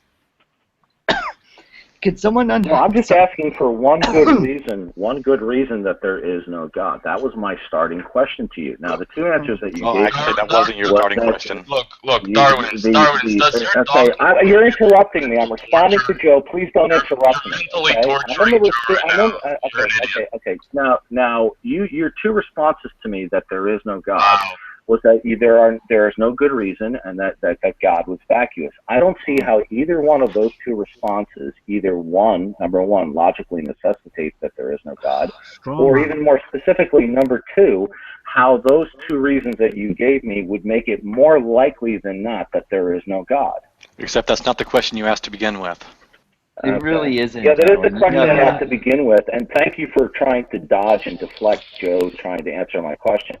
Now, neither one of those Are you answers, saying I'm either dodging Joe, or deflecting? No, I'm talking about whoever Okay. was interjecting and trying to. Well, we are in a large room here, and there's more than two people in this room, so other people are going to join in the Well, conversation. I'm accustomed to your tactics, man. That's why I ignore you. Okay. Frankly, I rarely hear Fox actually even talk in a room. I'm interested to see how. I mean, Fox. I don't want to throw you under the bus here. Darwin's just interested in trying to. I know, and it bums me out that I'm the weakest. I'm the weakest link, apparently. I don't like that right now. Well, it's because it's really nice, Joe. Joe, when I asked you that question, you were only one of 3 or 4 people in the room. We were having a conversation. That doesn't make me the room was feel not better full of people. So I'm just again, those two reasons that you gave me, neither one of them either logically necessitate, nor do they make it more likely than not that there is no God. And then you brought up, to be honest, that neither one of those questions were answered that way to that question. They were answered that way to believe. I mean, you just asked if I had if I had a reason to hold my view of atheism, and you've now turned it into a very explicit mental torture. contention. Mental torture. And I told you earlier that because of the way you're defining your God, I don't know how I can actually. No, I didn't define my God. I didn't define my God at all. I gave you an defining the God of Is this there a conversation. reason why you don't want to make things more clear, though, with the type of God we're talking about? I did make it clear. I'll repeat the operational definition of God that I gave you. First of all, I didn't give you a definition of the God that I believe in. I gave you a generic definition of God, that God would be a non-contingent entity or being that possesses the attributes of consciousness and intelligence and the power to initiate the initial conditions of the physical reality or universe as we see it. Now that was an operational definition that I gave you. It was not a definition of the God that I fully believe in. Now, I would like to know from you you not being aware of any good reasons for the existence of God, how that would either A, logically necessitate that there is no God, or B, that it would make it more likely than not that there is no God. Hey, Well, Joe. I mean, B is not an option for me, though. What's up, Ben? What's I was going going to on? ask, haven't you already answered? Hold on a second, Darwin. It's my turn now. You can wait a Hold on. second. Your Hold on a response second. Please, that sir, there share is the no mic. God, if there is no God, Please share the microphone, sir. Share I'm the being room. incredibly polite. Please Yeah, share the microphone. I am being polite. I'm responding to Joe. You can take No, actually, he responded to me and asked me to answer the question. So please share the microphone. Wouldn't you say you've already answered both of those questions already, Joe? The necessity thing, yeah, I guess I did, I think couple I've times, answered actually. both those But, Joe, you're questions, not- and I answered the initial question that he asked. You're not. Joe's not making, as far as I'm aware, Joe's not making a claim that because of reason X, it is logically impossible for God to exist. He's not making that claim. So his reasons don't need, therefore, to logically necessitate that God does not exist. So this is a complete straw man and a redundant condition that you're trying to throw back. Straw man. There Yes, is no there straw is. man. no straw man here. I asked Joe in the conversation prior to you were in the room to define his atheism. I said, "Is your atheism that there is no God?" And he said, Yeah, and it's yeah, a belief. no straw man You here. can have a belief. I don't believe that Bigfoot exists, but I don't know necessarily. Hold that on, it's hold on, but impossible hold on. for Then Bigfoot to you're exist. you're not being truthful. You're not Hold being on, truthful. brother, let him talk. Hold on, go ahead. You are not being truthful to Darwin's deity's position because he's not straw manning Joe. He's Well, not. he's not even Yeah, he giving really a is. position, though. He's just. No, Joe, I asked you a question as to what your atheism was and a good reason for it. I gave you none of my positions there. There is no need for me to give you my position Right. when I asked you a question for support for your atheism. Well, Mac, then you can't really. I mean, if you're agreeing with him, then what hold on. That's position true are you though. He's not defending, being. though? He's Sure, not straw but- manning you. He But is. that just that just means you're. I mean, he's strawmanning because he keeps on leaving out crucial parts and he keeps on forgetting. There is no caveats. crucial part. Look, guys. Yes, Look, there is. does I don't anyone think. here Hold believe on. in the Loch Ness monster? Give me good Joe, evidence, Mac. epistemological evidence, and reasons. Joe, you will not. Mac, Joe, it's you will not that react. I say- Mac. It's not that You're please fucking me- retarded. Hey, Come on, brother, don't just call someone that, okay? I'm sorry. We This can just say rolls off you- the tongue. It okay, rolls off my tongue. Okay, Mac, it's Gosh. not that I logically think, especially the type of operational God that's being posited, that's not that we're talking about. Whatever I need to say to just continue with the sentence I'm saying.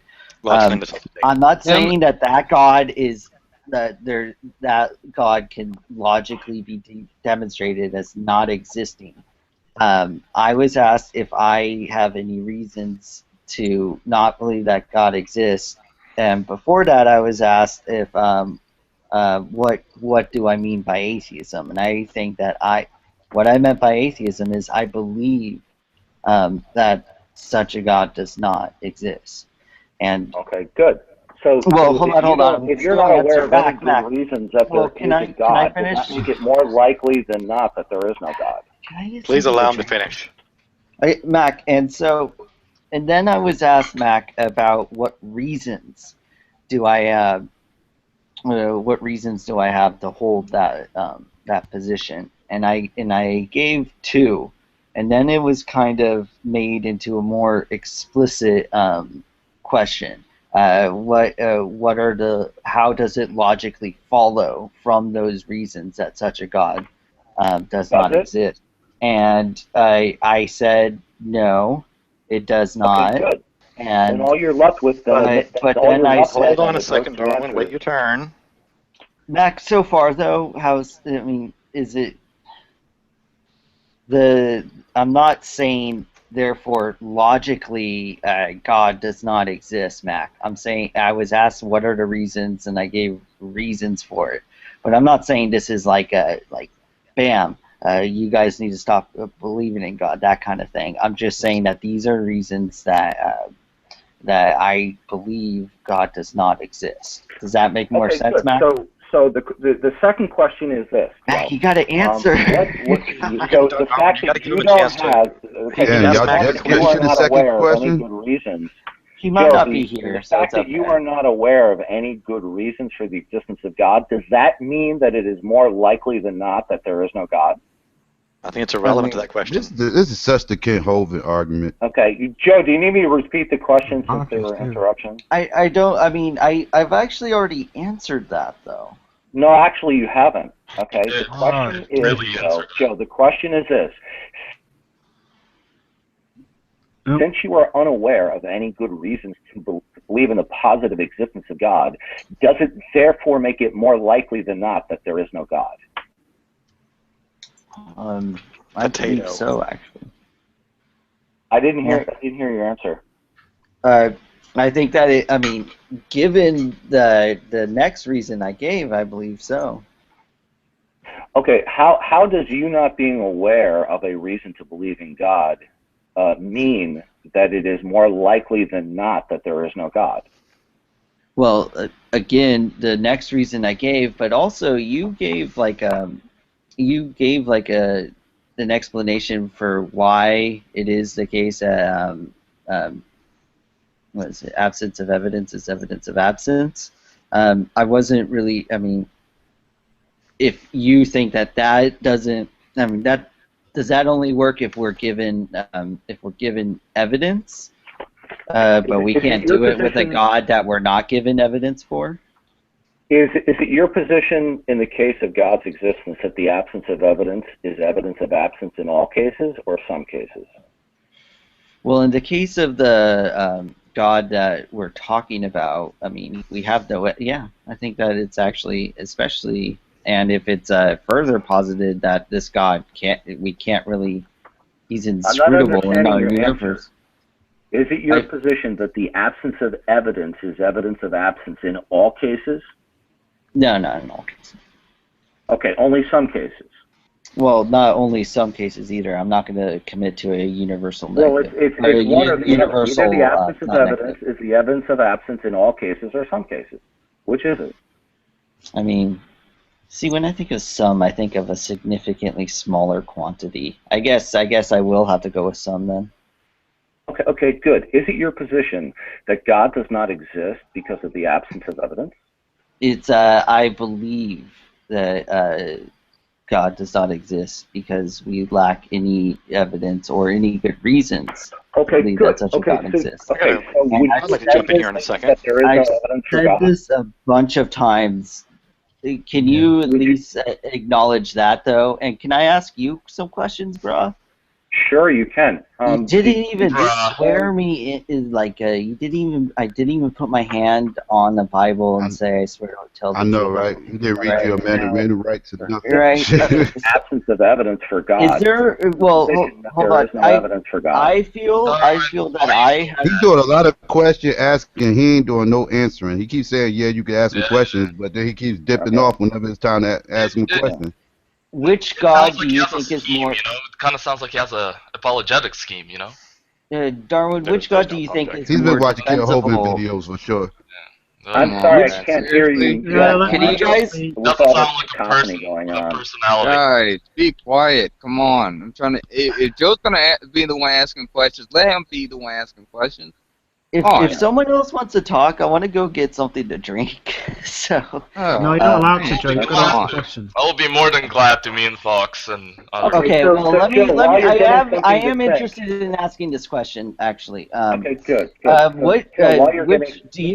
Do you think that is it actually the case that this operational definition of God coheres with your conception of God? And if not, well, hold on. I'm done with my question. Yeah. If not, which contention of God do you think is more defensible? My position is that I hold to that the Christian God exists. The operational definition of God that I offered to you coheres with the Christian concept of God, as well as the Jewish conception of Islamic conception of God as well. Well, he's missing key attributes, isn't he? That or an operational the definition operational. doesn't mean Okay. it's missing. Well, Now, Joe, there's key in parts my of that God. Okay. There's key parts of that God that are missing. I mean, and you agree that once those key parts are made, that we're made aware of them, it's a lot easier to start parsing the issues, right? It's a lot easier I'm to not start. parsing anything. I gave you an operational definition Hey for the man, word if God, I'm gonna and when I defend asked the you the question, atheism if there is no God. if I'm going to defend the atheism that I am that I usually defend, I would prefer to have a concept of God that I can actually work with, rather well, I than gave you one an where I operational can't definition. even. Well, now that I know that you feel that there is a more defensible God, I would prefer to I didn't attack that offer one. to you my position on the existence of God. Well, I understand you didn't offer it, but I'm talking frankly, about your what's position the that point there of is talking? no God. That's what you were talking about, sure, but we've been talking about it for a while. And frankly, is it your position think that God does not exist because there's no evidence for God? Is that your position? If you think that there is a God that exists that's more defensible than your operational definition, I would prefer demonstrating.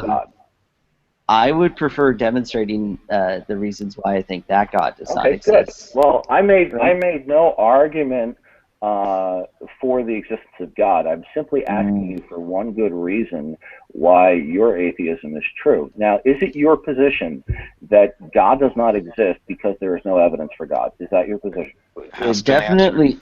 Well, I gave that answer for the operational God, and now I am giving it for the God of Christian theism. Okay, good.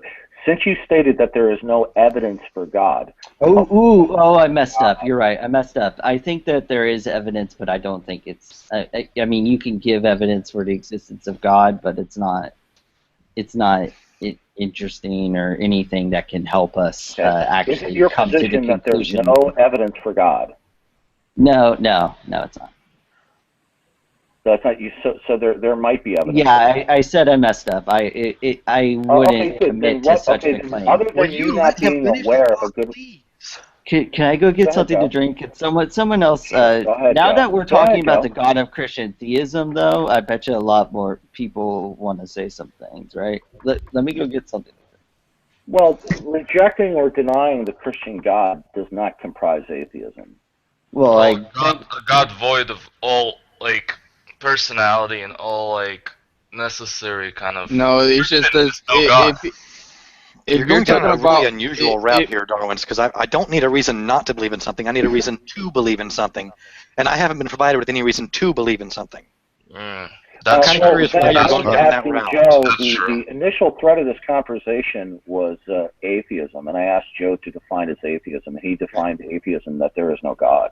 No, he defined atheism that he doesn't believe there's a God. He doesn't believe there's again. There's a straw man. That's a straw man. Yeah. That's not a straw man. He has said that.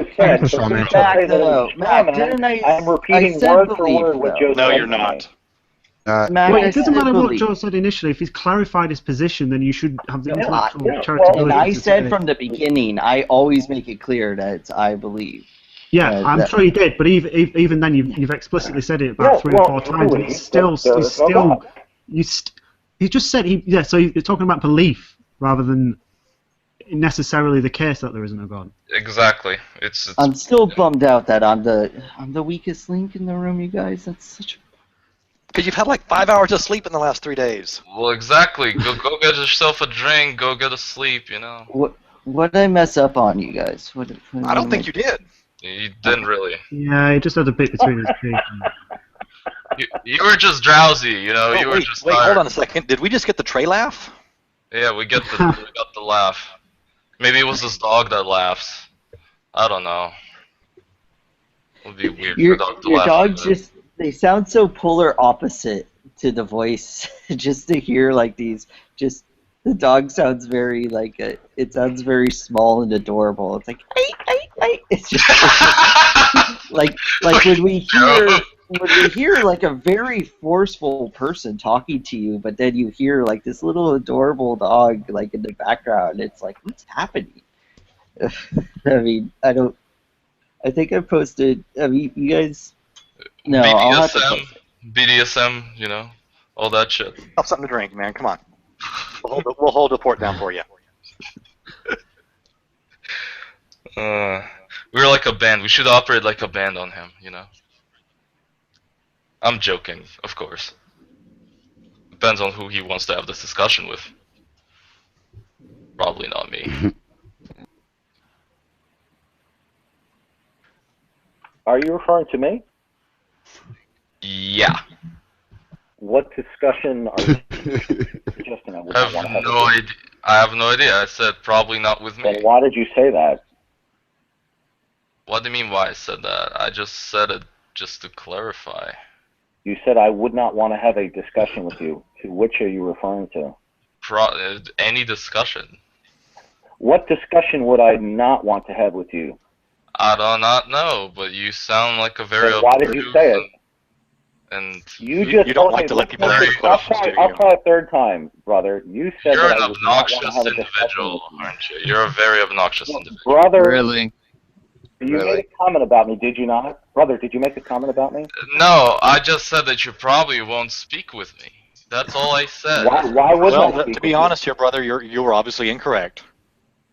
Well, Okay, shit, why I guess wouldn't I I'm want to speak with you, incorrect. brother? I don't know. Well, you kind of catch the bait, didn't you? But anyways, go on. Okay. I mean, these insults. You Yeah, caught the bait. I'm happy. I'm happy to converse with anybody on Pal Talk or on Google Plus as long as they're not known trolls. It's too bad nobody wants to converse with you. Oh, I I would. get plenty of people conversing with me. Hey, your dog. So I'm on that. That's an entirely false statement that you want to make, and it's just a pejorative attack.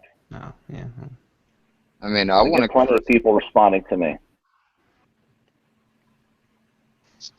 People are not responding to you, but well, you know. Well, that's because you won't give him the time of day for. Max, shut up.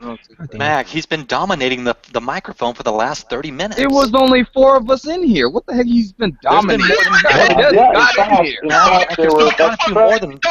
Brother, hold on. Mac, there's been quite a few more than 4 people in here for 30 minutes.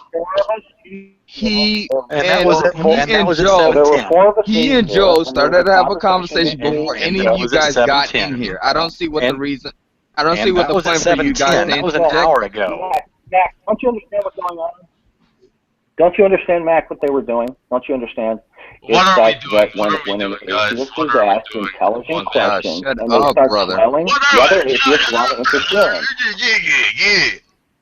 Why are you so grumpy, you fucking... You're not helping, brother. Yeah, brother. It's not needed. But I mean, Darwin, did you just say that when atheists are asked intelligent questions, they don't seem to answer them? Because I'm pretty sure I've heard some intelligent questions being given to you by people like Floyd or Jack or Philip and other people like that you've just ignored. Fox, I have responded on numerous occasions to Floyd FP as long as he's not chronically interrupting me. In regards to Jack Angstrike, Jack Angstrike is a well-known troll and somebody who stalks me on Pal Talk. And I, as of 2 years ago, I told Jack, due to his bad behavior, that I would no longer respond to him. Now, if you have a question that you'd like to ask me, I'll be glad to answer it, Fox. First of all, you misdefined what chronically is. Chronically is not like, you know, periodically interrupting you. A chronic interruption is something that he always interrupts. Fox, did you have a question for me? Much like I do. Can I jump in here for just 1 second? Go on. That totally doesn't make you less intelligent. Go on. Go on, Van. Fox, did you have a question for me? Well, it seems like you're asking people why they believe God doesn't exist, which is fine. But what good reasons do you have that God does exist? Oh, okay, good. I'm glad you want to go down this path. Since I believe that something exists, I conclude that it is more likely than not that therefore something has always existed, unless you want to believe something comes from nothing. Now, Why can't something come from nothing? Well, no, I don't believe so. But why couldn't the universe be uncaused? Okay, why can't he finish what he well, that would be when I said that something has always existed, that could include something always existing, right? So you think the universe could always have existed? The universe, the universe could be included in the set of something. It doesn't exclude it. Why would you also think that it's not necessarily the case that the universe is eternal? Okay, well, obviously you didn't understand what I said, so I'll clarify it for you. Since I believe that something exists, I therefore conclude that something must have always existed to account for what does exist, unless one wants to believe something comes from nothing. Why is it necessarily the case that something? I mean, when you say something comes from nothing, you don't assume that nothing was the cause of something, rather that there may have been a state of affairs that was nothing and then something began to exist uncaused. Do you mean that? Okay. Do you believe that it is rational to believe that something comes from nothing, Fox? I don't. That's not what I just said. I said I wasn't talking about something coming from nothing, because something coming from nothing implies that nothing is something to have something come from. So I'm not saying that. I'm saying that no. Listen to me. Listen to me. What I'm saying is, I don't think it's irrational, or at least I've not heard an argument to say why, if there was a state of affairs that was nothing, then there was something that began to exist uncaused. Now that something that began to exist uncaused was not from nothing. Okay, so that's another. Well, if that's a distinct possibility, then we can throw that in the hat, then, can't we? I gave an either/or option, that something has always existed or something comes from nothing. Now, which of those two positions do you think is more likely, Fox? I'm saying that there is another possibility that you're not considering. What is that, Fox? Why don't you consider it? So if for instance, what is the third possibility? If you let me finish, then I'll tell you. Okay. So if let's say there was a state of affairs that was nothing, and there was absolute nothingness, right? And then there was something, okay, and that something was uncaused. Now that something did not come from nothing, okay. That's not what I'm saying. So when you hear people characterize something from nothing, the problem is that we're not positing that nothingness is a source of something from which something came from. We're just saying that we do not know the cause, but something did step into the vacuum of nothingness. Okay. It's more a case of it is logically possible, okay, for something to exist uncaused. Now, if that condition applies to the first event of the universe, that would be A. My alternative that I gave you. I'm giving you A or B. Something has always existed, or B, something comes from nothing.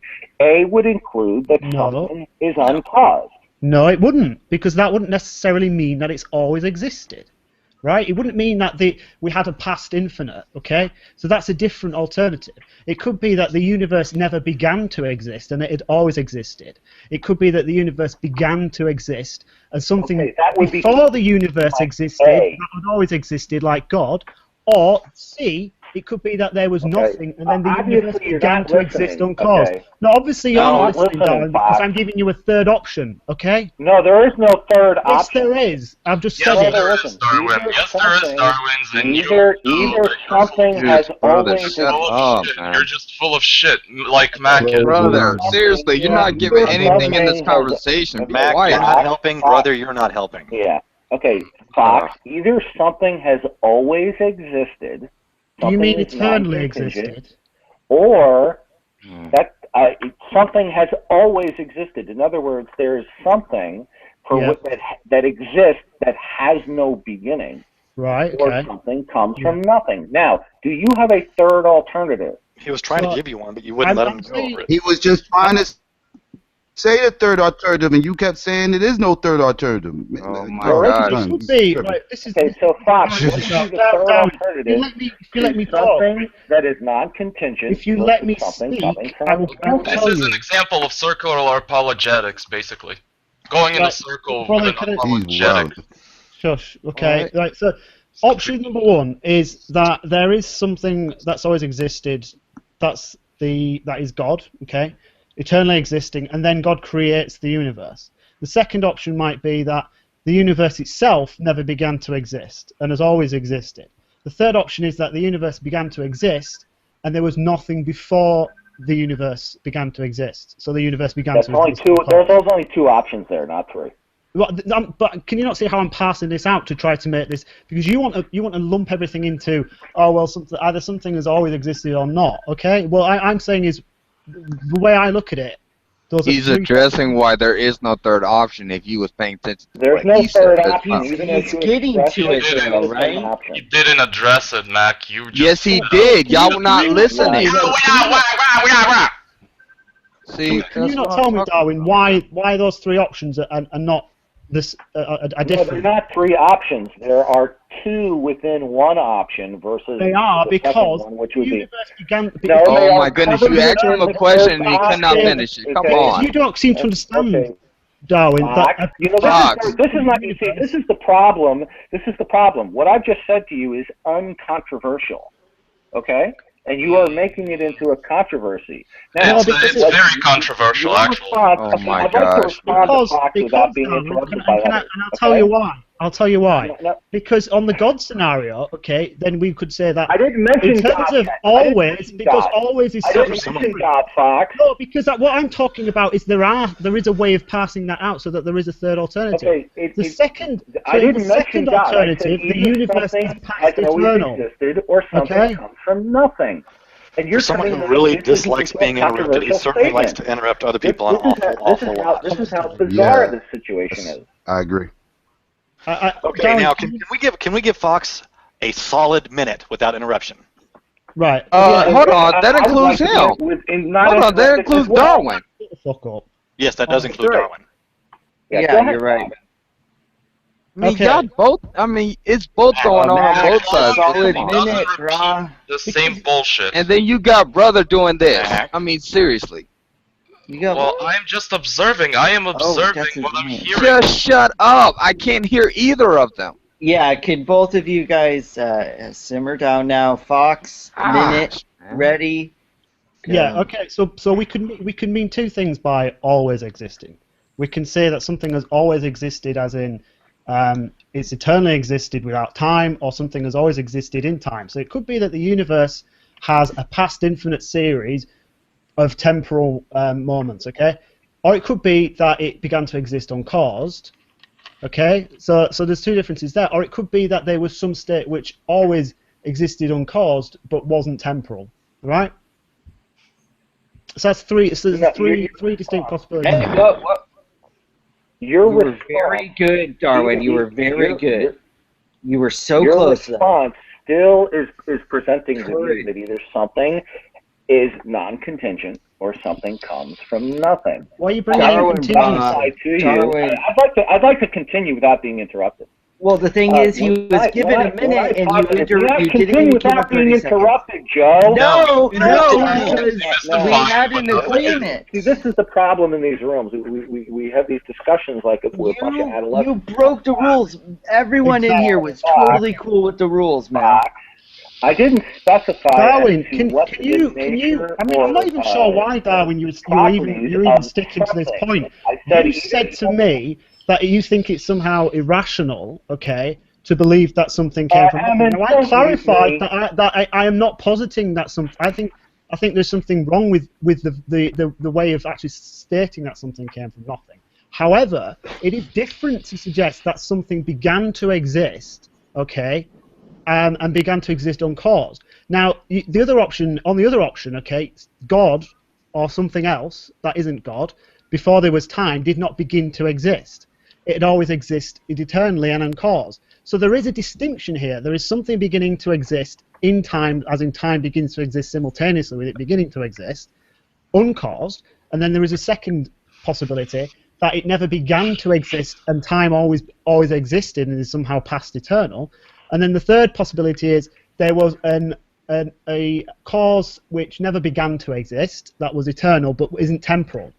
Right, so I'm trying to pass out, and you like a dog with a bone, seem to be trying to suggest that there isn't any significant difference there. Now I'm clarifying again and again and again what the significant difference is to these three different scenarios. Now I think really, if you have some actual objection to those other two scenarios, and that's why we should plump for your scenario, then that might be better to address that rather than going back to either A or B. Okay, when I'm saying that there are significant enough differences in this to not railroad over these differences and just try to roll them up into either something came from nothing or something that always existed. So you're deliberately trying to conceal possible subtle differences which make such a massive difference to how we approach this and how rational we are.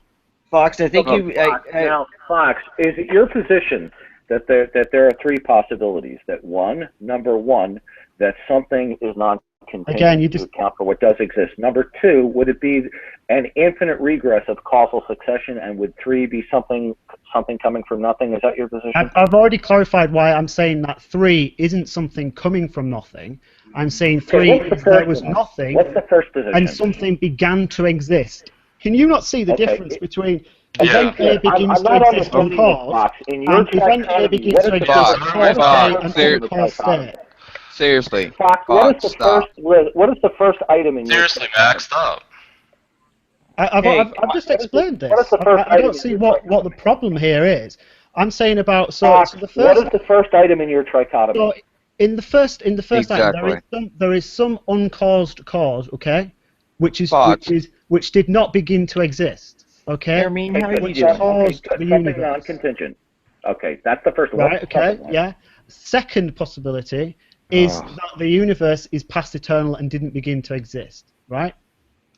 Okay, well, that would be within the first category. No, it wouldn't. It's completely different. If the first category has a different entity. Didn't begin to exist. The first category is a different something to the relevant something that we're talking about, which is the universe. No, I'm not defining what the something is.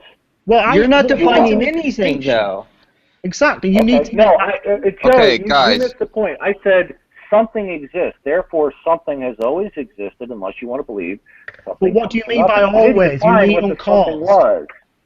Because that's right. That something has always existed that is non-contingent and does not begin. You were completely ignoring what I mean by always. Wait a second. Mac, you're kind of muddling things. They are going back and forth. It's heated, but you got to let them. It's supposed to be a minute and 30 between the both of them. So why is he still interjecting here? That was lost. They were going in a flow back, and is number 2 on your list a past eternal universe? Yes. Okay, good. So the universe has always existed then, right? The universe has always existed, but in a different sense of how something has always existed. Because we're talking about the universe didn't begin to exist. Is that correct? Is in terms of in temporality is eternal. Okay. So that's different to scenario 1, isn't it? Because that's something. No, it is not. No, yes, it is. Because no, it is. It didn't begin to exist. It is different. If something didn't begin to exist, it's non-contingent by definition. That's not necessarily true. We're talking about. The universe did not begin to exist. What do you mean by contingency? What do you mean by contingency? Yeah. Do you mean causally? I think that's painfully obvious. It's not though. I'm not sure what you mean by that. Contingency something is contingent. Is if there is not a prior circumstance, then that would not exist in the form in the manner in that it does. But doesn't that speak in terms of temporality? No, you know what? This is mind-blowing to me. That this is a very simple concept and it is being convoluted. It's not. The idea that something or anything is non-contingent or something comes from nothing. Well, maybe it's hold on. Maybe it's the way you're explaining it, Mac. Can you explain it to us? Can I just pick up on that point actually? Because Darwin just said something quite interesting. Darwin had just said that by not being contingent, something is not dependent on an antecedent state of affairs, right?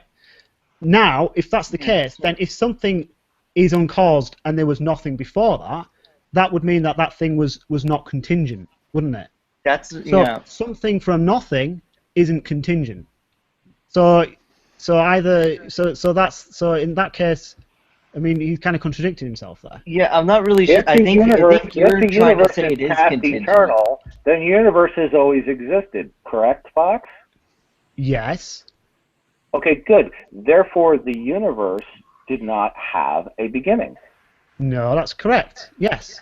So that's what that's one of the options, right? You just said, right? You just said that either something is non-contingent or it's something from nothing, right? I'm saying there's something from nothing is also, by your definition of contingency, non-contingent, isn't it? I didn't. That was completely incoherent. What I just heard you say. Well, that's what you said. So you say that's not what I said. You define non-contingent, Darwin, by essentially saying it's non-contingent because it isn't dependent on any kind of previous circumstances. I'm defining Darwin, would you mind clarifying yourself? Because I causal beginning. Could you? I'm sorry. Can you repeat that again, Darwin? I'm using the term that there's something has always existed, i.e., non-contingent, in that it doesn't have a beginning. It doesn't have a causal origin. Well, in that case, very complicated. I think what Fox was saying. Yeah, but I think what Fox was saying was that there's a situation where something could have begun and not been begun by something else, which would make it non-contingent. Exactly, which is what you just said. It can't something be. From nothing. So you're saying something from nothing? Well, no, is something from nothing is. If something is acausal, and it begins to exist, then it comes from nothing. Then. If something is acausal and it begins to exist, it doesn't come from nothing, does it? Because we're not. Yeah. Because that would imply causality. Fromness is a causal relation. It means it begins to exist without a cause. That would be correct. It has no cause. That's what the phrase something from nothing means. No, you said acausal. Okay, you know what? What I have posited was a very simple, basic idea. And what you are doing is you are convoluting this. No, it's not convolution. Option into three. It's trying to parse out possibilities that have significant distinctions. The trichotomy that you're offering is a false type trichotomy because the second leg of your trichotomy. But being condescending isn't really. May I finish without being interrupted? Okay, but don't at this point, I think when you're being this rude, you don't get to finish without being interrupted. Okay, now the second leg of your trichotomy. And I think I'm going to say it again. When you're being that rude, domain within the first leg, and therefore it would affirm the initial binary options that I offered. And this convoluting of what I had been saying, it's just muddying the waters. And obviously, you're not interested in me explaining my position to the existence of God. I'll tell you what, you haven't been interested in explaining your position. Yeah, I mean, what I've tried to do for you, Darwin, is I've tried to pass out the different scenarios in a meaningful and significant sense in which we can think about, the possible origins of the universe or a first. No, I didn't talk about the possible. Can you guys imagine him? Well, that's clearly what you're trying to talk about. I didn't mention the universe. I said something. I mentioned nothing about the universe. You did. I said something. Darwin, did you ever get even a degree from high school? Did you finish? That doesn't matter, brother. Come on, that doesn't matter. Did you even finish high school, Darwin? Be honest. I didn't finish. I only finished the 6th grade. What you have done is because you don't like the idea that I'm laying down a binary option, that I'm offering a dichotomy. You want to say no, that's false, that there's a trichotomy of options. But the trichotomy I was talking about in a relevant scenario. Interrupted. Okay, No. I'm not doing this anymore if I'm going to be constantly interrupted. I think you might as well go ahead and give it up because you've been so rude and So, Fox, what I was saying might as well give it It up. seems like you're asking me a question, and then when I try to answer it, you say the you're not trichotomy that you are offering is a false one, and it actually falls within the binary options that I laid out. I didn't mention the universe. He didn't agree to those binary options. That's the whole fucking point. That's why your approach is Disputes those. If you guys I'm still not sure on the contingency part. Okay, I'm done. You know what? You're not a necessity. You know what? I tried to lay out a basic binary option, and what we have here is a bunch of people being childish here. Not really. Not really. People just someone explain. Fox. How is it contingent? Your trichotomy is a false one. It's no, it really isn't. Hey, brother, hold on a second. Fox, what's the issue with the contingency? So, yeah, I wasn't entirely sure where Well, see, the problem with Darwin's approach is that he's trying to divorce this from actual significant differences that might occur in certain scenarios, right? Okay, so is it a dichotomy to say that something either begins, either has no sort of something Is always your existed? secretary out to lunch or something? Who's not answering the phone? It's mine. Sorry, that's why that was slightly distracted. But the point is that Darwin is trying to get to, and he'll deny it, but he's trying to get to talking about the origins of the universe, which is why he brings up something from nothing. Okay. I mean, that's what I'm interested in, anyways. I think it says nothing about the universe. So your argument at no point was going to go to okay, Fox. I said since something exists. Yeah. Therefore, something has always existed, unless you want to believe that. But what do you mean by always? What do you mean by always? It means that there's something that did not have a cause. Right, but that thing could have just began. Something could have began to exist 5 seconds ago. That had no cause. Would that mean that it's always existed? That would fall under the second leg. But would that mean that that's always existed now? Okay, you see, what you're doing is you're muddying the waters, Fox. I didn't interrupt you. If an atom something has always existed and does not have a cause. Now you're adding a different condition there. You said it comes into existence without a cause. Darwin, can you have a non-Boolean thought? Can you have a non-Boolean way of thinking? Can you just please let me address this, because I think this is quite an important point. Okay, so Darwin has said that if something has always existed, okay, if it doesn't have a cause. So if for example a molecule had just begun to exist in Saturn's rings, okay, just 5 seconds ago.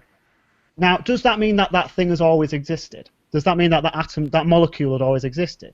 I don't think it does. I just think it means that it began to exist uncaused. Okay, so what either something has always existed. So there is a significant difference, I think, in how we define always. To me, always means that something has always existed, as in it's past eternal. I'd like to respond. You gotta let him finish, man. You gotta let him finish, man. Yeah, you're incapable of letting people finish. Okay. You gotta let him finish, man. You're interrupting way too much. You're also I don't know. Your sound is really weird, Darwin. Time out. It's weird. Yeah. Your sound is weird. But you're making more sense, though, weirdly. Okay, hold on. Well, in a postmodernist type of way, he does make more sense. But. I don't know. This is what happened in my debate with Counter Owl, by the way. The concept of temporality kept on bugging me. Is that something I should be concerned with, or is that irrelevant? Because when someone says something like always, okay, I mean, we intuitively believe that means as in all time, okay? So it has. So if you think something always existed, that it's existed eternally, I mean, we tend to mean that means temporally eternally, okay? But clearly, so in that sense, if that's what we intuitively mean, okay, then there is a sense in which it is possible that something has a past eternity, okay? And in that sense, that thing that has a past eternity, it has no cause. So Darwin's real dichotomy should be between either things have no cause or things have causes. And now that's fine. I'm fine with that. I'm fine with that dichotomy. And in that dichotomy, we could have something that had existed eternally. Shut up and let me finish. Shut up and let me finish. Darwin, shut up and let me finish. So in that option, you could have something that had always existed eternally in the past and had no beginning and therefore had no cause. Or you could also have something that began to exist 5 seconds ago but had no cause. Okay. In the other category, we have things with no causes. Okay. So that's where the dichotomy really should lie, because Darwin is deliberately going over a very important distinction there. And he's saying silly things like if something. Well, hold on. No more. I think this is what happens. Everyone starts editorializing, and it just gets mud. Go ahead, Darwin. Oh, I'm tossing you the ball, Darwin. Come on. No one ever. Catch it. No one ever Well, can he may have given up, but I mean, can people not see that there is an important distinction? I mean, I'll throw it out to the room between saying the molecule that began to exist 5 seconds ago uncaused around Saturn's rings hasn't always existed. Would you say, oh, well, that molecule there has always existed? Would you No, say that? You wouldn't, would you? That seems strange. It seems actually trivially true.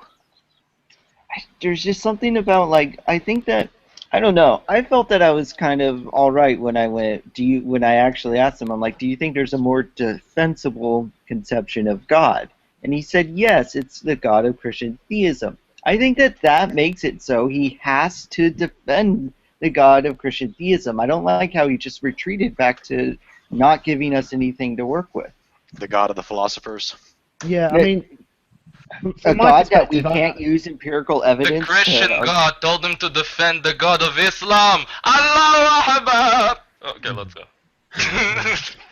But from my perspective, I know how these conversations go. They want to get you to a position where they want to say it's irrational and absurd to say that something came from nothing. So if it's irrational and absurd to say something came from nothing, and that the universe began to exist, then if you're being rational, you have to then conclude that something other than the universe, which he's going to call God, created the universe or caused the universe to begin to exist. I always know where this is going to go, and it's always caused by a conflation around this something from nothing. Now, it is absurd to say that to ascribe to nothingness, okay, that it has some kind of causal power, that it can be a thing that can be a from, if that makes sense. That's not what we're saying. Okay. And you heard Darwin say multiple times that he wasn't representing the universe. He was going so there. Why would you keep bringing that up? Because it doesn't matter. I don't think he actually. I thought he actually stayed with just causation. So it doesn't have to be the universe, though, Mark. If you're considering any something from nothing, okay, that is absurd. If you are implying that the nothing, which has no conditionality, no properties to it, that can't be a from. So that's not what we're saying. So it's a straw man of the genuine objection to the cosmological argument. It's a complete straw man because that's not what we're positing. We're positing the possibility that the universe began to exist uncaused, and they want to conflate that with something from nothing. Basically, naturalistically, it had nothing to do with the universe. It has everything to do with the universe. Mac, no, it's the argument from causation, Mac, and so we can mention the universe, but adding that doesn't really do anything because we're not talking about anything in terms of empirical knowledge, which would require the concept of a universe. So they might be saying it, but it's not really a big deal, anyways. Have you guys been interacting with Cliff about this question? Because he's a good one. I contacted him earlier, and he actually, I mean, he's fine even with there being a beginning. But the whole point is that like to posit, like I just was interested in going, okay, if there's a beginning, yeah, that's sorry, Joe, to interrupt, but that was kind of what I was saying. Even, I mean, I don't think it's necessarily the case that the universe had a beginning, okay? But let's say even if it did, there are two options. It could be that beginning really isn't a first moment of something coming into becoming, okay? Or but even if we say it is, need to figure out, right? Even if we say it is a first moment of temporal becoming, why can't that first moment be uncaused? I mean, that's the point. He's back. He's back. Oh, but unhide him, right? Yeah. Armin, are you here? I want to hear what's up. Yeah, let someone else talk. Okay, my connection dropped. First of all, let's make it abundantly clear. When I gave a binary option of something has always existed, it is the idea that something is something that does not have a beginning, something that does not have a cause. Now, I made no mention. May I finish clarifying my very simple? Go ahead. I'll tell him to be quiet. Go ahead. Just go ahead. Thank you. Now, Fox, in his attempt to muddy the waters, tried to include the idea of the universe. I made no such mention of the universe. I simply said, may I finish without being interrupted? No, because I just want to make that clear. I don't think it's an issue because we're not talking about it. This is how you atheists play the game. Is what you do is you interrupt, you muddy the waters. Okay, you accuse people of. Okay, I'm going to mute you for a second. If you want to have a conversation, have the conversation. Yeah, I am having a conversation. I'm being. Do not go into the whinge fest. Have the conversation. You know what? This is so tired in dealing with childish atheists. Well, then why don't you leave? I'll try to finish what I'm saying. I'll try to finish. Forever young. I will be forever young. Okay, brother. Okay, go ahead, Darwin. No meta commentaries. Just go ahead. It is Fox who interjected the quote unquote the idea of the universe. I will punish him severely later. Just go ahead. I made no mention as to what the properties or nature of reality was. It was Fox who, in order to avoid the dichotomy or binary option that I was offering, introduced the idea of a past eternal universe. I said nothing about the universe. I said either one believes that something, and I'm not specifying as to what that something is. Something has always existed. So what does this something mean? In my binary option, starting off, that either you believe that something has always existed in order to account for what does exist, and that something can be whatever you want it to be, as long as it's something that has properties and attributes. Can that just be past eternal? Can I finish?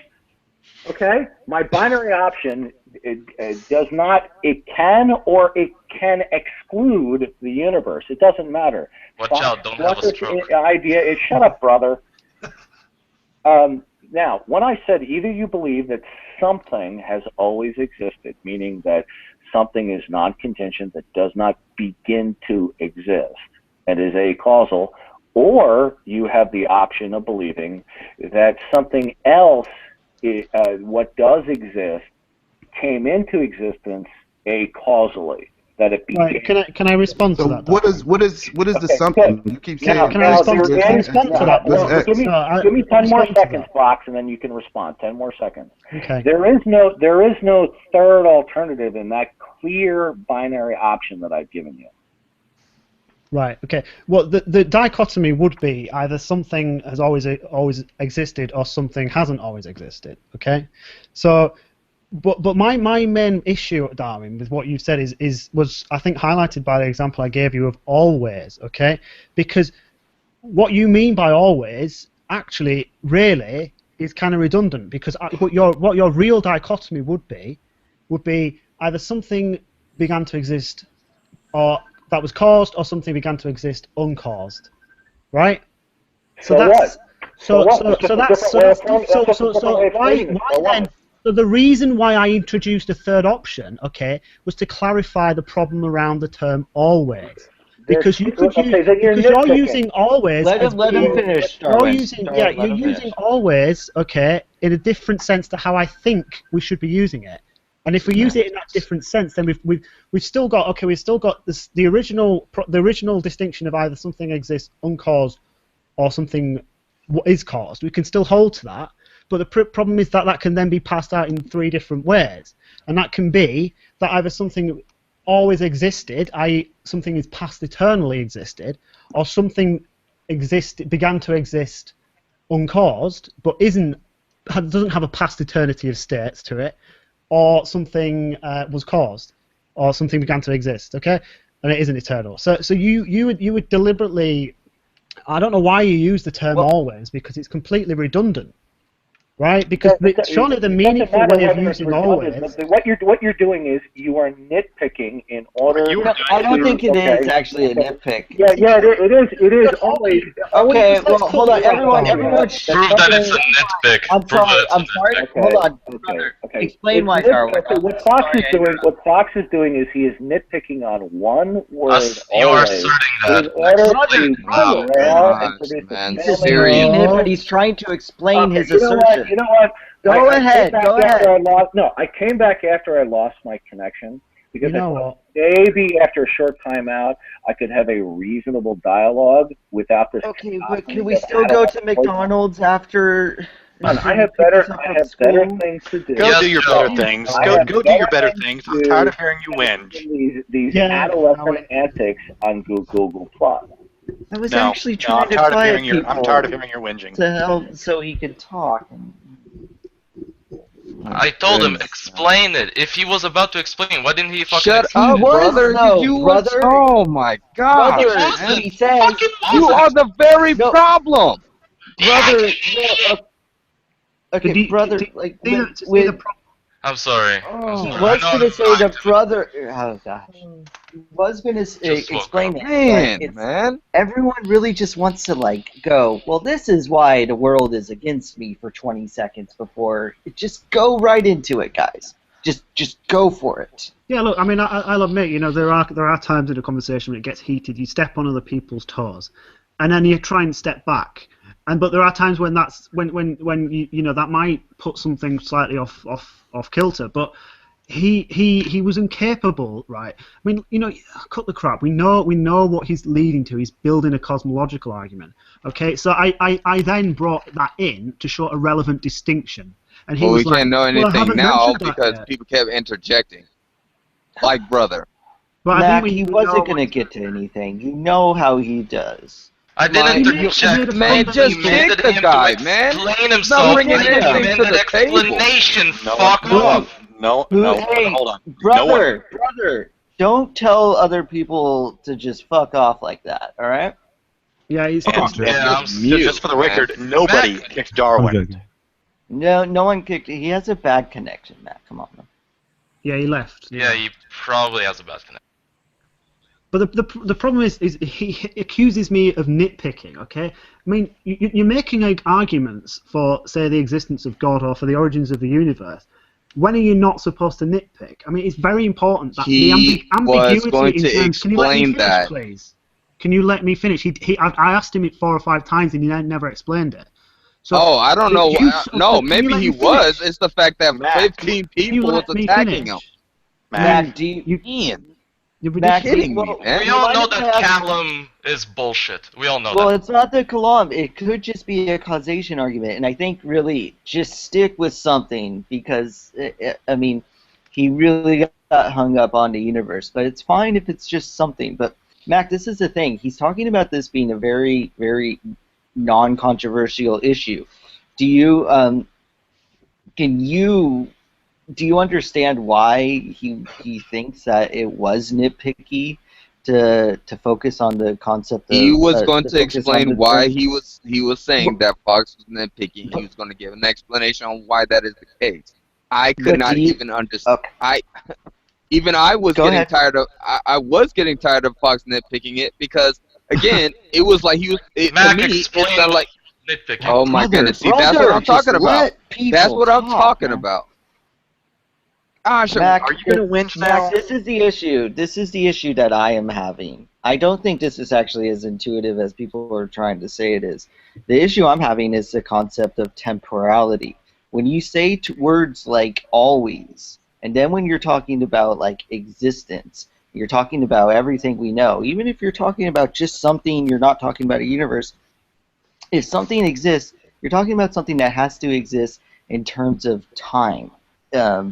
And the thing is that when you say it's always existed, the only concept of time that at least I'm aware of is within our body of knowledge now.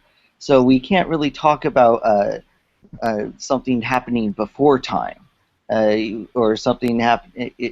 Does that make sense? And when you're when you use words like when you use tenseness, right? Like something coming from something. When you're using always, you're talking in terms of time. But if we're talking about something coming into existence, causation, that's not. There's something wrong with that.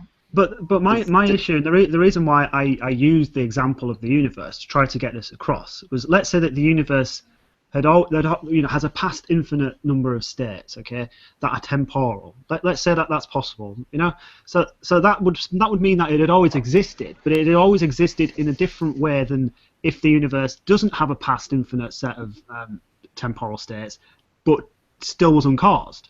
Okay, so we would say of the first that would best capture what we mean by always, but it would be very strange to say the same of the second, or that'd mean it always existed.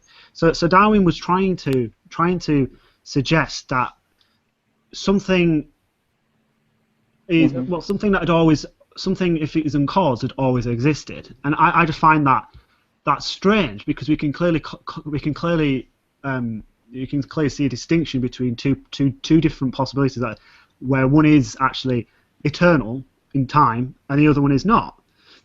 So really, his whole binary distinction is kind of superfluous, because what he really should be talking about is something either was caused or uncaused. Okay, something either X is either caused or uncaused. Okay, right. So if you talk about it in those terms, it becomes a very different argument. But of course, what he wants to do is he wants to slip in through the back and try and get all of this down and get us to agree to all of this, so that when we do start to talk about the universe, he's going to then bring up all various different kinds of objections. And I think it's best to not let him do that from the start, and try to clarify what do you mean by always? What do you mean by always when you semantics, and but it's not semantics. Semantics changes in philosophy so massively, okay, that the outcome of an argument by what you mean by terms. And if you're not precise, then there's going to be ambiguity, and I can't agree to his definition if I don't know what he means. But Mac though, it's not just he's using the word always when it's a temporal issue, and that's really important, Mac. It's not just semantics. Can you appreciate that? What do you mean by What do you mean by it's a temporal issue? All of our concept of something existence is with respect to temporality, with respect to time. Something always existing you have to invoke the concept of time. It's a bit more understandable when you do talk about universes, because you could talk about space-time, for example. Acceleration of time as well. Well, it's the concept of time when you're talking about causation. It must be addressed. And so when you use terms like always, it's not just semantics, it's not just use better words, it's always is a temporal, the word only makes sense if a concept of temporality is understood. And well, I will reject that notion under the understanding that I have, because again, my understanding is that you do not have a concept of time without someone or something being timeless to create time. What? That's wrong. You'll have to. That's what I'm talking about. I don't know if it's wrong. I'm just not sure what you mean by that. He uses the argument that's you cannot know what light is without darkness. Hence, there's I don't know if it's the privation of. I mean, are you using the reference? We need to have a concept of timelessness in order to have the concept of time. No, I'm saying that Okay. I'm starting for me that I'm saying that there's no way you cannot have a sense, the concept of time, without something who is timeless creating it. Why not? Why? I don't see why. Yeah. Why not? I mean, you'll have to give an argument as to why not. Well, we've definitely asked why not. What's up, Mac? No, we don't. All right. Wait. Everyone settle down. Go ahead, Mac. Go ahead. But no, he just said he doesn't. Why don't you? Yeah, why? Because I said that's for me. That's my understanding. So you don't use time. So your argument does not enter into any. Hold on. It's not an argument. Hold on, brother. So you're not an argument. We've been having this discussion. So your point in this discussion. Hold on. Your point in this discussion is to say that I don't have to prove it in yellow, but I'm right. Opinion. It's your opinion. That's actually, I mean, and there's nothing wrong with having opinions, Mac. when you say "for me," that's very opinion-esque language. Fine, that's fine. But I don't see why people are trying to get an insight on what, because you don't adhere to my belief system. You don't adhere to what I believe in. Mac, don't take it any further. Van, because Van is trying to get insight on something he will not understand from me. Well, we're in a hangout. He wants to know more. Yeah. If he wants to know more, then he can say it's not an argument. Then he would say, "Why do I say that?" He actually sounded like he said fair enough, and he said your point. At least that's what I heard. Jesus. Yeah. Yeah. That hurt. Okay. Did you just what happened? Did the point actually literally poke you? Stab you? Huh? I mean, what I would say there is, then what's the purpose of bringing up that point? Funny. Is if you don't have to have an argument for it or an explanation for why you think that way. What would be the purpose of bringing it up? Point. You will not, again. Okay. Because the things that I adhere to, you do not believe in, and you yourself will not understand why I say the things that I've said. Well, that's blatantly obvious. Well, really. Okay, then so you're trying to inquire. It's like this. For completely different reasons than you think. Non sequitur. I mean, that's the thing, though. You're trying to inquire something from me that you already know. I'm not going to understand it coming from you. So why are you trying to inquire? Well, really quickly though, everyone. Really quickly though. Go ahead. No, really? Okay, go ahead. What I was going to say was the whole point of these conversations is to try and get, either sway someone to your opinion or to explain your opinion to someone else. And if you're not even willing to do that, why are you here? Plus, it has nothing to do. It has nothing to do with me not. You're trashing the gene pool of our society. That's what you're doing. Come on, brother. Don't say you're not helping. I would say that about. You're not helping, brother. Okay, but it's a dumb thing to say then.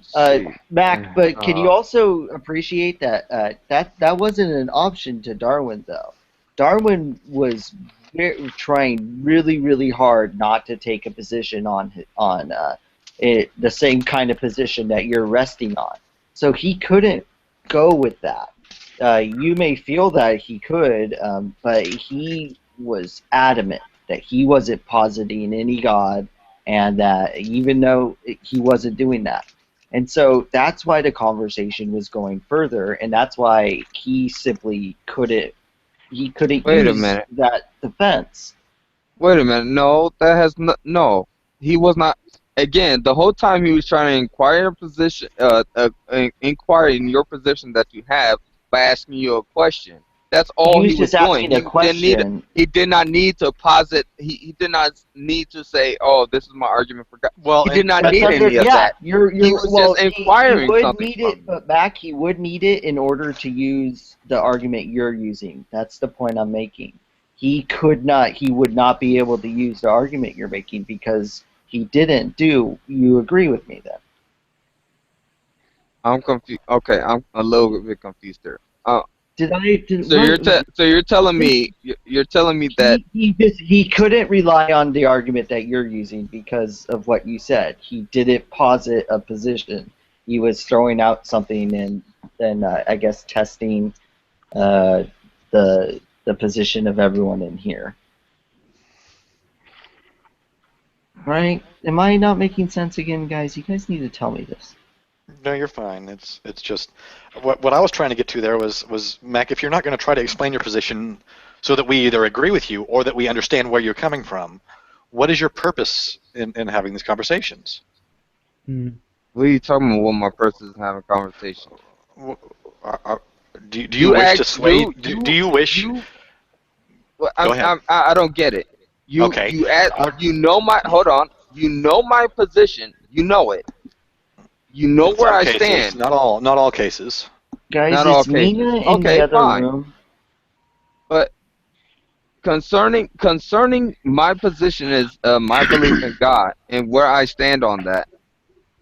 You asking me something from me that you yourself said I'm not going to understand coming from you. Why are you trying to inquire from it? No, that's not what I said.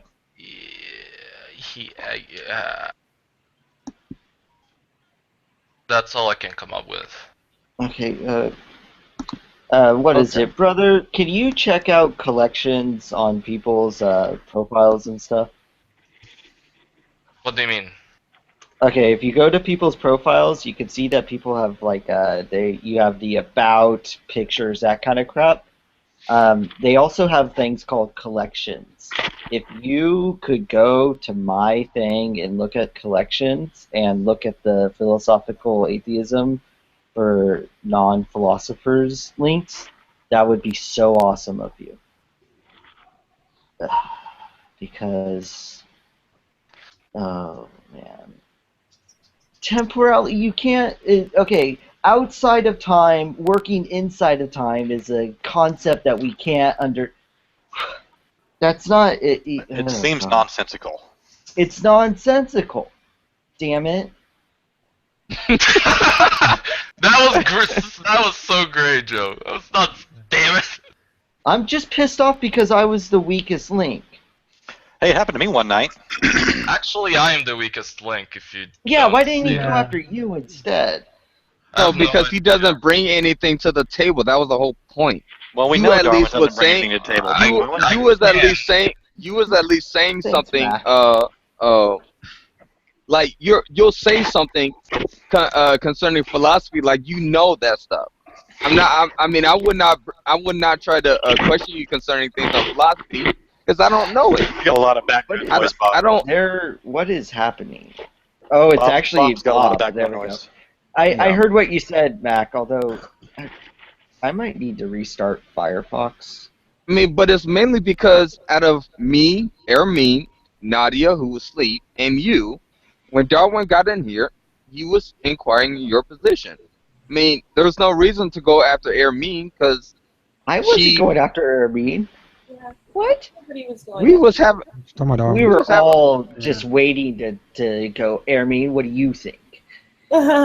No, I listened to the whole thing, and actually, I, did some things around town, but I just have a hard time not so much question, but with how people say things, and it just sounded so like there was, what's the word where it's just about. Well, he's definitely doing leading questions. Well, yeah, there's nothing wrong with that, though. I don't think there's anything wrong with that. Not necessarily, no. Here. It's the motive behind them. Well, Ermine, go ahead. No, and and you did say the leading questions, and when I hear the leading questions, it reminds me so much of Roy. And I'm like, cut it out. But for me, if it's the questions sound like somebody truly has a desire to know or understand, I don't have an issue with it. When it sounds like I'm ready to cut a you-know-what, because I'm ready to prove my point and, like, drop the mic, it's like, come on, dude. Yeah, the problem I have with Darwin is you'll always notice he does this little tell where he says, okay, good, and it's literally as if he's just moved one line on his script to ask you the next question. And I mean, he's not. Yeah. He's not. He's completely devoid of intellectual. His whole argument.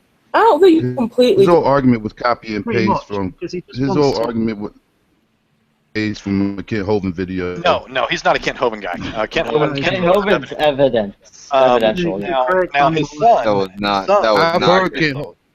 It's an Eric. Which one's the young? Eric. Okay, it's Eric. Then my bad. The son. The son. Eric is the famous one who does precept who's not good at it. Yeah, But I've Have you seen definitely the video seen with him use this Thunderfoot? argument multiple times.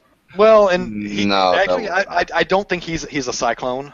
He's got a little bit of that to him, but I don't think he's a cyclone. If you watch the video where he debates Thunderfoot, that one was Oh hilarious. my god! Ow! If Was those that are a cheap, sneeze? what the fuck? I mean, Psycho. I mean, the thing is, though, you can't really call him a Ken Hovind, Eric Hovind, Cy, whatever. Yeah, If many he's people presenting, were disagreeing if you don't even know what their argument, I mean, his argument was completely different from theirs. I know Ken Hovind, it wasn't Eric completely Hovind, Eric Hovind side said that they're same exact completely argument. different. Not They completely. said that. Okay, well, it wasn't the exact same argument, but he was touching a lot of the same points. Yeah. But It's they're a different definitely from a them. precept.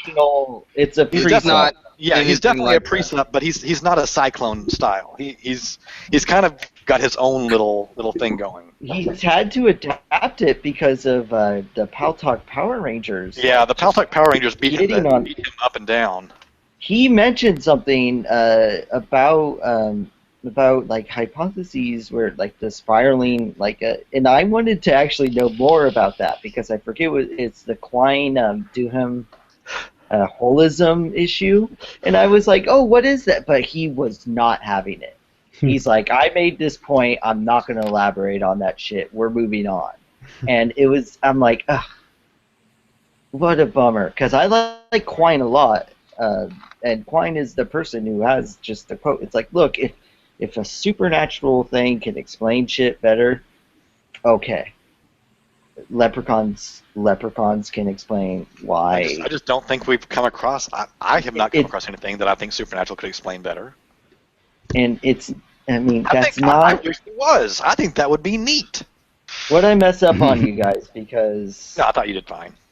Yeah, he was continuously insisting that your stance, basically saying that you don't believe you have good reasons to accept that a God does exist, it was somehow implying that. No, actually, well, he that's kept avoiding. not good. That's not good reasons to believe that it logically necessitates that there isn't a God.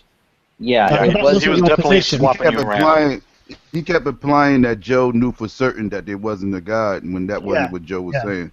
Yeah. Well, I gotta say, Joe, I was listening to the whole thing, and actually, for me, your argument sounded really good if you're agnostic or your reasons, right?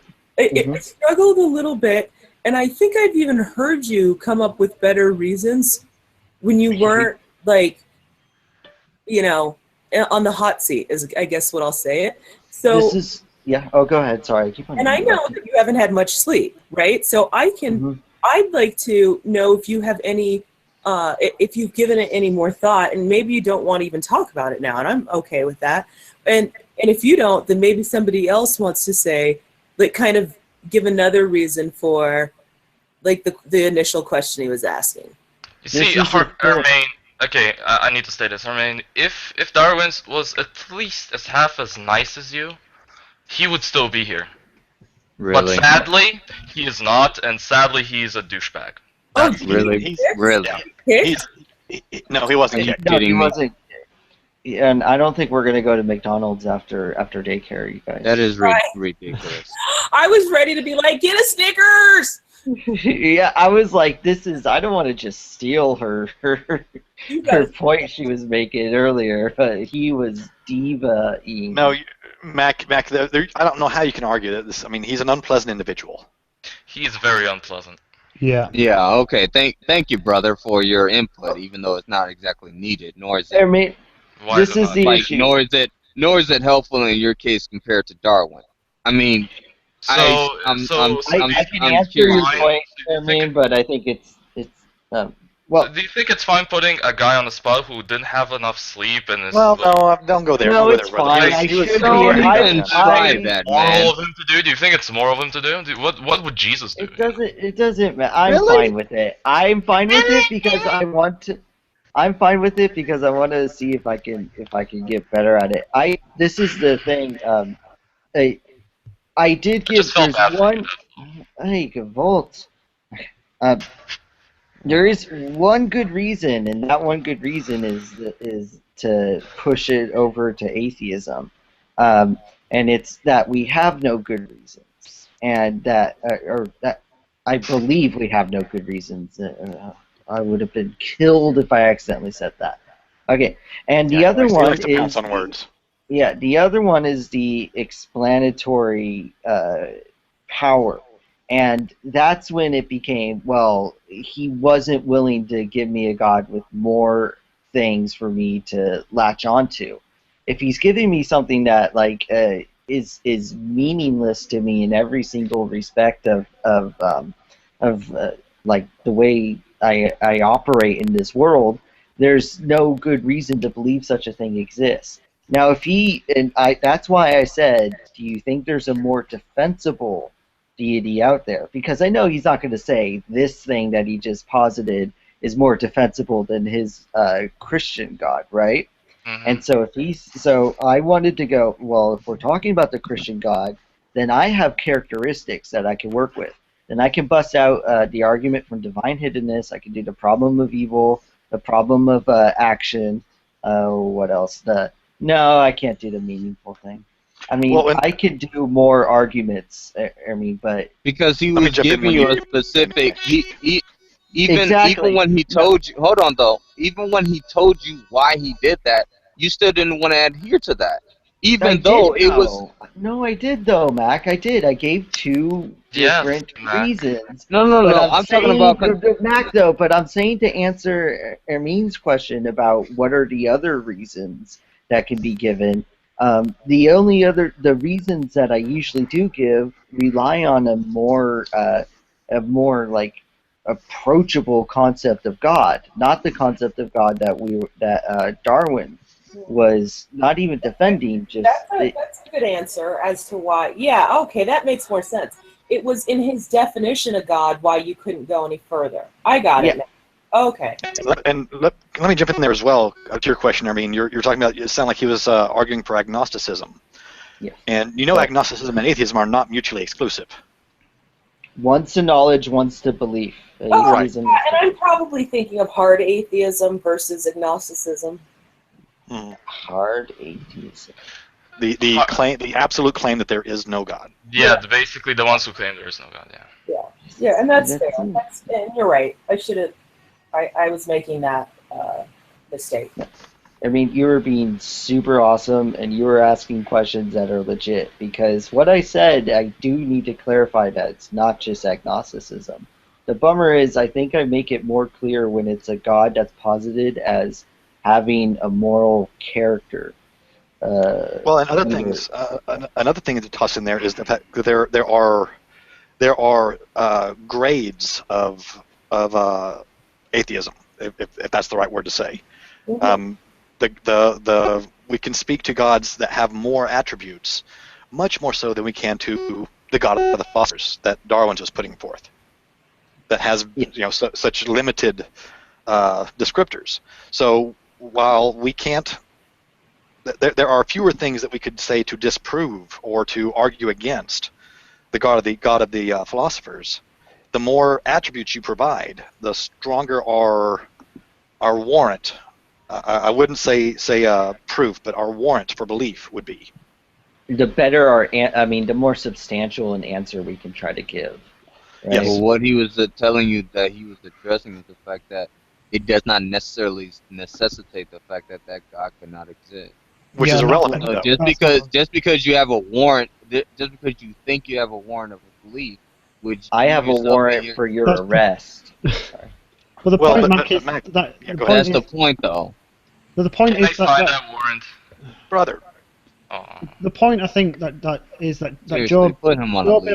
Joe believes he has sufficient warrant for his position, right? And the only way you could trick Joe up on that would be if you said no, you don't have sufficient warrant for his position. But remember, Joe's position isn't one of hard atheism, which is what Darwin continuously tried to strawman him into trying to say, well, yeah. How did he strawman him in trying to say that? Well, because he kept changing his answer into saying, you're saying, oh my God, it's logically necessitating a God. Well, yeah, but that's the point. Is that it needn't have gone any further beyond the fact that Joe based he claimed his warrant was, well, I don't find anything that convinces me, and or I don't have good reasons to convince you that the proposition is true, and also that I don't find that it has any explanatory power. I think that's right. So that's fine. I mean, you can say, well, actually, I gave you last week a really good reason, and you didn't come up with a good answer, so that's wrong. Or you could say, no, actually, God does. He has all of this explanatory power. That's how you would show that Joe's warrant was not sufficient. But what Darwin did, instead of doing that, was to say, oh, well, that justification isn't sufficient to warrant the belief in strong atheism. Well, sure, it's not, but that's not what Joe's position was. So that's where he was strawmanning him. He was trying to show... No, because he kept asking Joe, what is sufficient evidence to say, what is a sufficient warrant in your belief to say that God does not exist? that he And believes. Joe by his own now going into admission basically said he didn't have one. Mac, you're now going into you're now asking about hard atheism. You're doing Mac, exactly you're what he going did. full retard at the moment. Come on, brother. You're not Come helping, on, brother. man. But Mac, you're asking him now about hard atheism, which is or anyone here really has spoken to. I don't think there's a hard atheist in the room except for Nadia, and she's asleep. Nadia is the only true atheist. Nadia is like awaking. Oh, sorry, I'm outside. Yeah, I mean, She's- you could even have gone to make an argument to say, well, you know, the only real atheists are hard atheists. I mean, that's something that, like Matt Bell, I think, sometimes tries to venture into that territory. Oh But my again, God, Darwin wasn't even doing that. So it was a complete straw man. I mean, he was attacking a straw man. He was trying He was attacking a position that Joe doesn't hold. Yes, exactly. He was trying to make it seem as if Joe was unwarranted in his beliefs that God doesn't exist. To saying that because he can't show that God can't exist, that somehow is a wrong There's position. no point in arguing. There's just no point in arguing about it now because he's not here to defend it. Well, but you're the one who brought him up. Yeah, you're the one who made Mac, the exact you're the one. I'm just saying, no, because I was addressing about him before. So and I'm also, just gonna. Ermine was asking about it too, right? Well, And she said I gave awesome answers, so I feel awesome. Yeah, Good for you, Joe. I validate that as well. I'm going to bed anyway. Power. Oh, Mac, you just went like full sleep, but you're like, I'm going. I've been trying to sleep since I've been in here, but it ain't working. So We're just so entertaining. Good night, Mac. I mean, I was about to get tired when it was just me, you, and Ermine and Nadia in here. Oh, wow. I was in here too, Mac. You know. Snap. We don't improve. We're not. Okay, fine. Well, can go. I mean, no, it wasn't boring or anything. It's just that it was relaxing. I mean, I was listening to it. Really, Ermine? Come on. It was just relaxing. I didn't. Look, Susan, he's eating the chicken. So it was just comfortable to have just to have that moment of peace, and even when you guys, you and Darwin was having that conversation, and then it kind of piqued my interest where I started waking up again. The other thing is, like, 5 people came in all of a sudden. Did you guys just see that?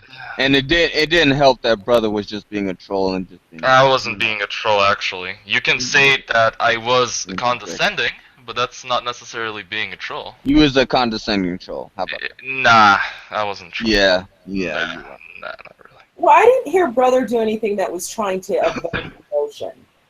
Really? Yeah, well, not like I've seen him before, so maybe, yeah. Like, when I think he just seems so young, so you have an emotional response, and it's usually I as much as Joe and I disagree, I don't think he would agree on that area. Like, I think you know what, let's face it, I was doing different stuff for a little bit, too, so I know, I might have missed it, I'll give you that much. You might have missed it, you probably did. The way you said purple drink or pink drink, when we were talking about the drink that they give horses to euthanize them, it's the funniest. That was really You know what, Joe? I did not expect you to actually go there. I thought you was gonna reference something like Ermine drinking that pink Kool-Aid. I thought you was gonna say something like that. I like blue. Oh, I don't know that we love some purple drink. I know, drink. right? I like Ermine, I'm right there with you on that. I don't know what it is about that purple drink. No one knows. Drink. But it is. Back when I was in high school, I mean, you're the same age as me. We called that purple passion. No, we called that purple drink. That's what I was called. Call that purple drink. It soothes the inner soul. It soothes the inner soul of a black man. I'm gonna say that. Purple passion. That was like an alcoholic drink, I thought. Yeah. Yeah, that's a different. We're not talking about. Yeah. Isn't drank alcohol? Dude, what's wrong with you, man? You trying to get up? No. We're talking about like Kool-Aid, but more importantly, we're talking about grape soda.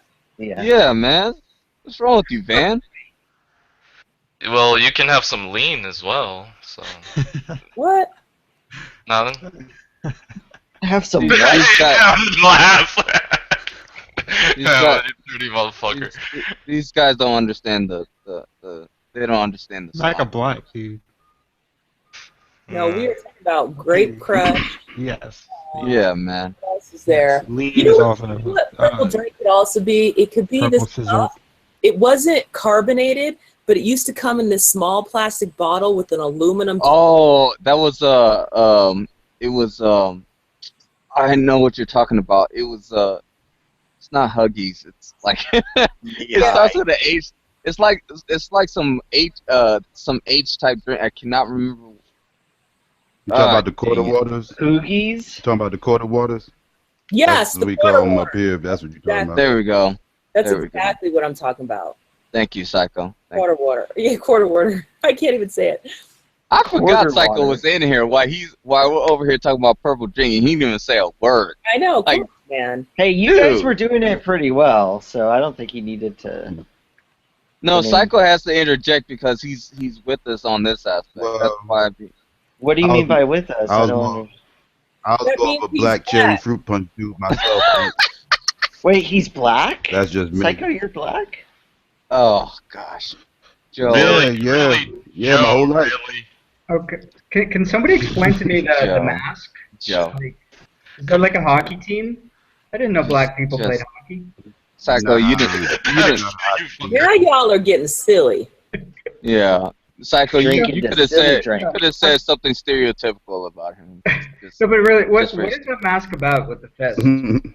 I give you permission. No. Black The fist What liberation. you mean mask. was about? Black liberation, nigga. Yeah. I'm sorry. Thank you. Oh, okay. Yes. Immediately, I'm sorry. There's an app you can get for your iPhone that tells you whether or not you can say that word. That's hilarious. It just rolls off so well. It just Well, all it does is it goes, God "Are damn you it. white?" And when you click white, you're white. Can't say it that. says, "No, you can't say the word." You know this rapper? Wait, what is it? Lil Dicky. He's like, that's the best filler word, you know, and we white people just can't use it. You know? What's up with these weird like? Did got a you question to break your ask. screen? What's up? No, that's the. I got that's a my two-part video question camera. I want to ask. Yeah. I got a two-part question I want to ask the white people in this room. Okay, I'll shut up. Do y'all have a problem? Do y'all have a problem with using the word nigga? I kind of do. Yeah. I'm talking about black people using it amongst other Oh, blacks. Do you y'all have a guys problem using with it? that? No. Well, maybe No? not. Oh, okay. Maybe. Well, in the not private black, I space, don't know why. with the private space brothers with got it, white apparently. people and black people being all friends, being all friendly, you know, they all can use the word. You know, it's a private space, not in the public. In public space, when a white person says it, yeah, I have a problem. Okay. It kind of gives me the heebie-jeebies. Can I get my opinion? This is how it works, okay? Like Apparently not, Emma. either No, word. it was a two-part question, real quick. Now my next question is, Go for the fuck people yourself. that do feel uncomfortable with it, do y'all feel uncomfortable with it because y'all feel excluded because y'all can't say it? No. No, I was actually referring to myself. I mean, So my issue with it is simple. I see it as sort of a pejorative term that is equivalent to using the F word. So when a bunch of people use it amongst themselves, I immediately think of them as thugs. I don't mind people using it every now and then to exclaim, just like I don't mind people using fuck every now and then as an exclaim. People are allowed to use it, right? But when if I see any group of people using the F word all the time, right, in their conversation, I immediately think of them as uneducated thugs and would prefer to avoid them. That's my take on it. Yeah, so I think the word has as much power as people give to it, and the more it's used, the less stigma is attached. I doubt that. But, Yeah, but there's an argument to be made for that, Eamon. That's. I think you're all wrong and I'm right. Well, that's default, isn't it? What are you talking about? I see linguistics. It's very tough. Always always felt like white people that had an attitude with black people calling each other niggas always felt upset because they was excluded for some strange reason. Like that's always the impression I always got because I've always heard the terminologies that say it either, and I don't understand You're kind of breaking the up. logic in that. Yeah, you're But breaking up a bit. You I'm think you breaking feel up. that they you Okay. feel that they think they're upset Excluded. about it because they can't say it, right? But it's Yeah, like it's clear that yeah, pretty much there's a perp. because Oh, I go ahead. know I Oh, we can't hear you again. no. But it's no. You I've might need to. I'm gonna All right. head out, you guys. I mean, freaking Darwin Joe, just comes you need a in. good So slave, Joe. You need a he good just comes in and goes, "Your one argument is wrong." I clarify that. Give him something else that he doesn't know, and so he goes, "All right, well, fuck you. Let's do God's existence then." And then it's just like, All right, I'm dipping out, guys. all right, yeah, we're repent for the kingdom of God is at hand. Obey Jesus Christ and do what he said. all God right. bless. Hail Satan. Bye. Yalala. Satan hail. Good Goodbye. night, you guys. YOLO. Or good morning, whatever. Ah. The 6 arms of Vishnu, I wish you good health. I notice you're not wearing a hat indoors today. You're more honest. I am. It is my honesty day. Your honesty days. Yes. Isn't it? I'm gonna be a good boy today. I actually used to. Speaking to that psycho, I actually used to bartend in a hood pool hall, and no, the word was flying left and right, and there'd be a couple of white guys in there that were pretty regulars, and they had their buddies. They would toss it out left and right too. No, I just could never do it. It just gives me the heat saying it. I think it has a class. I think it also has a class, sort of like a classist sort of identification. It's like people of a lower class can can kind of sort of. I don't think that really comes into it, honestly. I will say this though: You gotta be the white careful. guys that were in there, they had N-word privileges. I was about to say you better be careful. I was about to say you better be careful doing that type stuff because you might be around a bunch of black people, feel comfortable and everything, and then accidentally let it slide out thinking it's okay, and you're around the wrong group of black people, and just be careful doing that type I stuff. will say it's amusing when you hear, you got a big old group of black guys and this one white guy who's kind of hanging out with them, but not really, and and they're just tossing it back and forth, and he tosses that one time, and you just hit the room goes quiet, and everyone looks at him. Yeah. Shit's going down then, you know that shit's going down. Yeah. Well, yeah, if you're a random white guy and you don't know anyone and you say it. I grew up in a small town in West Texas, so a lot of the older people in my life toss that word out just, left and right. That was what they referred to black people as. And you've got to mute when you're chewing on something like that. Come on. I'm sorry. And I will admit that there was a particular firecracker that had one name for me. That's a rather unfortunate name. And I was in summer school one year, and someone set it off in the hallway. Set one of those off in the hallway. And what did I do? I called it by the name I knew it as, in the middle of this summer school, on the black side of town. And I'm just thinking, okay, I just committed suicide. Yeah. Yeah, we was reading about on the 9 o'clock news. Yeah. Remarkably, nothing ended up happening out of the deal. I got some dumb white boy looks. Yeah, we're about to get skinned alive. Dumb white boy looks. That's that's kind of I mean, well, I was breaking up before, but what I was trying to say before was, I've had these conversations with white people before, and I've heard them say that, well, if we can't say it, y'all shouldn't be able to say it. And to me, that just sounds crazy because, like, there's a whole bunch of stuff that people can call each other that other people can't call each other. Like, if I can call my brother a dickhead, you can't call him that. I'll punch you in your face. You know what I'm saying? Like that's just how life works. You know what I'm saying? Like, yeah. Well, there's, I'm on board with there's you. always like intercultural lingo, right? Like you see Asians do that, Russians have a name for it, Italians have a name, you know, sort of names that they use with each other, and Portuguese as well. But don't you dare use it if you're outside that cultural or, you know, that group. Be right back. exactly. Yeah. I don't think I agree with this. Which part? I think people should be able to say what they want. Oh. It's just it's a word. It's silly to get angry about it. Well, yeah, but words have meaning. Well, I you can understand. say what you want, but it's repercussions. I understand the history It's behind repercussions behind everything you say. Yeah. It's repercussions behind everything you say, Right, but all I right, do believe you should right. be able to say whatever you want. I mean, yeah. I mean, if people are gonna return violence, I mean, you can't stop them from doing that. But I don't think it's It right. doesn't necessarily even have to be violence. It could be anything. I'm just saying, like, whatever it is you say in life, you know, you're held accountable.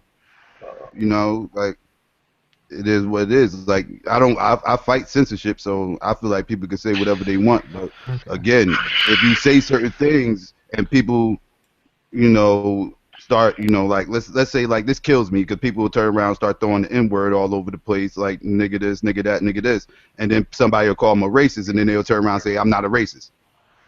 So why are you saying these things if you're not a racist? I'm not going to run around here saying that Yahweh isn't real, Allah isn't real. Then when somebody calls me an atheist, I turn around and say I'm not an atheist. Right. No, yeah, I agree with that. It's stupid. Right. You know. But I've also seen other cases where somebody has said it maybe like in a chat or something, and it didn't even need to be. If it was ignored, then it wouldn't have gone any further than that. I'm not going to ignore it. I don't appreciate anybody using it. You gonna get told. I feel you. Yeah, it's a very sensitive topic. It's a very sensitive I think topic. it just makes people want to use it more. I don't care. You still don't. You don't get told more. Oh shit. See, this is kind of like that sort of Exactly. It goes on forever. Yeah. Then don't use it. You can't tell people what to say and what not to say. Well, if you don't You can't stop everybody from saying a word. you don't like it, then you gonna get told. See, people act like on the internet like they're safe and this, that, and the other, and whatever they can say, whatever they want. You sure can, but you're gonna get told. And you can hear anybody who acts like they can just do whatever. You will get told. And in real life, you will get cut for saying certain things. So people are just trying to save your life in real life by telling you, hey, that's not a wise choice of words. What I hate. Yeah, what I really hate. Well, I mean, if you draw Islam, if you draw what's his name, Muhammad, in a cartoon, then you're gonna get bombed. You see what I'm saying? You see what this leads to? You repercussions behind everything you do. Exactly. I still don't understand. So you think that we shouldn't draw pictures of Muhammad? If you I know didn't say that. Offensive for I'm just saying, people, and you decide to draw them, draw the consequence. Yeah. I mean, you could rob a bank if you want. Thank you. But if you get caught, something's going to happen if you get caught, so that's the way of life. Yeah, there is no ultimate kind of non-consequence. Nothing comes without consequence in life. There's no ultimate freedom or it's freedom is not absolute. It would never be, because there's so many, what I would say, bubbles of interest and history also plays a role in this. There's always conflict between certain cultures and shit. Sure. But I mean, you see where I'm coming from, right? Yeah, I know where you come from. Mm. I understand that, but Yeah, I still don't think it's necessarily right. Yeah, I respect where you come from. I respect where anyone comes from, but there's laws in the books for certain reasons. And like There's no law against saying the word nigger. you go to a Muslim country and you draw a picture of Muhammad, you might get sentenced to death. You're certainly going to do time. Which, well, what it is not what it's ought to be. But I mean, I'm saying, so do you think that we should fight against that, though? But that's that culture. You can fight against it in your own country. Well, in France, no, that's not the culture in France, though, and that's where this happened.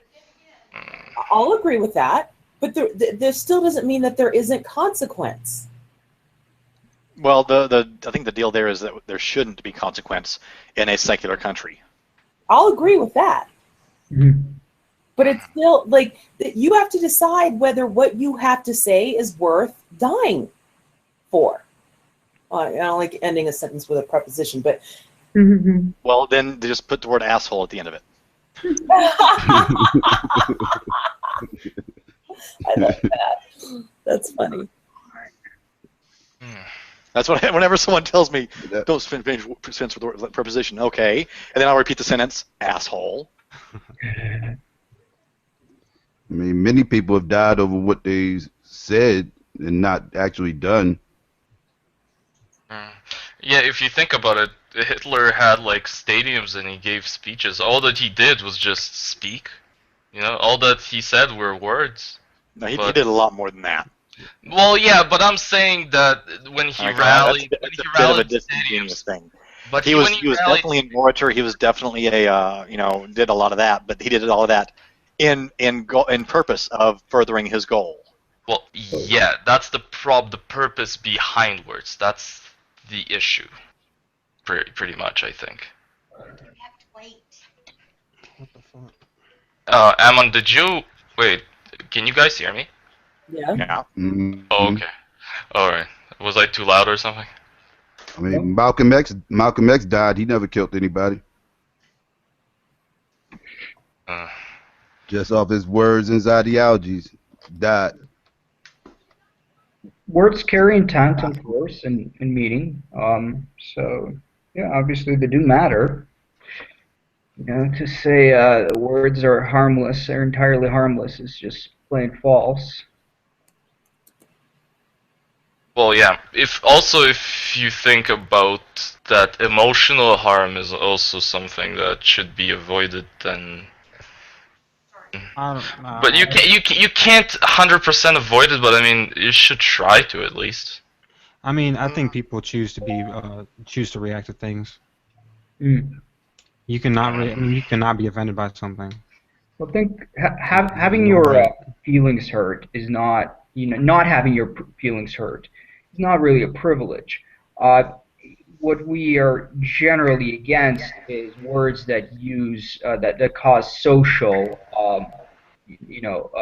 that interfere with social cohesion. Words that cause social strife. Right. This is why like racist terms are an issue. Whereas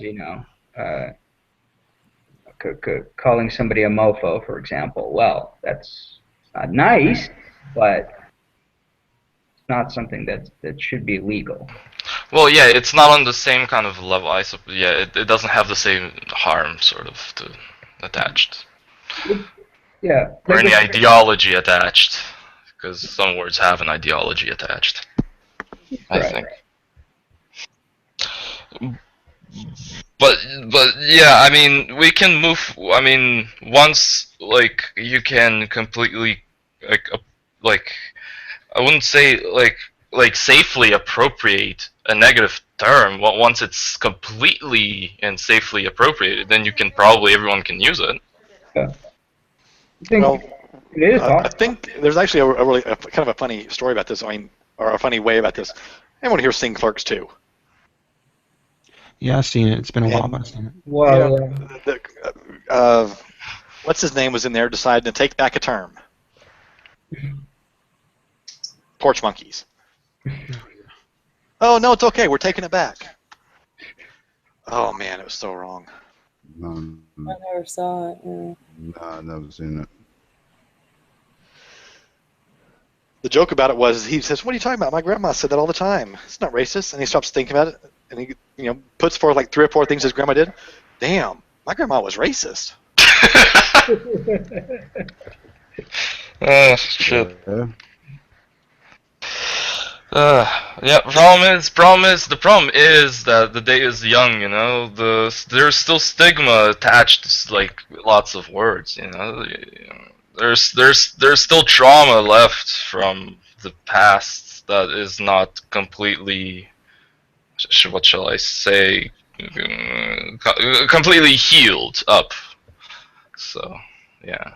I personally would never use the N-word in like a negative especially with a negative connotation. I would never do that, but I would not even use it with a positive connotation in out in the open with some random black person. Yeah, I was about to say, because you just tossed it out there a minute ago.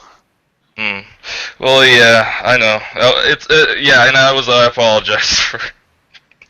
I apologize for it. We all say he's full of shit, so. I just kind of admit that I say a lot of foolish stuff. So.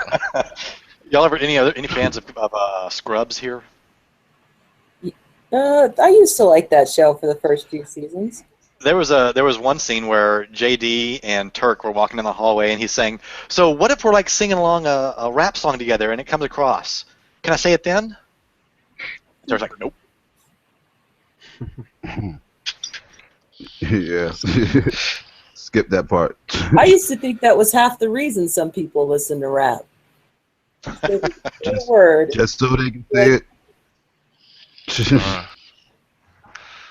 Yeah. And you see, rap culture does influence a lot. Like, I listen to rap, and yeah, it does influence, sort of. It does give you an influence. Indeed. When I was managing at Domino's, one of my insiders that I ended up getting for another store, he actually came from the 8 Mile area of Detroit, and he just talked exactly like Eminem. And I was like, dude, that ain't cool.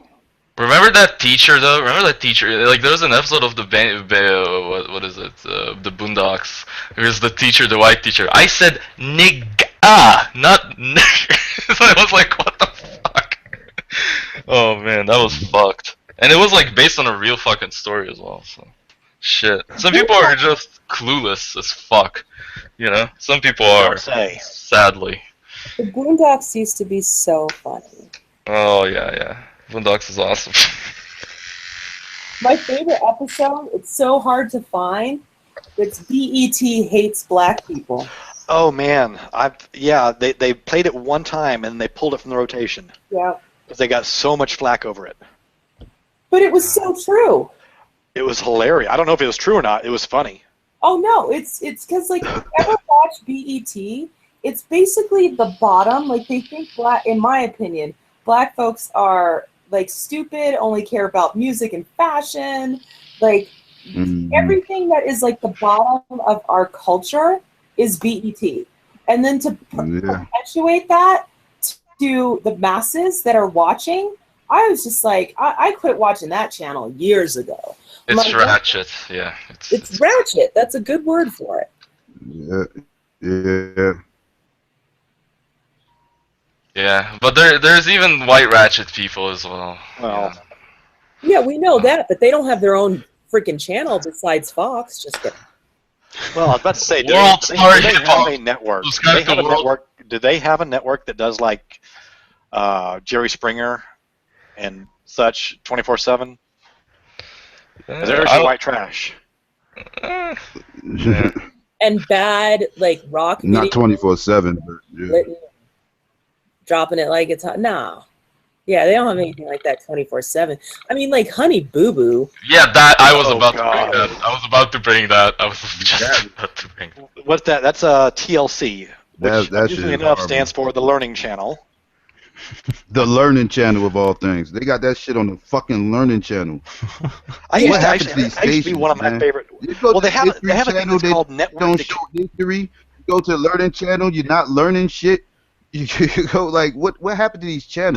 They have a thing called network decay, and there's like grades of it, and the ultimate one is network abandonment, where they abandon their name. Well, MTV abandoned their name years ago. Yeah. Years and then ago. it was kind of cool though, because you had MTV doing their thing, but you had MTV2, which was playing nothing but videos. Now it's kind of cool.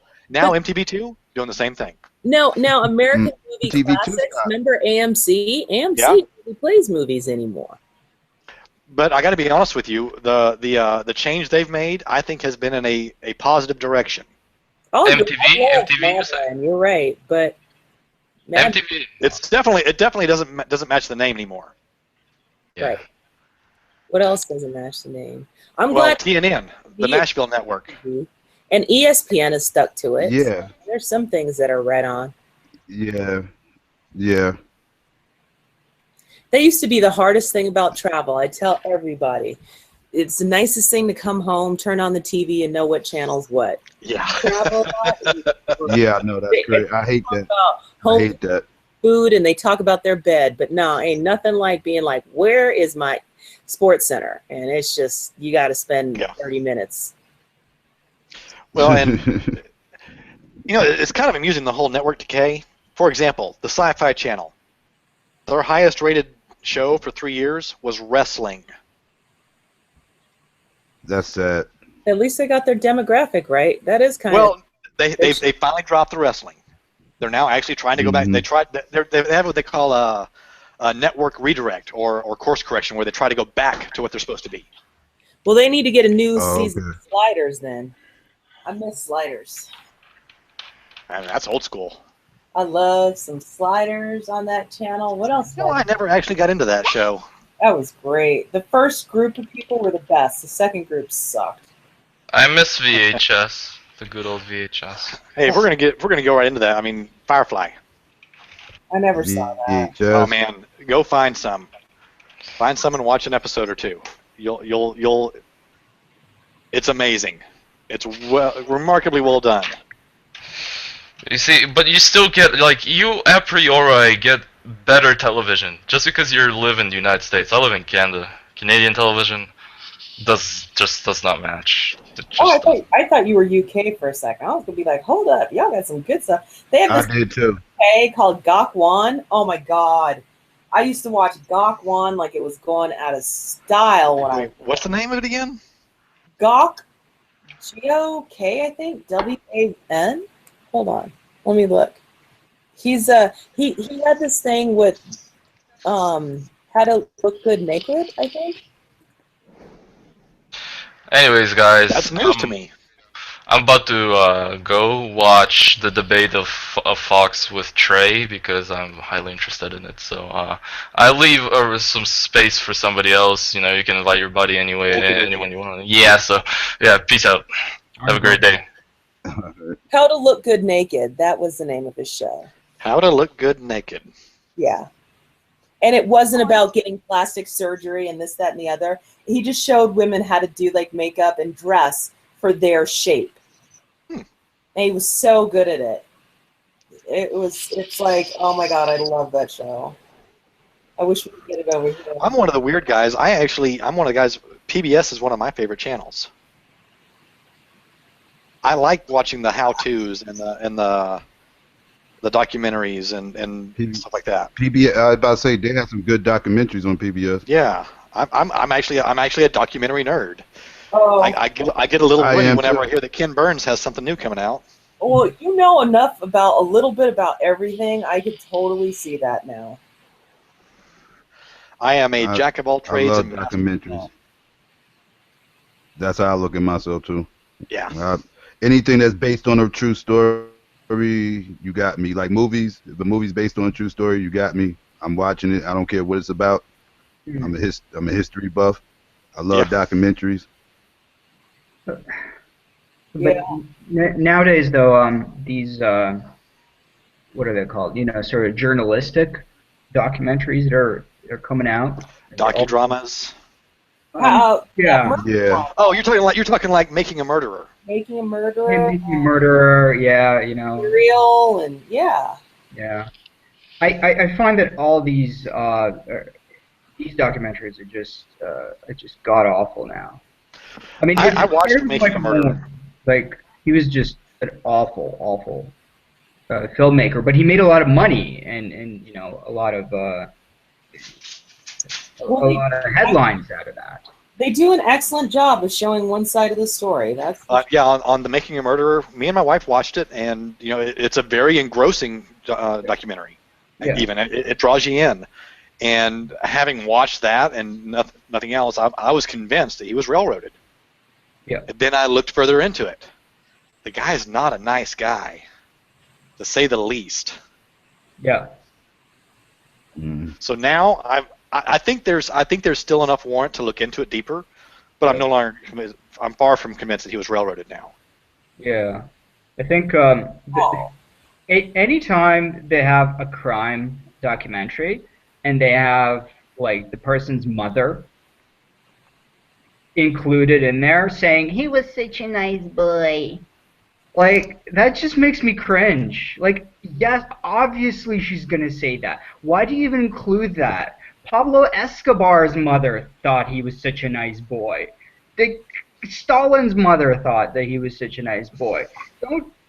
Don't include that. That is like if they include that in the documentary, that means they're willing to put the most biased witness in the universe into the documentary. So how can I take it seriously after that point? I would tend to agree with you, actually. Yeah.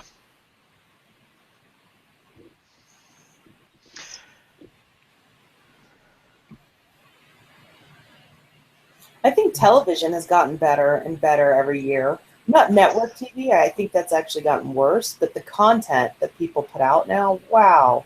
There's some. I would agree with you. I think we're in a golden age right now.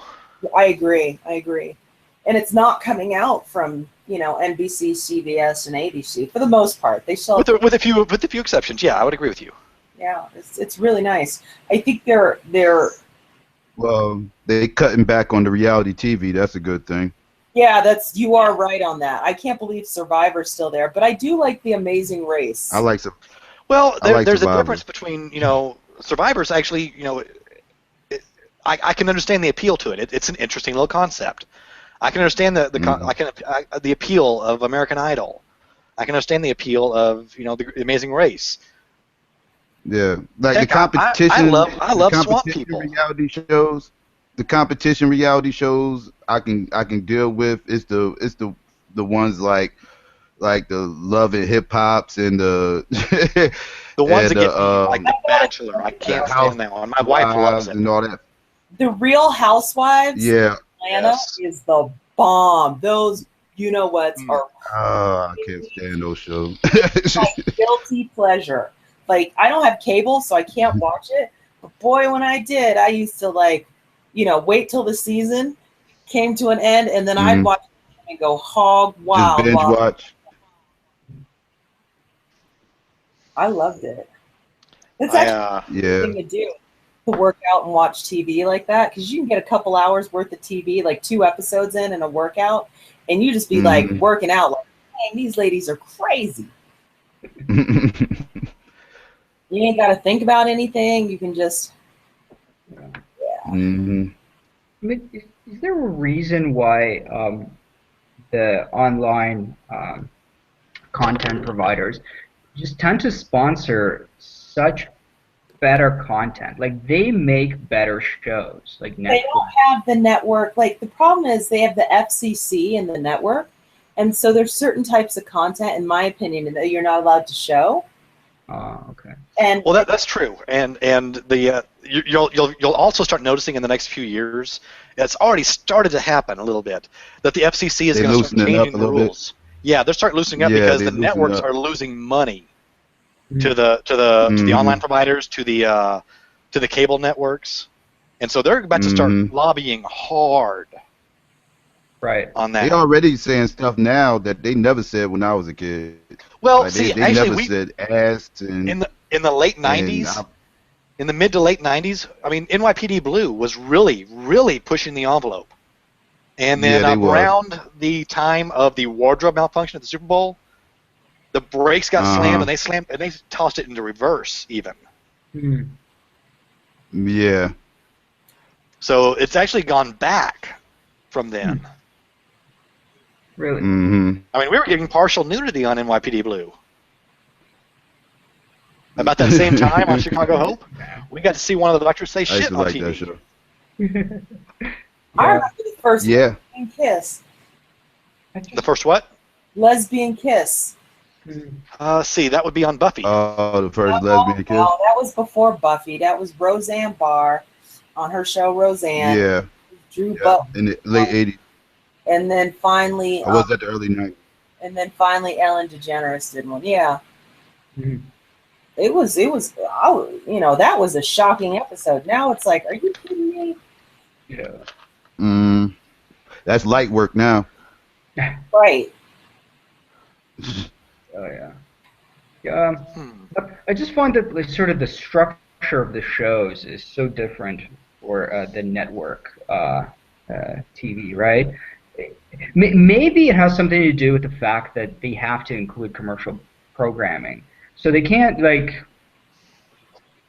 So they need to constantly hook. So it ends up being cheesy because there's always like a dramatic hook, then commercial, right? Not necessarily. I mean, because the AMC and Spike, all those shows still have to deal with commercials. Yeah. It's the relaxed standards, I think, that they're able to push for maybe a little bit edgier content. What I think is the biggest thing on those, honestly, is I think the shorter season. That's true. Because then a lot of actors, a lot of really big profile actors, aren't against doing TV. They just want to be able to do other things too, which is one of the things I think the British have. They glommed out of that a long time ago. They could get really good actors to do TV shows if they only had to do 5 to 10 shows a year, and they could go off and do their plays or do a movie or something. And you're seeing a lot more of that in the U.S. And I think you're seeing more and more even on network TV. Yeah. What else is there? Yeah. Is it? There was another idea that I had. I've forgotten already. Sorry. And Netflix is really pioneering the binge watching thing. Yeah. Yeah. If you're a binge watcher, Netflix is your thing. I love it. You need to Netflix, jump on that. I'm telling you, don't fall asleep on Prime. What's it called? Amazon Prime. They have. Is that what you? That's the online streaming, right? Yeah. Well, you can also get your shipment for free, but yeah, that's the online streaming. Amazon Prime gets you live streaming. Oh yeah, they have a show called Man in the High Castle. It's a Philip K. Dick novel. It's basically if the Axis powers won World War II and split America down the middle. Well, into 3 parts, but yes. Oh wow. Yeah, it's awesome. They've also got. I think they are also the ones who have Powers, which is based on a comic book. Pretty interesting little comic book. I haven't seen much of the show. Oh, if you're a comic book fan, this is the time for you to be watching TV. Dude, that's no like, lie. It's the best time ever for TV if you're That's a comic no book lie. fan. Believe me. I mean, between Netflix, the movies we're getting right now, Arrow and The Flash, And the TV shows. Gotham, iZombie, Supergirl just started. Supergirl. Yeah. Supergirl is terrible. I disagree. I think it's okay. I'm actually pleasantly surprised by it. I don't think it's it was great better TV. than I thought it would be. I don't think it's great It's TV. not as- I don't feel like I've wasted my time No. if I watch an episode. It's not as girly as I thought it would be. But just So that was a bonus. good television is right now, Supergirl is not on the same level. I'm sorry, it's just not. I would agree. No, it's not better. It's not the best superhero show out. Not it's others better, but it's not bad either. It's not bad. What's that one? Something Jones. It's another superhero. Jessica Jones. Jessica Jones. Dude, that was That's that was a Netflix. completely different I still flavor ain't of see all that. superhero show. Yeah. Please don't tell me too much. Don't tell me too much. I'm only like episode 5. Don't tell me too Not much. even that far. I think I've watched 2 episodes. Well, I binged it. okay, I'm not a comic book fan. I don't like blood and gore. So stuff like, with zombies and stuff, I'm just not going to watch. All right. So knowing that about me, what's the one show that I'm not watching and should be? You don't like You said what's the one show that you're not watching? That I should. But You're I not a comic book fan. Probably The Flash. I don't like comic books and I don't like. Oh, you said. Oh, I thought you was asking between the comic book. Okay, my fault. Actually, you're not a comic book fan. You should watch Jessica Jones. Yeah, it's pretty good. Like the superhero element's not really all that relevant there. Do you? Yeah. It's actually hold on. Say How to Get Away with Murder or Transparent or Orange is the New Black. Daredevil's good too. There's one. Have you seen Mr. Robot? No. That's it. Okay. Have you ever watched Fight Club? Hated it. Okay. Fight Club without the fighting, so the weird the hardcore anarchy. Yeah, like the weird, not really sure who's who, because the main character is there's a lot of drug use. Like that's the only thing about it. I don't like drug use either. Yeah, no, there's a lot of drug use in that one. I don't. Let me give you the argument for why you should watch Jessica Jones. Yeah. Okay, first off, are you a Doctor Who fan? Yes. Okay, David Tennant is the bad guy. Shut up! That's all you had to say. And what's more here? He's my favorite Doctor. Okay, now, and what's more here is now, whenever I see him, Doctor Who is not who I'm going to think of first. He did that good a job in this show. You guys, he was such the best Doctor of all time. I think he's probably my favorite too. Now it's called but what? It's a close fight. Jessica Jones. Jessica Jones. Come on. It's on Netflix. It's on Netflix. Well, I'm gonna log into my daughter's account right now. See y'all later. No, just kidding. But the other thing is, it's a. I'll even give you just a little bit more on it. It's a psychological show that has people with super strength in it. I don't know if I'm gonna like it, but I love him so much that, and I've been wanting to see him in something else. He makes an amazing psycho. I'll put it that way. Wow, I am so excited now. See, now somebody knows how to write or how to, what's it called, sell something in. Mm-hmm. It is a Netflix show with David Tennant. Well, okay, I got another show for you then, Broadchurch. What's There's that? 2 seasons of Broadchurch. It's a British police procedural that David Tennant stars in. Yeah, that would have worked too. There's actually an American spin-off of it called Grace Point that David Tennant starred in. But I don't like the American spin-offs. We all saw, what's it called? What's the show about the cars? Top Gear? Oh, the American version was so bad. Usually speaking, you're correct. However, there have been a few decent translations. I loved Tenet, you guys. And I used to watch Doctor Who as a kid when that was in black and white with my dad. That's how long Old school, Second Doctor. But my daughter has seen now That's more back when I watched than I have. Did I show you guys her? I'm going to show you her graduation. What's it called? Cake. It's off the chain. You'll have to describe it to me. I'm outside. No, I'm going to share the screen.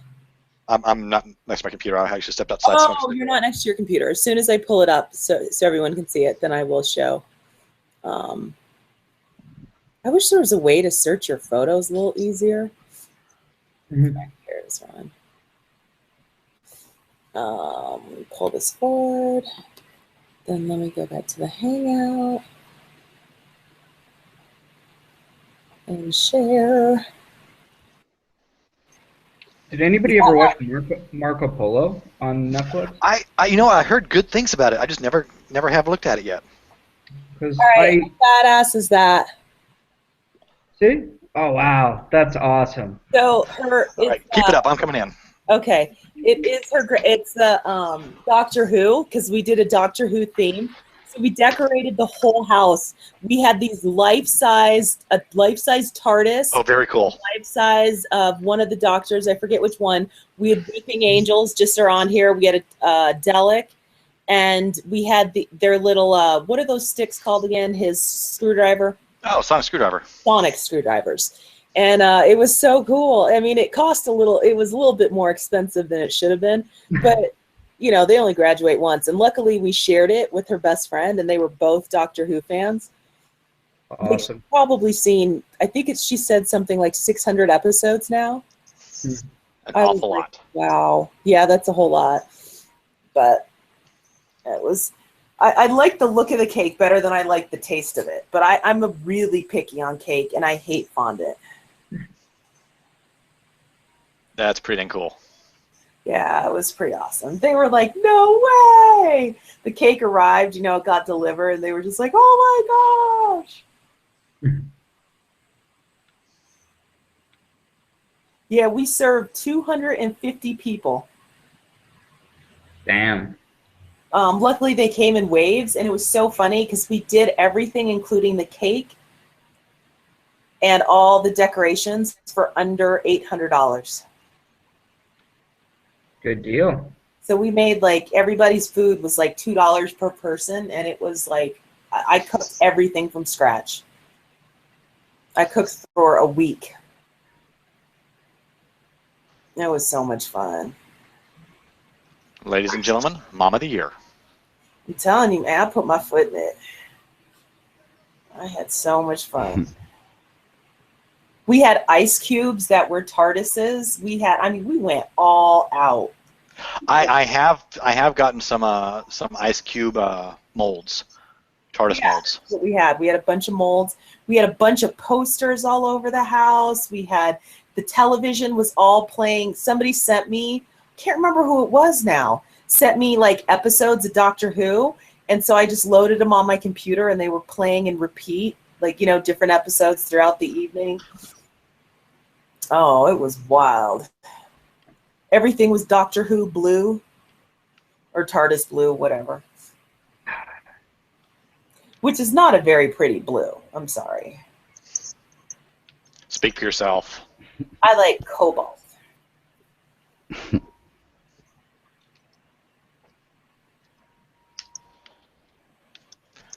And well, you'll notice that the blue changes. Well, it could possibly change, but they actually have a Pantheon color with it. So it's a CMYK, and that hasn't changed. It stands out, like when you watch the 50th anniversary special with the War Doctor and Tennant and Matt Smith. It stands out in that situation because you can see them side by side. Some of them are a little bit darker than others. Oh, I agree with you that the color may have changed, but if you're going to order something and it's Doctor Who blue, they all know what that color is, and it's a certain dye. And I don't know what year it goes to. I don't doubt that it's changed. I'm just saying that was what was annoying, is that it's just these 4 numbers. I think it goes probably with the original in color. I don't know, though. I could be wrong. But there's just a lot of gray in the blue. That's why I get frustrated.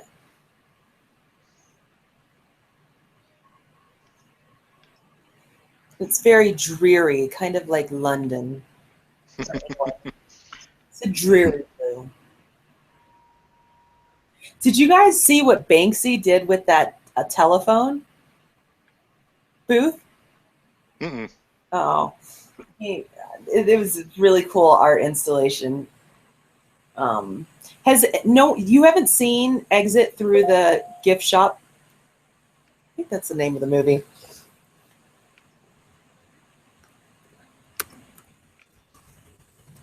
Yeah, it's Exit Through the Gift Shop, and it's the perfect movie for you because you like documentaries. You and Sicko? What? Psycho.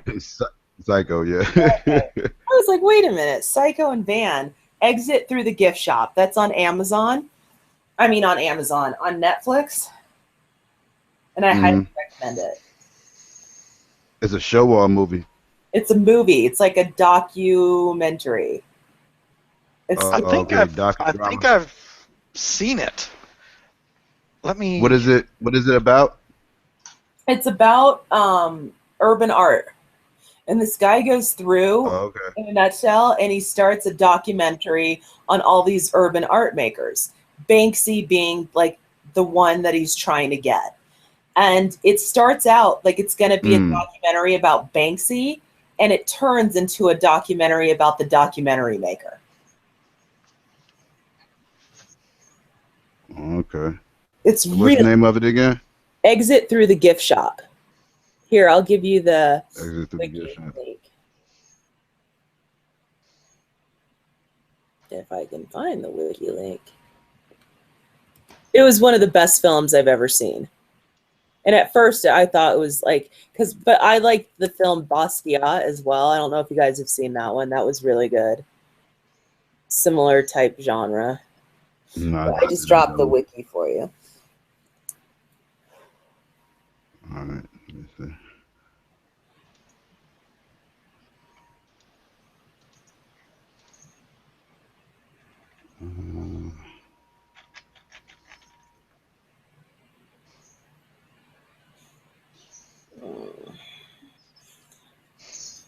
I'm waiting on a call, then I gotta go work out. Oh, my back is feeling so much better. It was hurting so bad.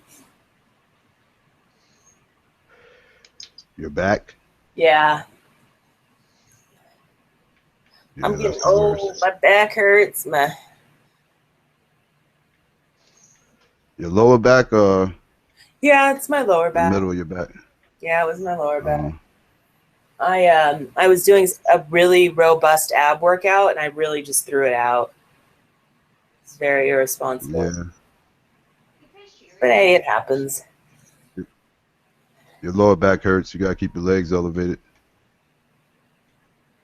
What do you mean elevated? Like when I'm sleeping? Like if you lay. Yeah, when you're laying down. Yeah, I have these. I got those.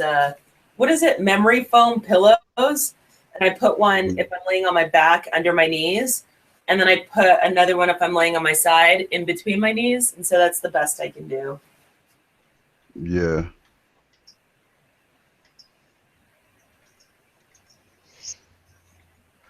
Okay, this movie was made in London. It was made all over, but yeah, it's partially made in London. Yeah, I'm gonna check this out. Today's Wednesday, right? Okay, great. Oh. Yeah, today's Wednesday. All right.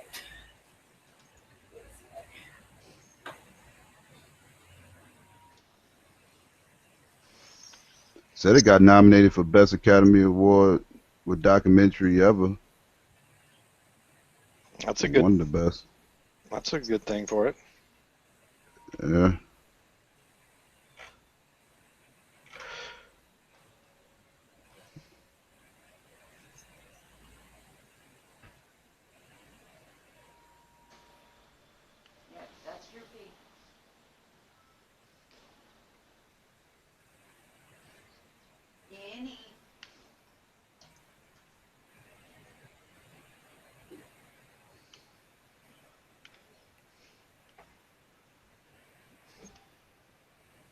Danny.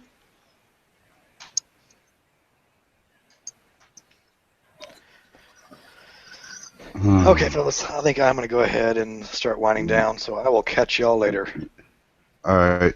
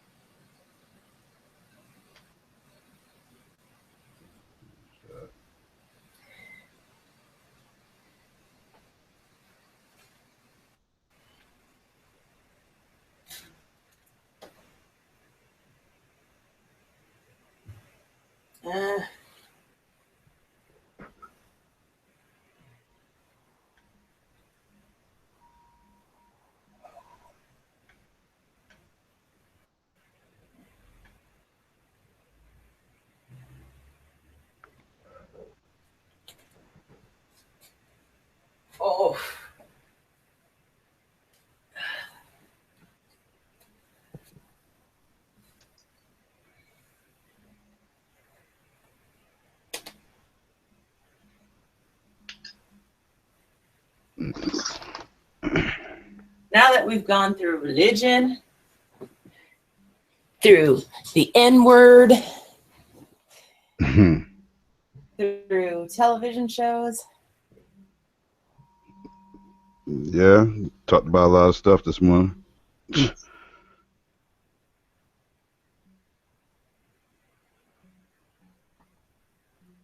I missed first take. Well, I done missed the beginning of it.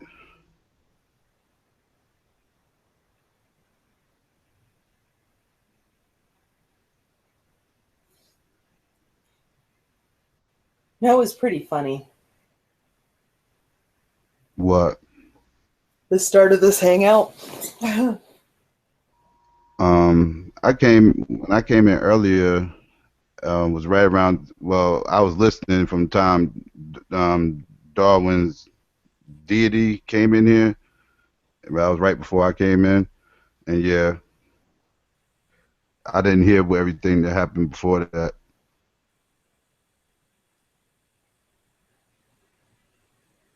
That's all right.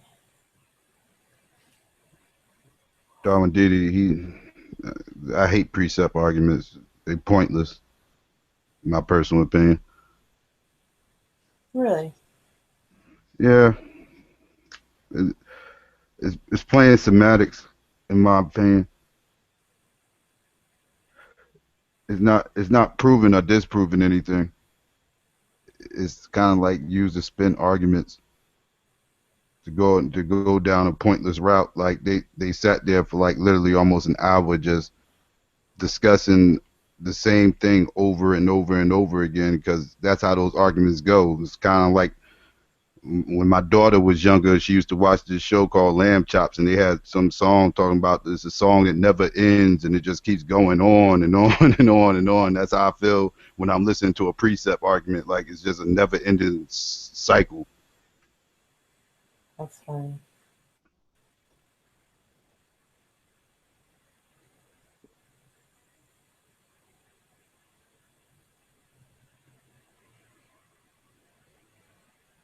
You're a theist, right? I am, yes. Baptist? That's what I grew up.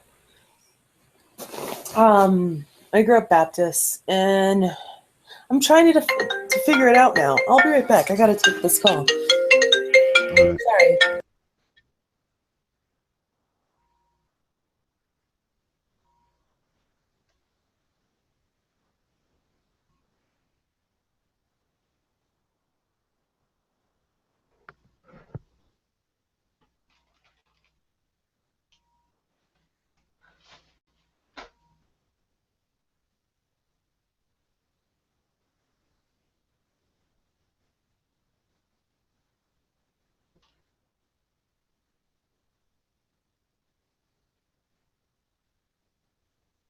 Hundreds of brands, styles, and washes. Plus, get a $10 savings card with any minimum purchase.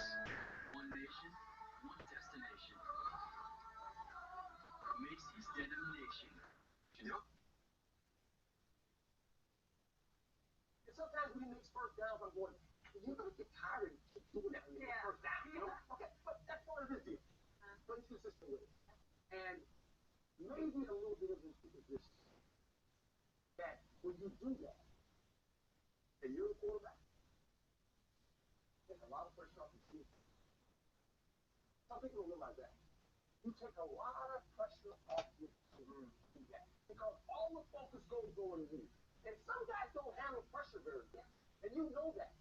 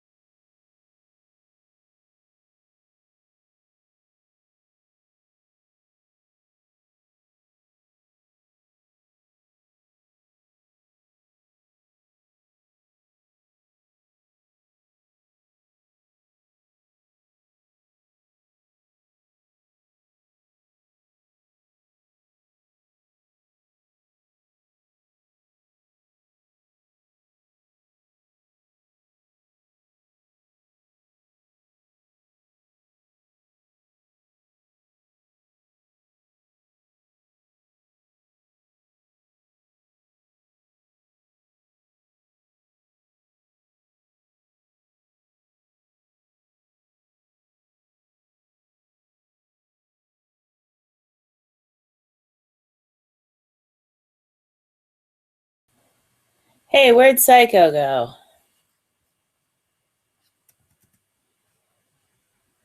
Is anyone saying anything? Jack? Nadia? Pope Benna? Why can't I hear anything? Bye guys.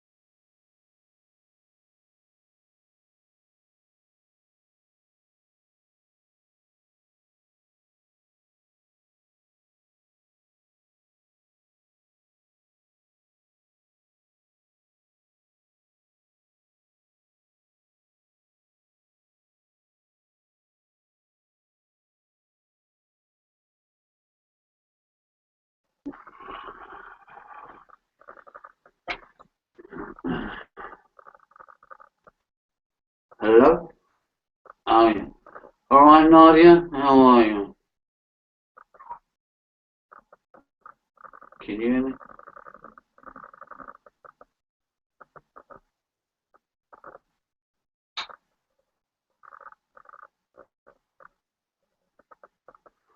What's going on? Nadia, can you hear me?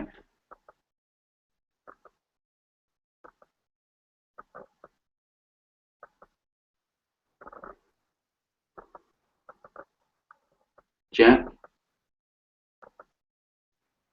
No, actually not.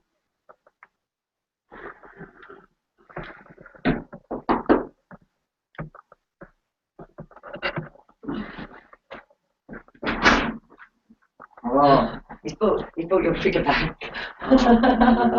Thank you. I'll have to give you something else. I needed something for yourself. Shit, you know what I mean? Scott, give me. I'll give you another.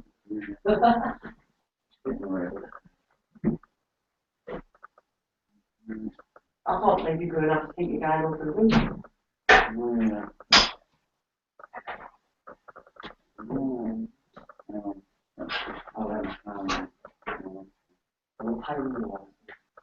Don't you be touching nothing. I'm not. Mum, can we see this? This is the same as Lego. I like that bay window, Stuart. It's nice, isn't it? Yeah, man. There's no little bus on Makes it there. look a bit bigger, doesn't it, in there? There's no little bus. Yeah. Mum, look, there's a little door there. There's all... Yeah, well, Mummy used to have a little door under there. There's nothing under there. Don't go in now. There's the monster lives in there. What, the spider? Well, Spider's dad lives in there. So that's how big that spider is. Imagine what his dad looks like. Big? Really big. Mum, there's a hole. In the cupboard. There's a hole. Well, Uncle Stuart's probably made the hole. Uncle Paul, have you... Uncle Stuart. Uncle Stuart, have you made the hole? Oh, well, very good.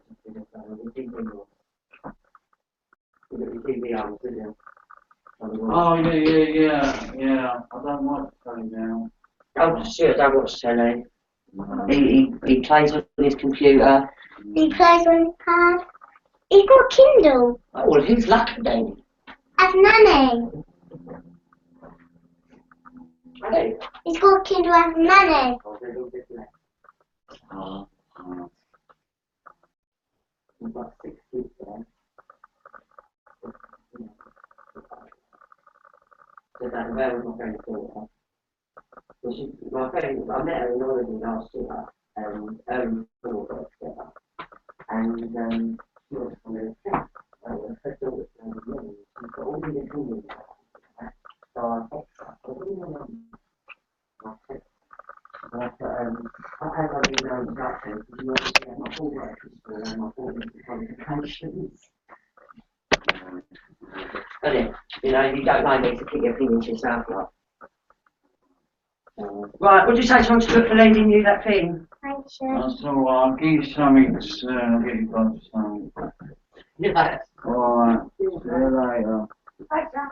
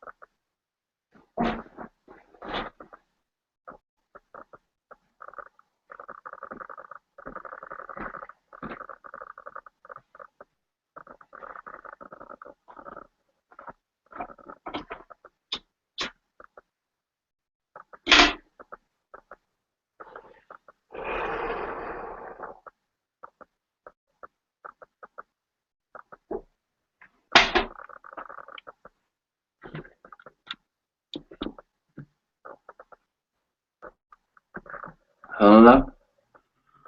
Can I be had now?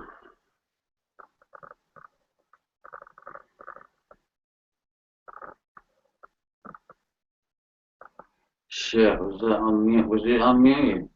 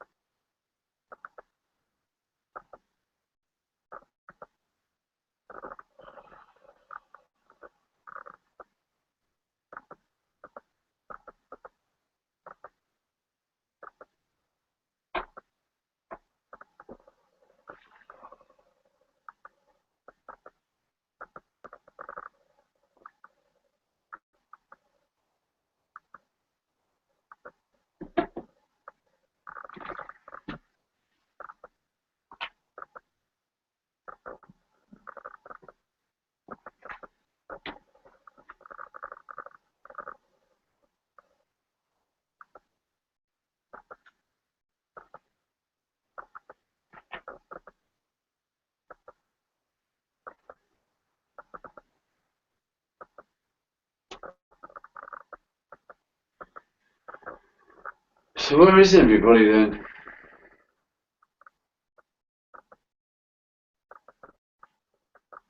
Must have been a hard day on the internet.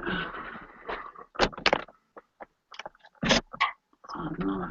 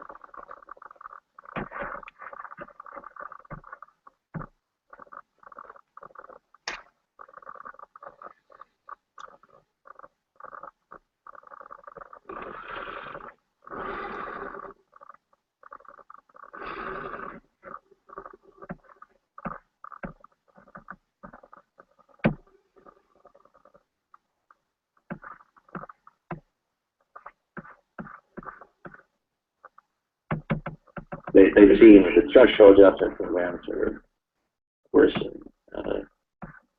can be offset by the